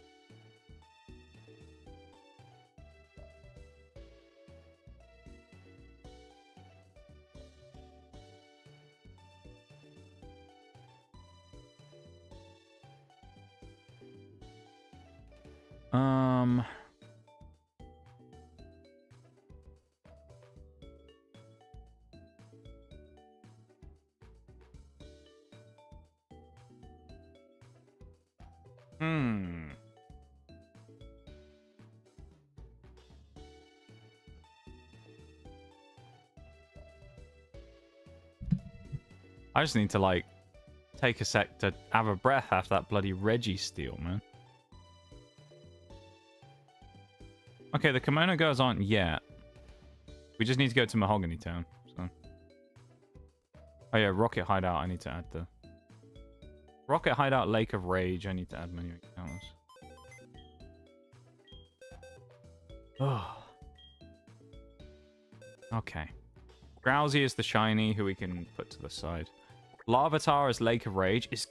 Okay, it's Guts. I don't know what that means for the future, but... Larvitar. Rock Boy.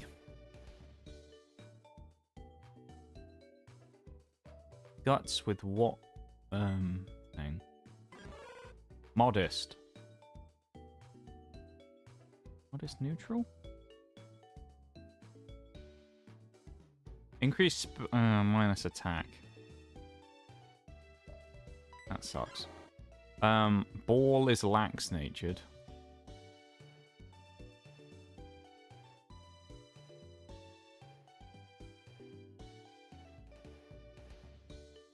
Quillfish.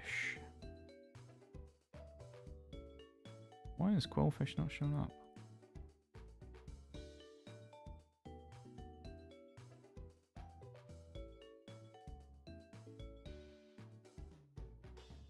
Oh, does it have a weird spelling?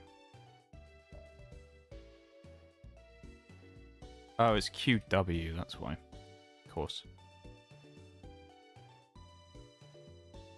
Not quill in the traditional sense. When I say it was lax nature. Which means it's increased defense minus speed. We also need to check out Lileep. And Wobbuffet. Quiet Wobbuffet. Oh, we already did that. Wobbuffet and Dusknoir, actually. That's what we need. Not Wobbuffet. Why do I keep saying Wobbuffet? Lileep and Dusknoir. Lax Dusknoir. Wonder why I checked this. It's because it's one of the things that's on the sheet. Brave. I think it's to do with, like, it's just, like, useful to know so you can remember a lot of this stuff. Hypno, we need to... Quirky Hypno. Yay. Quirky Hypno. Love it. Okay, we have to go to Goldenrod again soon and then fight the actual Team Rocket people again. I think our team for now is decent enough. There's no point getting Larvitar out yet because we can't evolve it. So I guess we'll just stick with what we got for now. And see where we go from there.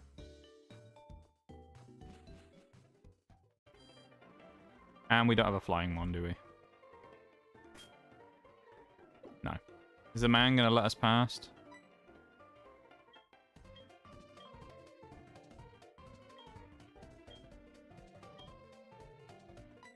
What does he actually say?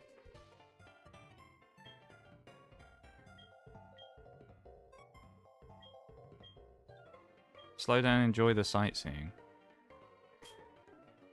Where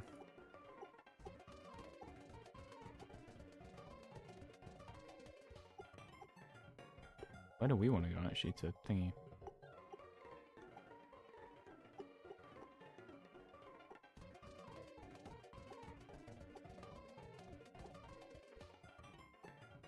Mount Silver, we need to go there later on as well. Dark Cave. Where's oh yeah, we need to be at the gym. We're already here, don't we? What am I doing? 34 is the cap, so we got to be careful here. This is obviously the ice slidey gym. So we'll just face all the trainers. We may as well. We'll go double quick speed because we can. Nice flinch on the Mew there as well. Double flinch on Mew. Each time doing less damage though, which is interesting.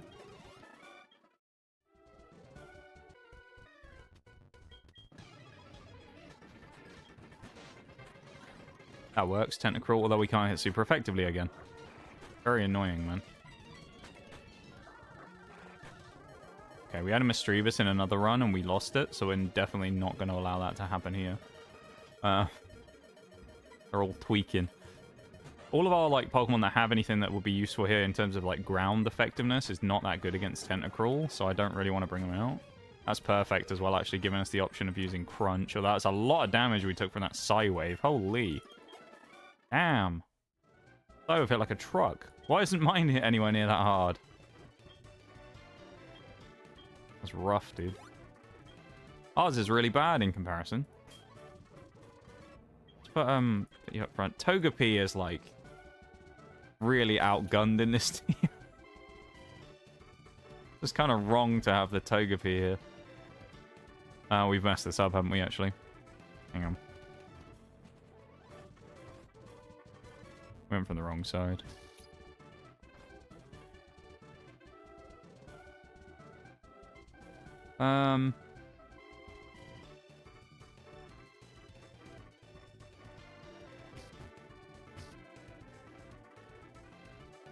Probably not actually what we needed to do, is it?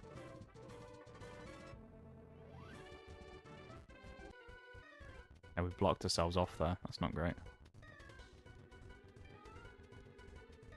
We might want to restart that puzzle. Ugh.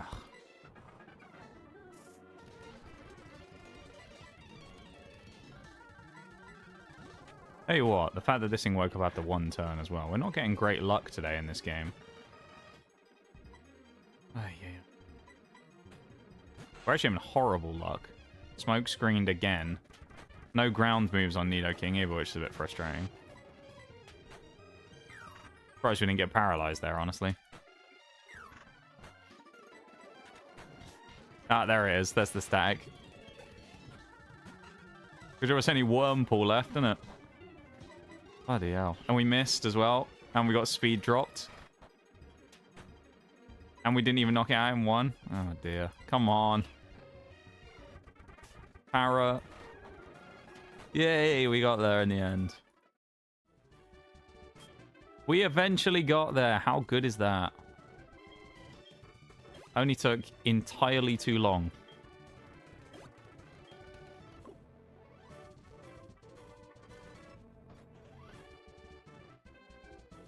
Yeah, that probably needs to be there then instead.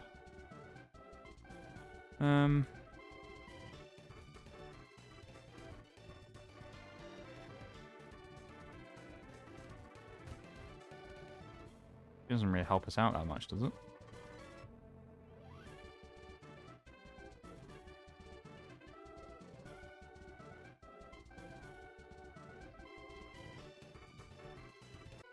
Yeah, and we have to fight that guy, and then we can go up there from going sideways and then up. I'll stop with the speed up when we get... Are you serious?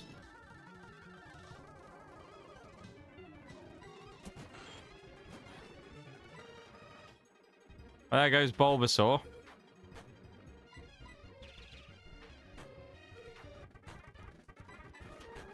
Over the Bulbasaur. Defeated in combat by an exploding Claydol. Great. Just what we needed. Well, at least Roserade doesn't have any more challenges for it in the grass slot of a team. That's really annoying, man. Ugh. And the weird thing is, every time we've lost a Pokemon so far, it's been in the gym. That's 3 now that have been knocked out in the gym. And after Bulbasaur survived against all odds from that shot earlier, man. Oh. That's tragic. We could bring in Tropius, actually. I mean, out of the Pokemon here, Larvitar's an obvious choice, but it's also not that useful to bring yet, because it can't evolve into Tyranitar. Credilli, maybe. I don't know what level Credilli evolves, though. We'll try and level the leap up, and we'll see what happens if it evolves or not. If it does, it could actually be okay. It's like a good stalling mon. Kind of works similarly to what Sudowoodo did earlier in the team.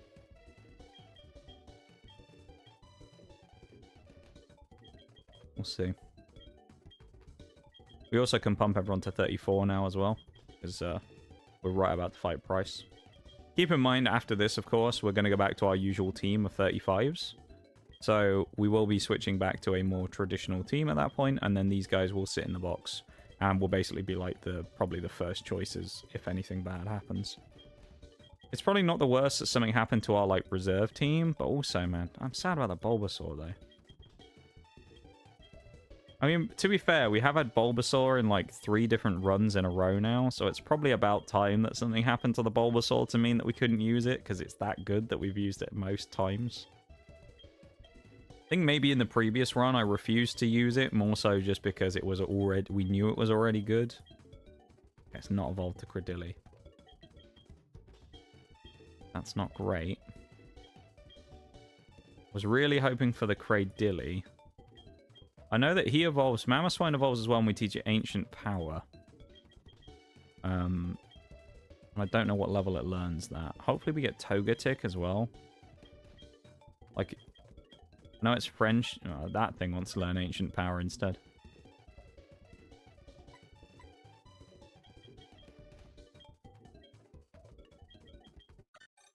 Oh, that's huge. Because it will have terrible moves, but Mini Stone. Yes! We have Togekiss. That's pretty nutty. I also need to update the sheet for Ivysaur, sadly. Poor guy.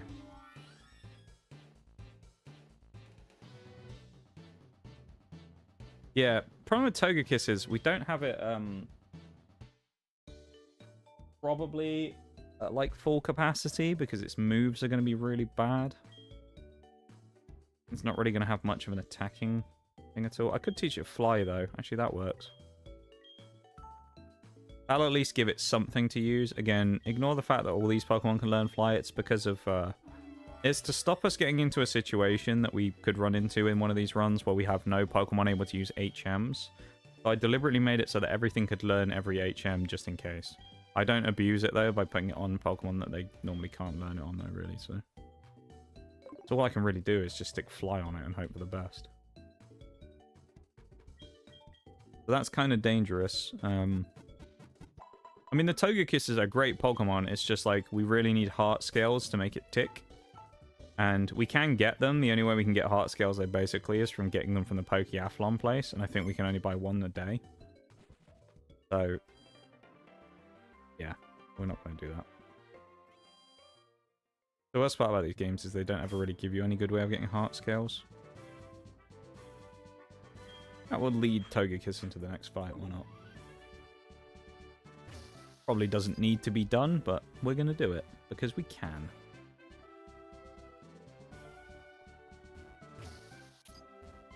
Always like the gym music in these games as well, I gotta say. Good theme.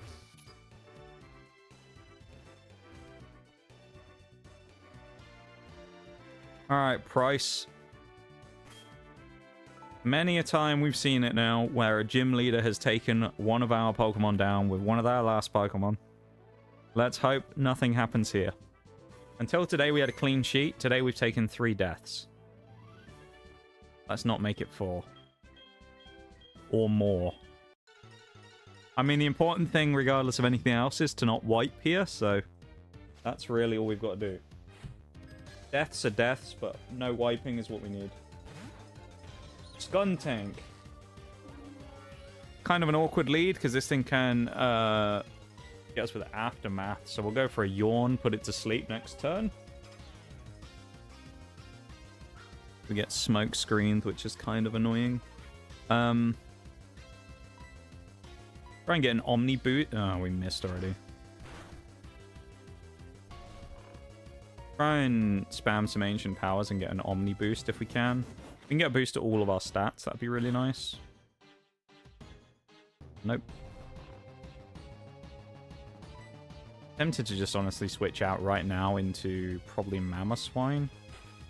Because I don't think Togekiss with the minus accuracy is going to be good if its only real attack is Fly.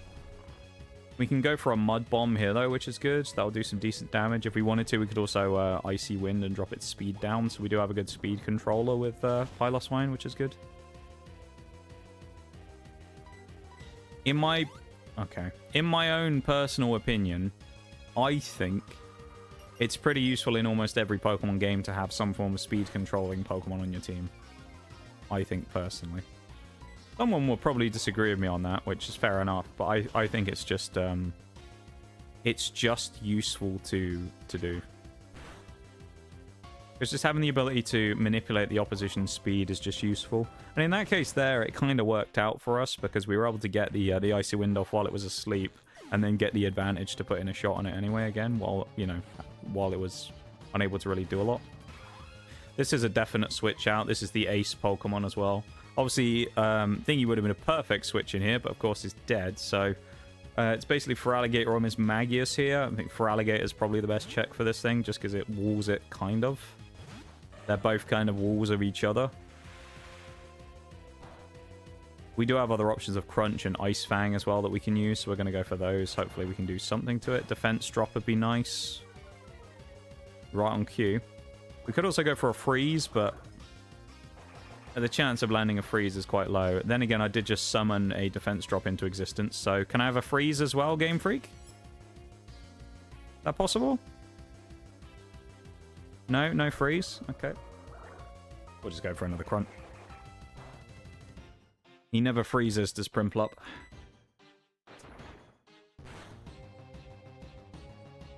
Oh, he does live with 1 HP, though. Must be a Citrus Berry. I'm sure in other games, Citrus Berry gives more HP back as well.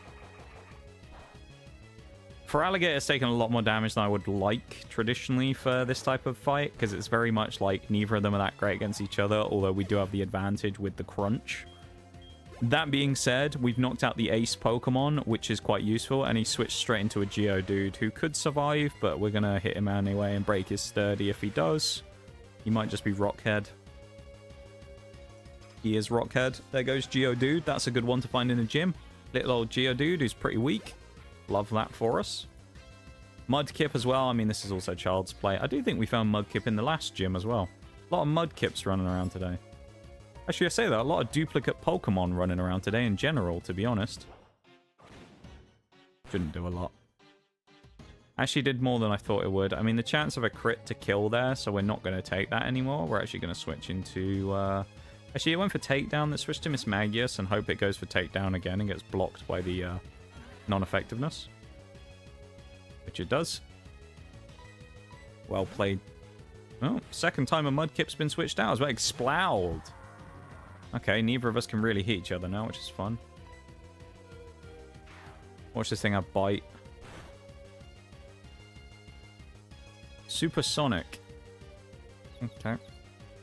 So I'm not that worried about Exploud, because it's pretty much going to have mostly normal moves that it learns. Probably its biggest threat... Oh, it has Bite. Critical hit.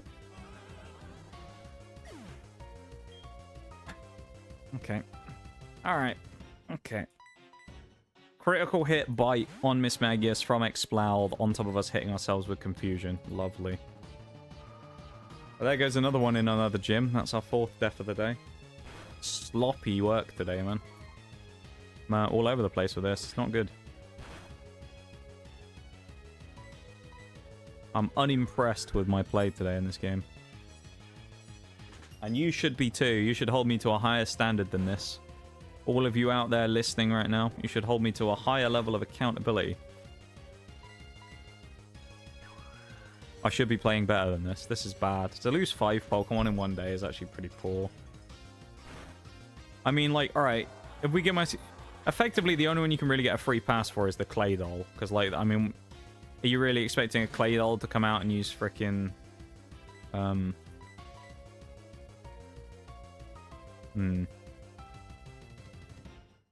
Switch to Reaper. But you're really expecting a Claydol to use self-destruct and nuke the team, you know? But after that, it's like, Let's go for the sleep, and then we'll put him to fly. I feel like instead of using fly, it's another crit. Oh my lord. Luckiest AI in the world today. Crit after crit after crit.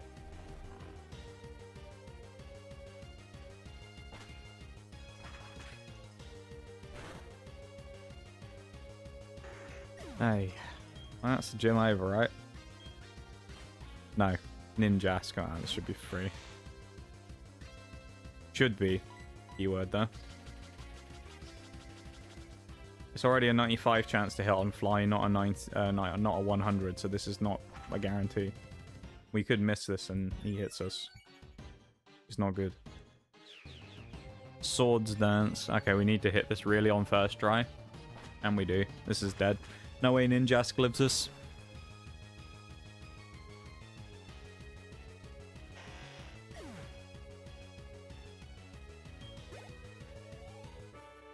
That is...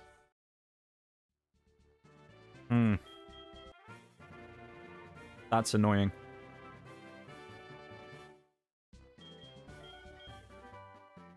I hate that.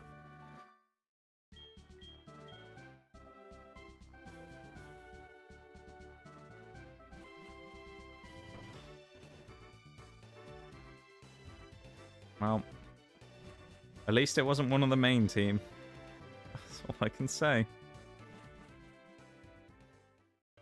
Not great there. That was poor.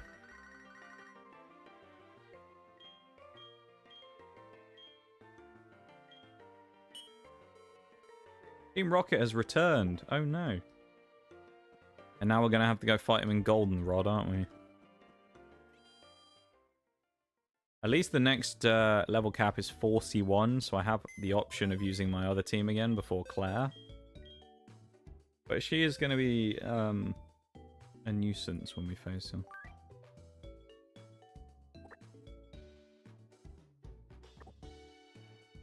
Oh, it's only 4 Pokemon at least. Never mind, not 5. That's still bad, but... Yeah.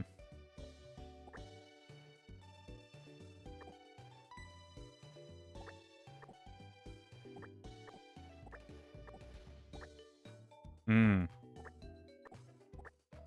guess the question is, who comes into the team here?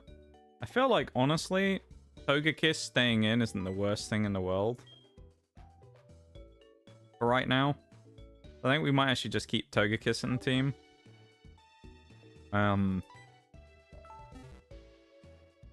Yeah. It needs to learn some new moves, though. Kind of stupid, though, based upon the way that this happened with the, with this hardcore Nuzlocke. The one we fought against Togekiss earlier on, and it was level 2. It had Extreme Speed Air Slash and, Aura Sphere. Yeah, ours is like level 30 odd, has evolved properly like it normally would, and it doesn't have any of those moves. Kind of silly.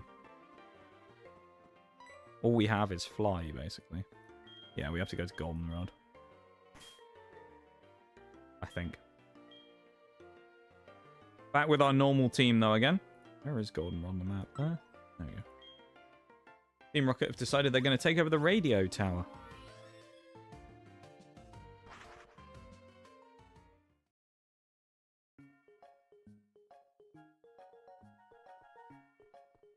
while we're here.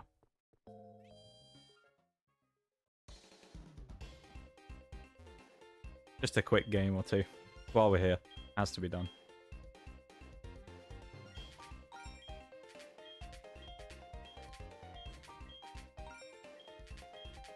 Okay, one Voltorb in the top. We got the 2s up here, and then we got 1s over here. I mean, these are the more ones that, the ones you'd expect to be safe. 50-50 on the top row.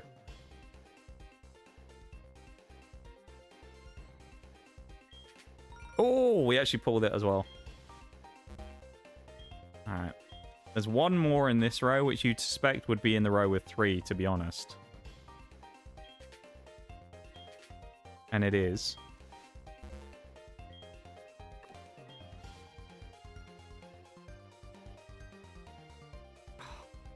That one's got to be one as well, you'd expect, right? That's a Voltorb. I know it is.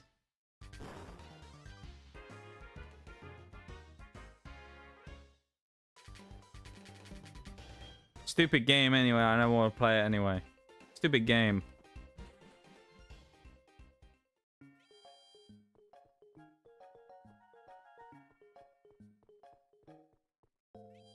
Oh wait, can't we not get in because the we need a disguise. Which we can go grab for ourselves in the underground.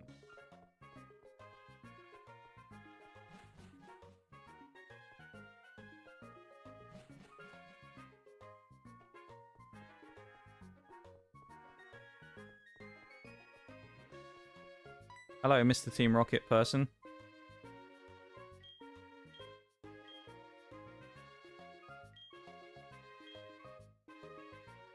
Thanks for the free uniform. Actually, I think that might be one of the female Team Rocket ones. They're like, they all look the same from the front. Also, I kind of love that how we have the backwards cap as well. Everyone else has got it front, but we got the backwards cap. Pretty cool. Does make us look a little bit like a sort of Team Rocket admin or something, really. Bit of lag there, low frame rate. Apparently the game doesn't like the Team Rocket attire. Hello, Team Rocket Goon. Please let me through. I'm one of you. Thanks. Hey, Team Rocket! God, Forks is going to come in and ruin it now, isn't he? Stop going around in groups and troubling people, you cowards. Huh. Are you Nige? What are you doing here? No way. You think you're strong now that you look like them? That's foolish. You shouldn't wear those things. I pointed this out last time, but it's kind of funny as well how we have like the fake uniform on, right? We walk in. And this person's like, ah, I'll battle you now because you're not allowed in here. And then we beat them and then just walk in anyway. Like, wouldn't you think they'd do a sort of better job of trying to not let us in? Rather than just being like, no, you can't go in there. And then that sort of being the end of it.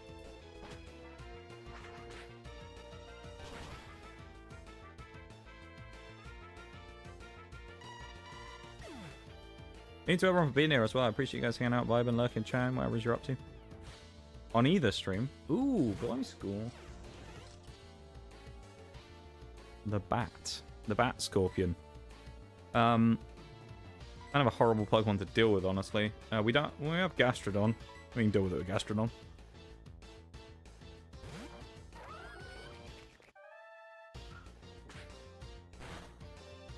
It's not the annoying Poison Heal Gliscor, so it's not that bad.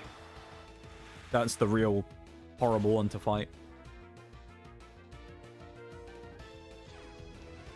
You can give it Toxic Orb and Poison Heal, or just poison it some way and then allow it to heal itself every turn, which is... it's a very good heal as well. It's more than leftovers and things, I think.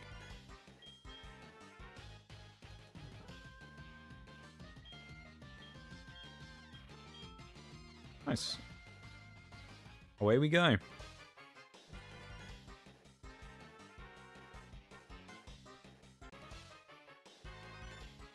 We'll fight all the Team Rocket people because we can, why not? Give Togekiss a chance to level up and maybe get some moves. I probably do need to look at what Togekiss's learn says, to be fair.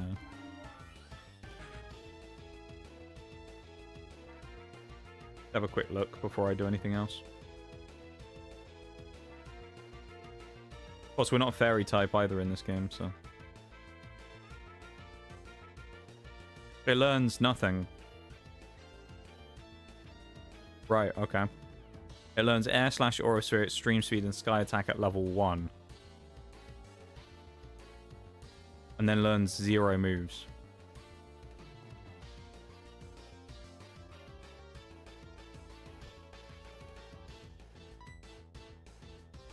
No, earlier when I said about heart scales, we may have to in this case.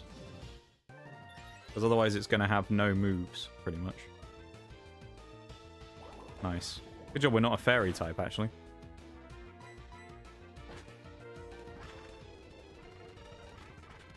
There we go.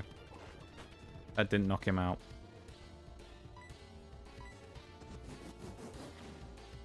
The battle speed is so slow in this game. I remember mentioning this before. Oh, Omni Boost, though. That's huge. Omni Boost, of course, referring to a boost to every stat, so... Quite nice. Attack, defense, special attack, special defense, speed. Not HP, obviously. But... If you had a Pokemon that could actually boost its own HP, that would be kind of interesting in battle, where it could, like, double its own HP. Kind of a wild mechanic. Oh, this geezer again. Oh, bloody Hypno again. We've already dealt with enough of you today. We've been trolled by a shiny Drowsy, and now we found 2 Hypnos, when we could have got Arceus as well. Don't want that at all. Get out of here, Hypno. And he lived. If we had Air Slash and Aura Sphere and Sky Attack and all that stuff, he's so good. Double Omni Boost? Damn.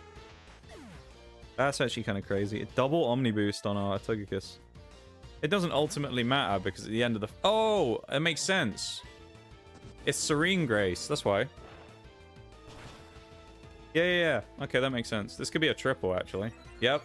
It's because of Serene Grace, our ability. That actually makes us really strong. We can get Omni Boosts off of that every time? That's kind of crazy. Yeah, Serene Grace as an ability is really cool, where it basically doubles the impact of added effects, or doubles the chances of added effects on moves. So, say Flamethrower had a 20% chance to burn, it bumps it to a 40. Or, you know, Headbutt having a 10% chance to flinch becomes 20, things like that. And in the case of that, if you have a stat boost, it increases the chance of stat boost as well. In the case of Togekiss, we're basically gaining power by using the move. The only problem is we just don't really have any moves that are that good. So that's a bit of a pain.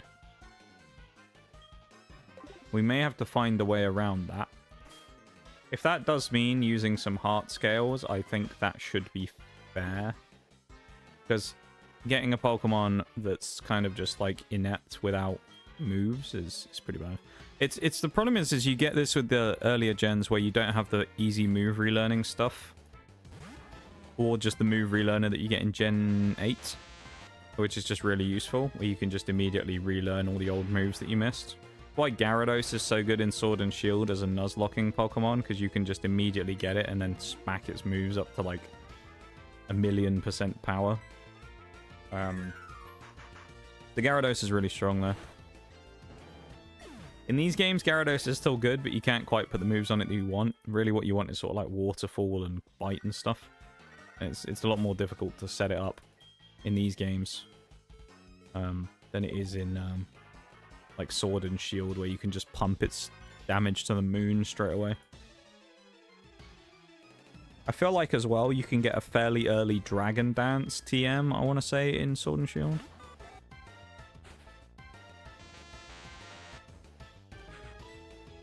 Which I think also helps out.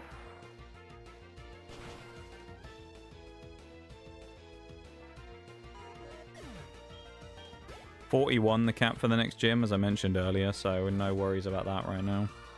This thing could Destiny Bond, which we have to be careful of. So a one-shot here, which in theory is possible, could be nice. Okay. Speed drop's bad, though.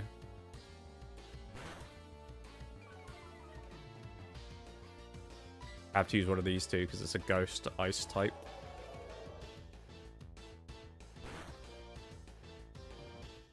No boosts for you, though, Frost Lass. Not like me, Togekiss. It's kind of mental, though, that the Togekiss can effectively boost itself and deal damage within the same turn using Ancient Power. Like, that's going to be a potent Pokemon. Also, we're going to get Electivire before the next gym as well, I just realized, because we don't need a Electrizer. Growl. Oh, man. Good old Groudon. Great. Don't think he... Well, he does get Eruption and that, but I don't know what level he gets them at, so I think I'd rather...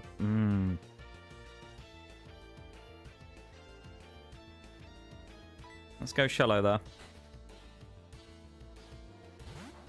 Yeah, I'm tempted by Rose Raid switch on there, but...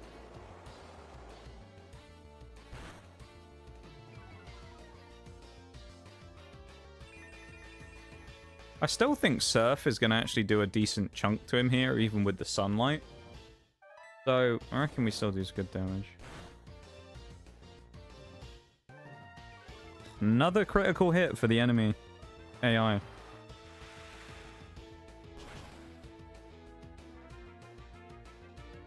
Oh. 1 HP. We can't stay in because of the hit from before with the potential for crit. BRB starts in 2 minutes 50 as well. That's why we didn't switch into the Rose Raid. Not sure if it's just me today as well. I don't mean this in a bad way as well, just when I say this, but this stream is really, like, dragging today. Like, it's kind of insane that yesterday's is, like, a complete flip of yesterday's stream. Maybe that's why it feels like that. Yesterday's stream felt like it went so quickly, and then today... I'm looking at it now and I'm like, oh, we're at the end. I'm like, no, we've still got another hour left. What? Feels weird that we still have another hour of stream left. Like, it feels like we should be done by now. Because I feel like we've done so much today that we sort of shouldn't have an hour left. Weird. What a funky day.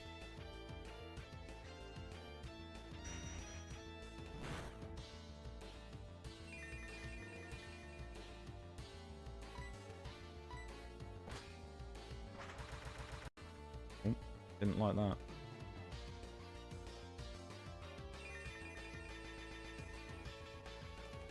was moving my window then real quick. Nice. Well, Togekiss has been a good addition to the team so far. This guy's got 2 legendaries as well. This is a ice type. I'm not risking it. Honestly, best bet's probably Procrastinator. Because if it has any strong ice moves, which it probably doesn't, but even if it did, I'm not switching Salamence in, I'm not switching Rose Raid in. I'll take the hit here with the Snorlax. Trapped in now anyway with the mean look. This is kind of like a, rather than a, I'm stuck in here with you, that's a you're stuck in here with me scenario there, you know? Yes, you can't switch out anymore, and it's like, you've just stuck your Smoochum in with a Snorlax. Say goodbye.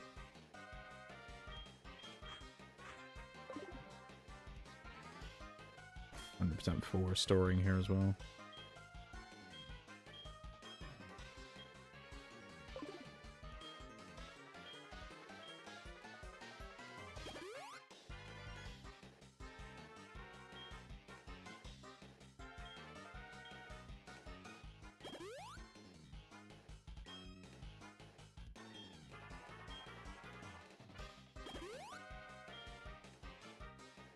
Okay, I'm going to go to BRB. I'll be back in a few minutes, okay? BRB, everyone.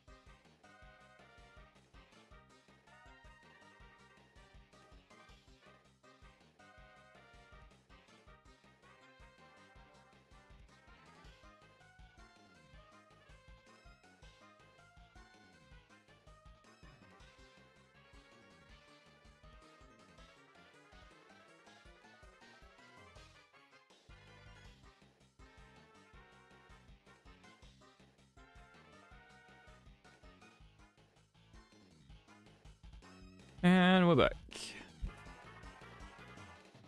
We will continue on and see how we go. Probably no more deaths though. That's the main thing we want here.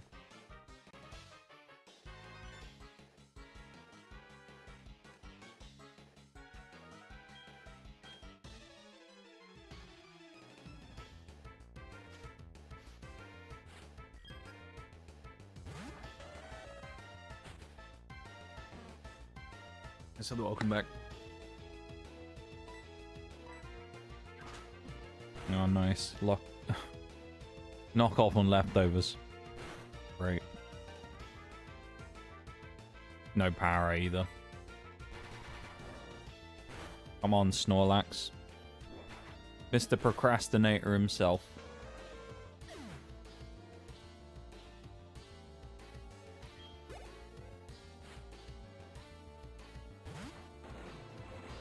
Oh, Tropius ain't bulky enough to live a body slam. Surely not. Ain't no way he lives body slam from Snorlax. There he goes. The sleepy boy. Perfect with the Armaldo as well. Bug Rock, we can knock it out with Earthquake. Been a good little setup here for Snorlax, running into a couple of Pokemon that are nice, easy fodder for him. Or he's not going to knock it out with the thing. Never mind. Feels bad, man.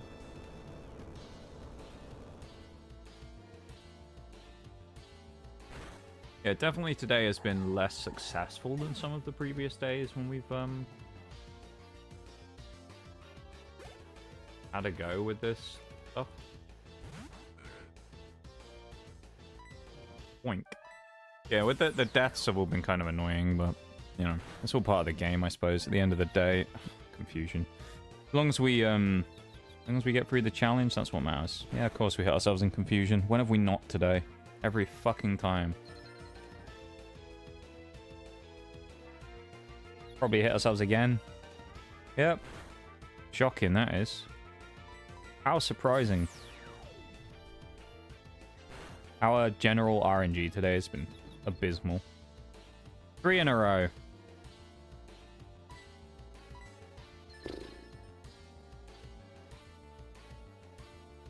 Oh, good job, Snorlax. You snapped out against a Spoink, of all things. I hate confusion, man. Confusion is one of the most, like, frustrating things. Confusion and paralysis, kind of some of the most frustrating in the game. Because the others, you still have, like, decent chance of kind of just beating them randomly, you know? Like, alright, you get burned. There's nothing you can really do about it. You've been burned. Like, you get parried, it's RNG. You get confused, it's RNG. You get slept, you know that the max you're going to stay for is, like, 5 turns. But it's still kind of annoying. Like... But you still have, like, you have a bit of RNG to sleep up, like, wake up sooner, but it's not that bad because you know it's going to guarantee end. Freeze is kind of another one that's the same, but then Power, it's just like every turn it's just a silly RNG check, and you always lose. We'll probably get confused off this Water Pulse now as well. Yeah, there it is. Who fucking knew that was going to happen? Crazy. Yep, and another one. Oh my god. Please, Snorlax. RNG, please help me out here for once. Will we snap out? Wasn't even looking. Snorlax does a great tank. He's pretty good as a tank. He's good as an offensive weapon as well. He's a special tank though, rather than a physical tank. So luckily we were against a Spoink. If that was against something else, we probably would have been in more trouble. Offensively, though, he's very threatening.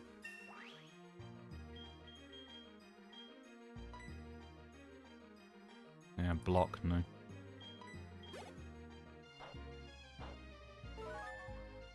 We also didn't have our leftovers last round either, which was unfortunate. Leftovers works based on percentage of HP back, so it's something like, I think, 6% a turn or something like that. That's how much you should get back. It kind of works the same way as Leech Seed, if you didn't know. It scales off of HP, but it's like a certain percent each turn. Kind of the same thing with the way Poison works. So like leftovers on Snorlax is going to give him quite a lot of HP back because he has a big HP pool to begin with.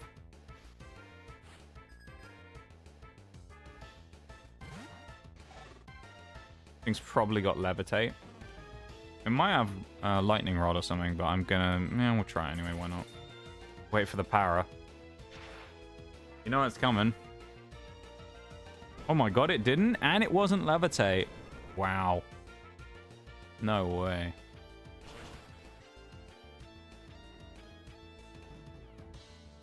Kinda don't believe that just happened. Damn.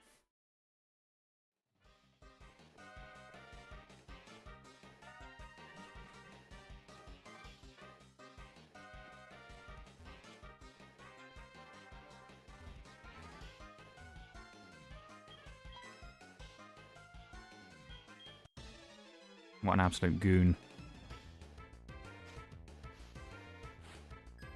Team Rocket Grunt with 4 Pokemon. Licky Tongue, the inferior version of Snorlax.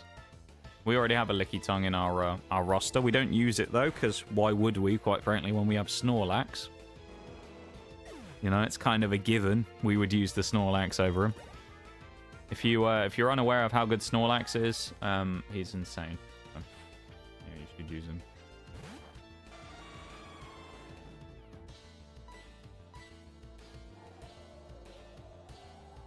As much as I will, I'm gonna. Here's what I'm gonna say. I'm gonna drop an opinion about something here. As much as I've enjoyed this one, and it's been nice playing a slightly more modern game, the randomizer version of this game, the Soul Silver randomizer, has not worked as well as the first game. Because not only just the sheer amount of legendaries is just a bit ridiculous, because I feel like I'm fighting legendaries 1 in every 3 or 4 fights. It feels like that anyway. I mean, at the start of the game, before Gym 1, I'm pretty sure we found 13 legendaries, which is just insane. But it's just like, there's so many dupes everywhere. It's just not worked properly, I don't think. Very annoying. Because, like, there's only so many times that I can be that interested in fighting Lugia that I've already fought about 10 times today. I don't want to just keep fighting Lugia every fight. This gets a bit boring after a while. So as much as I've enjoyed this so far for Gen 2, there's a part of me that's like, man, Gen 3 looks very inviting right now. I can't wait for Gen 3. Which I don't know if we're doing the Gen 3 random on which one we're doing it on.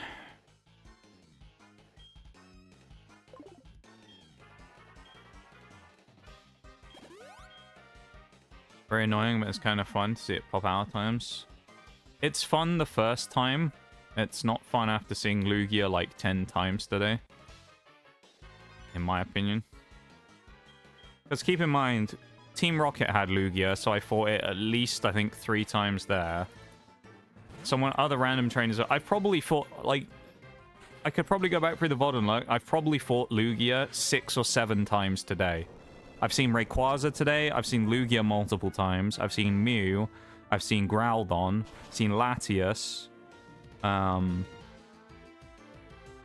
who else? Arceus, Uxie, Azelf,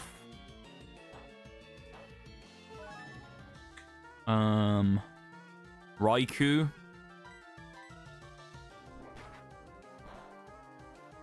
So part of the reason why I'm complaining about it, though, or saying it's annoying, right, is not just because it gets a bit boring fighting them over and over and over, but specifically the settings that I've used. For wild Pokemon is Catch 'em All mode, and I've tried to use effectively the equivalent as well for trainer Pokemon, right?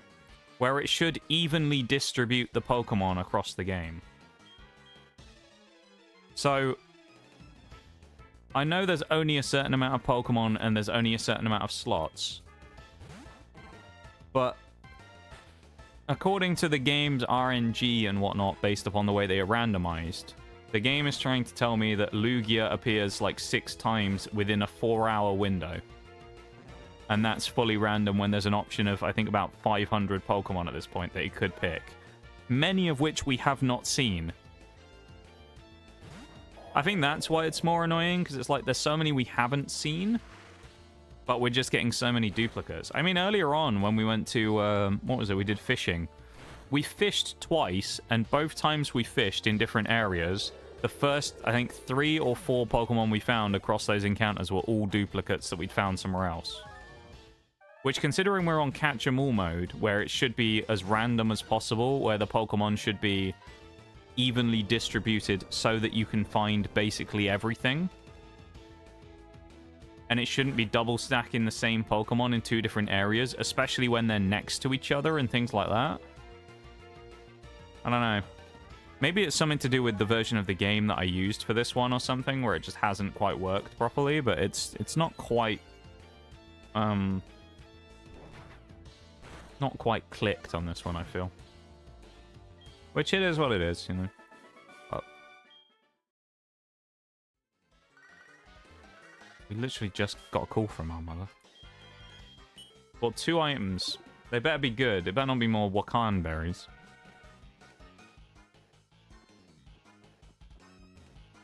Yeah, I don't know. It's like, it's fun facing the legendaries. Like, I don't mind facing the legendaries, but it's facing the legendaries over and over and over and over and over, you know? And I think, especially when you face the same legendary again and again and again, and there's still some we haven't seen. I know we haven't...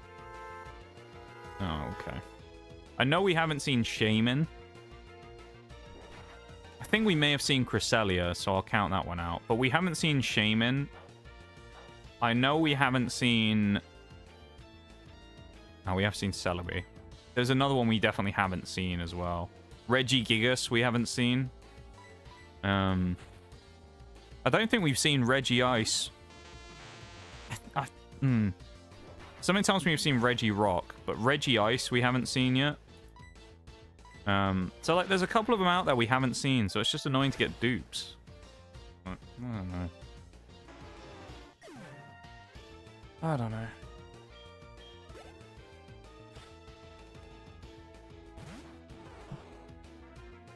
It's not my day, is it? I guess.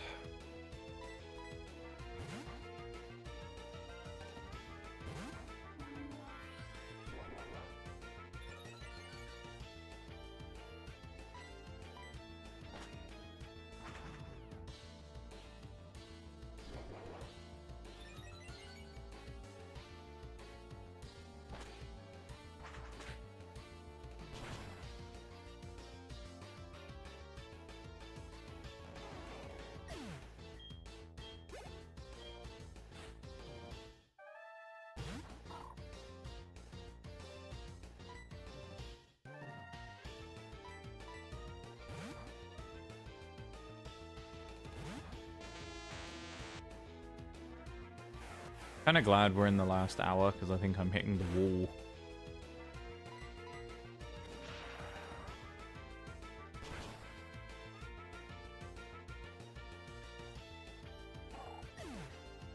Like as I said earlier, I don't know what it is about today. It genuinely, if you'd have told me that today I was in the final hour of a 12-hour stream, I'd believe you.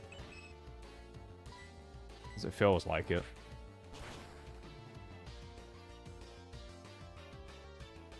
Critical hit did not a lot. Need to use Thunder Punch instead and get the stab.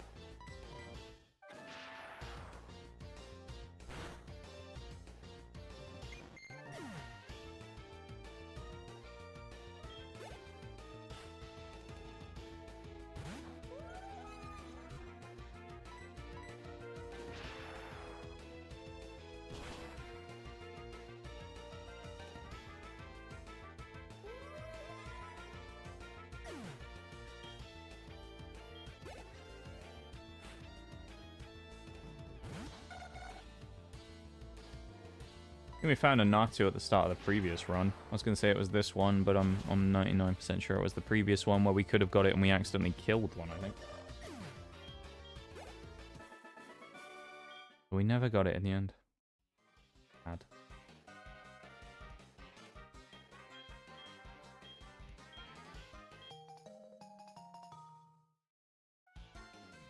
Alright. Now that he's given us the basement key, we can go do some stuff. Actually, there's no point doing this because we can just leave, can't we? And then go do the Pokemon Center.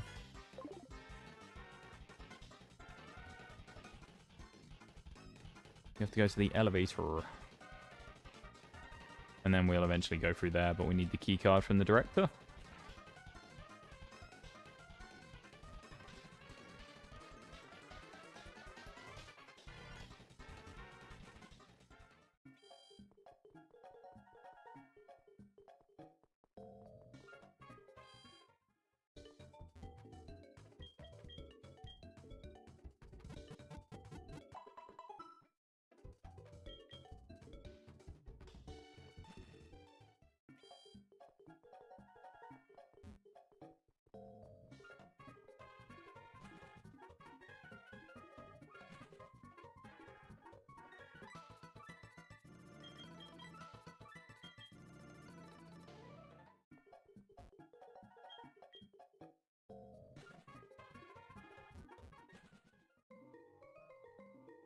more Team Rocket, people. I'm doing this on 4x speed.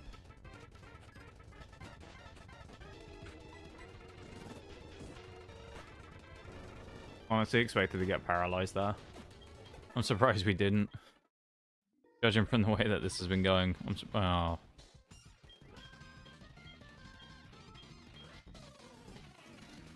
What a time to face our rival. Alright. Let's hope he doesn't have anything too crazy. At least we healed. A-Palm lead is not that scary though, so that's okay. Ooh.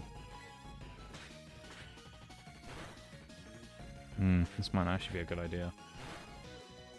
Ooh.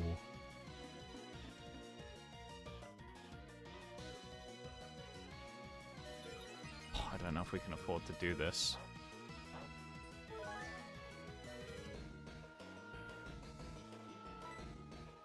It's stupid if I do this, but I'm gonna do it. Please don't make me regret this.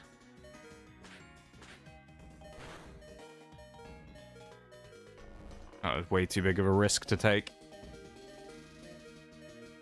Paid off, though. Now we have a +6 max attack Snorlax.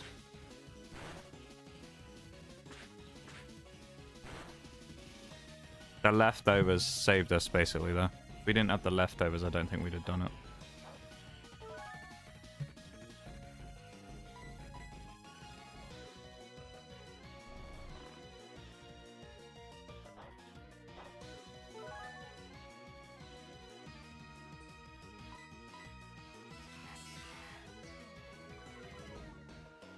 Minus defense, kind of annoying because we're already not that great in the defensive department, but you know, what can you do?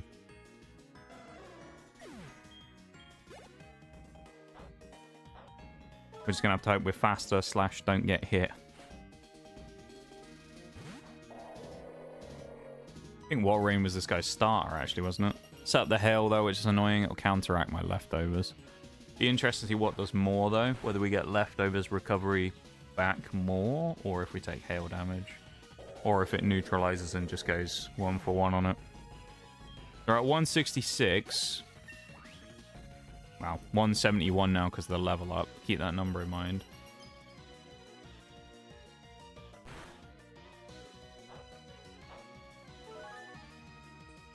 Yeah, so it's just we'll just regain the hail damage every time. That's going to hit hard because of our minus defense. Flinch.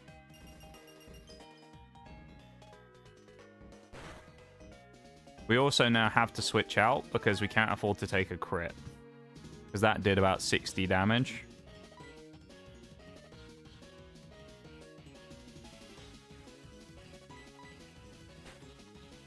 I'm not risking anything else after the massive piece of luck of Snorlax surviving.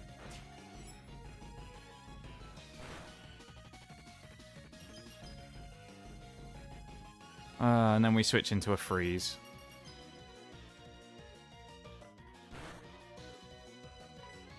That's the wrong move.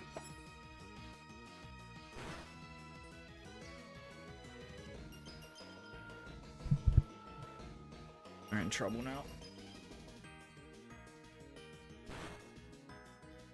The freeze and the misclick are very bad.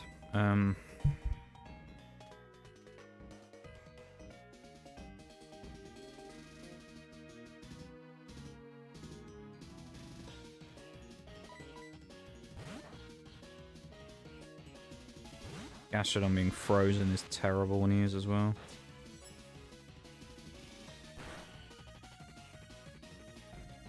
At least the hail's gone. That's pretty useful.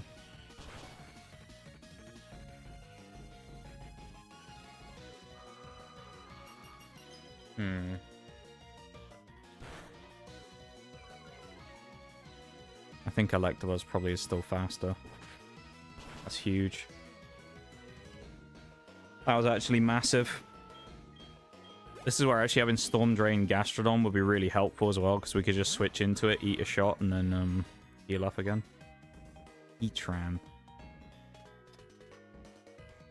Let's Snorlax is the best counter for this, really. Or Salamence is pretty good, actually.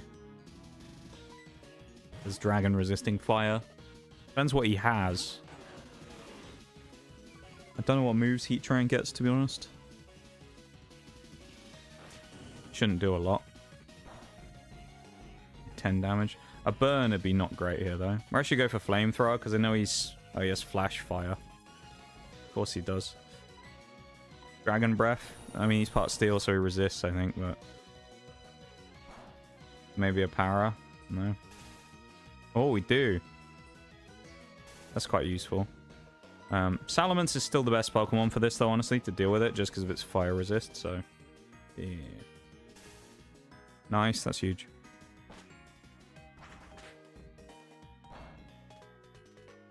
Damage is just crap, man.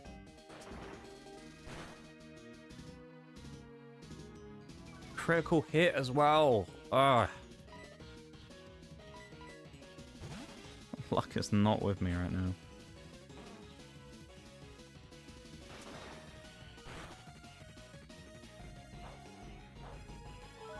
Snorlax has lost his +6, so...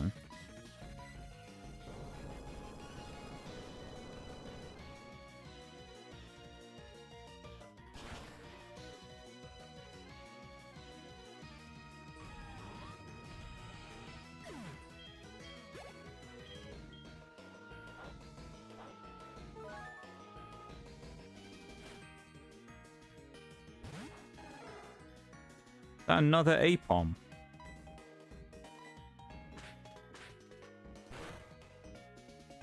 I guess he's got double Apoms. Ara, come on. Nice. Ugh. That's scary.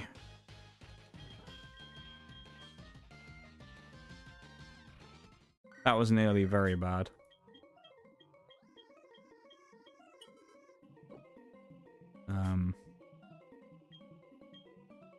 If we lost Snorlax, then that would have been a huge loss.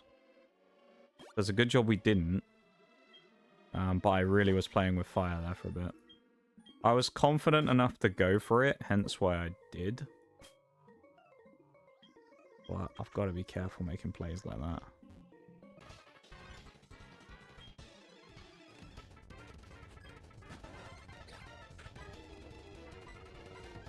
Forced into switching here as well.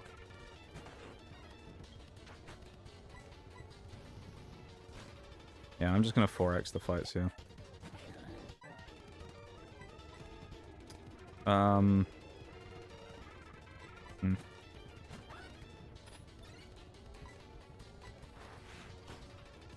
Yeah, Steel Rock type, I think, Probopass.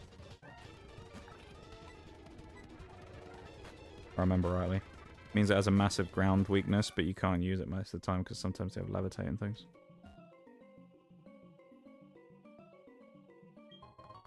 Deep Sea Scale. I think it's actually a special defense boosting item, so it's not the worst to put on Snorlax.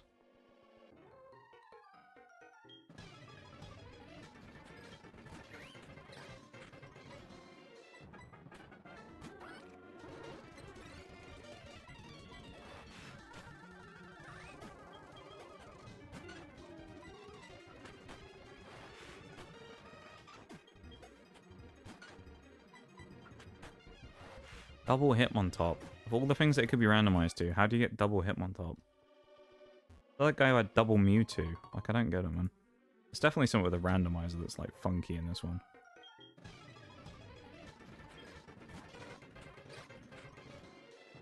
That's too much of a risk.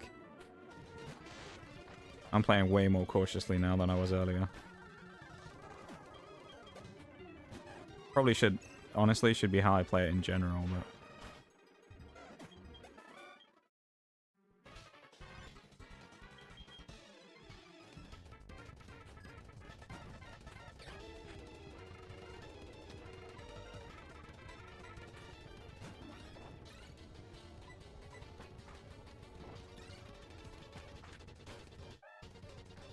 Do a whole run on 4x at some point and see how fast I can finish the entire game. Kind of fun.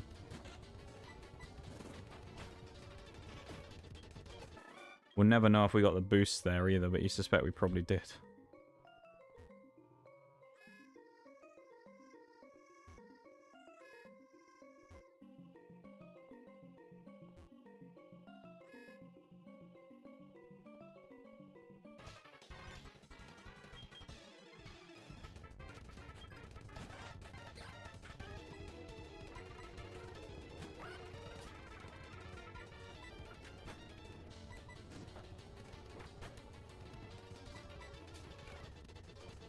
That misclick in the last fight nearly cost me as well.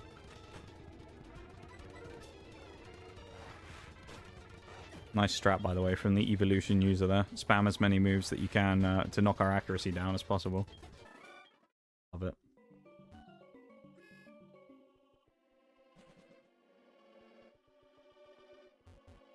More Team Rocket people in here. I don't want to fight more Team Rocket people. Have I not fought enough of you?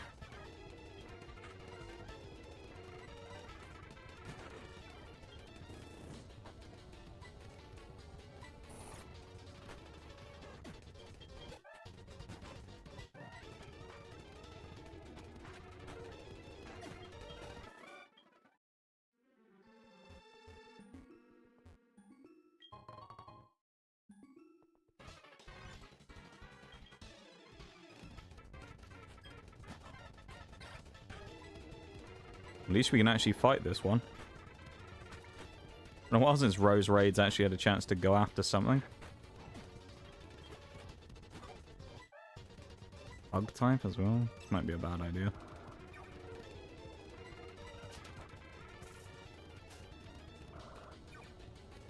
Quad resist, because it's bug flying, so... I'll say we're just going to knock it out with the magical leaf leech seed combo. It's fine.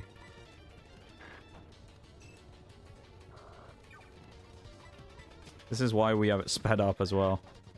Because otherwise we'd be there for ages doing that, and I just didn't fancy switching out.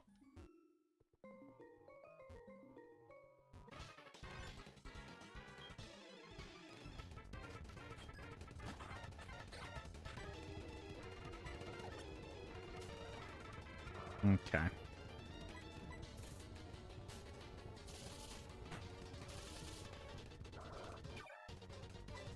Can knock off the damage from Sand Tomb basically every turn with the stuff there. Definitely switching out on that thing. I ain't staying on the Heracross.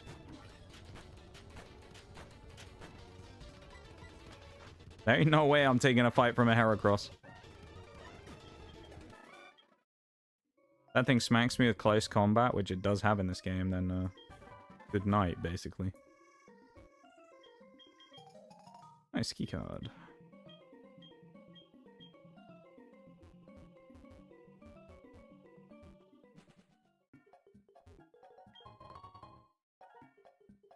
So, normally these items ain't worth a lot, but...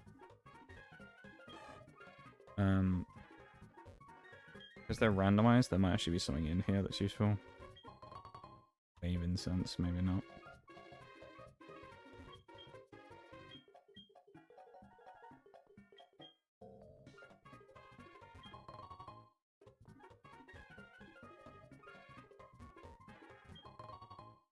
Yeah, nothing useful in the end. That's a bit sad. That's a shame. I was kind of hoping for something better there.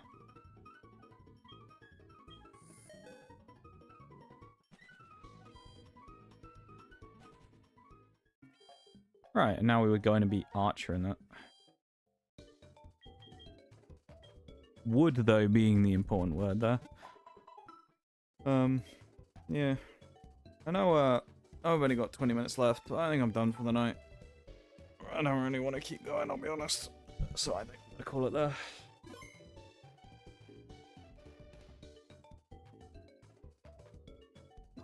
I think I'm out of juice.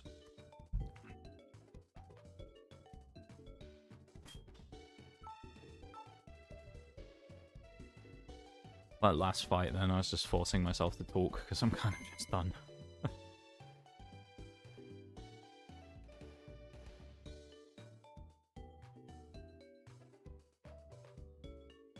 No, it's only like 20 minutes or whatever until we'd normally end, but yeah.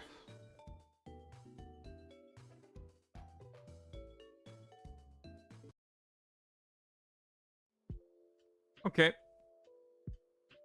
YouTube folks, thank you very much for hanging out. I appreciate it. Thank you for being here. Thank you for vibing. Thank you for lurking. Thank you for chatting. Thank you for the 15 likes on the stream today as well. That's pretty insane for YouTube. So thank you so much for that. I don't know the last time we hit 15. That's pretty mental. Thank you very much. Much appreciated as always. I'll be back tomorrow with some more Shadow of War and we'll carry on with that. And then Pokemon will be back on Sunday, okay? So thank you very much, YouTube people, for hanging out. Appreciate it as always. And I hope you have a wonderful rest of your weekend. Or week? No? Night? That's the one. And then, yeah, I'll be back tomorrow. So have a good one. And I'll see you soon. 33 minutes of watch time. Burn it.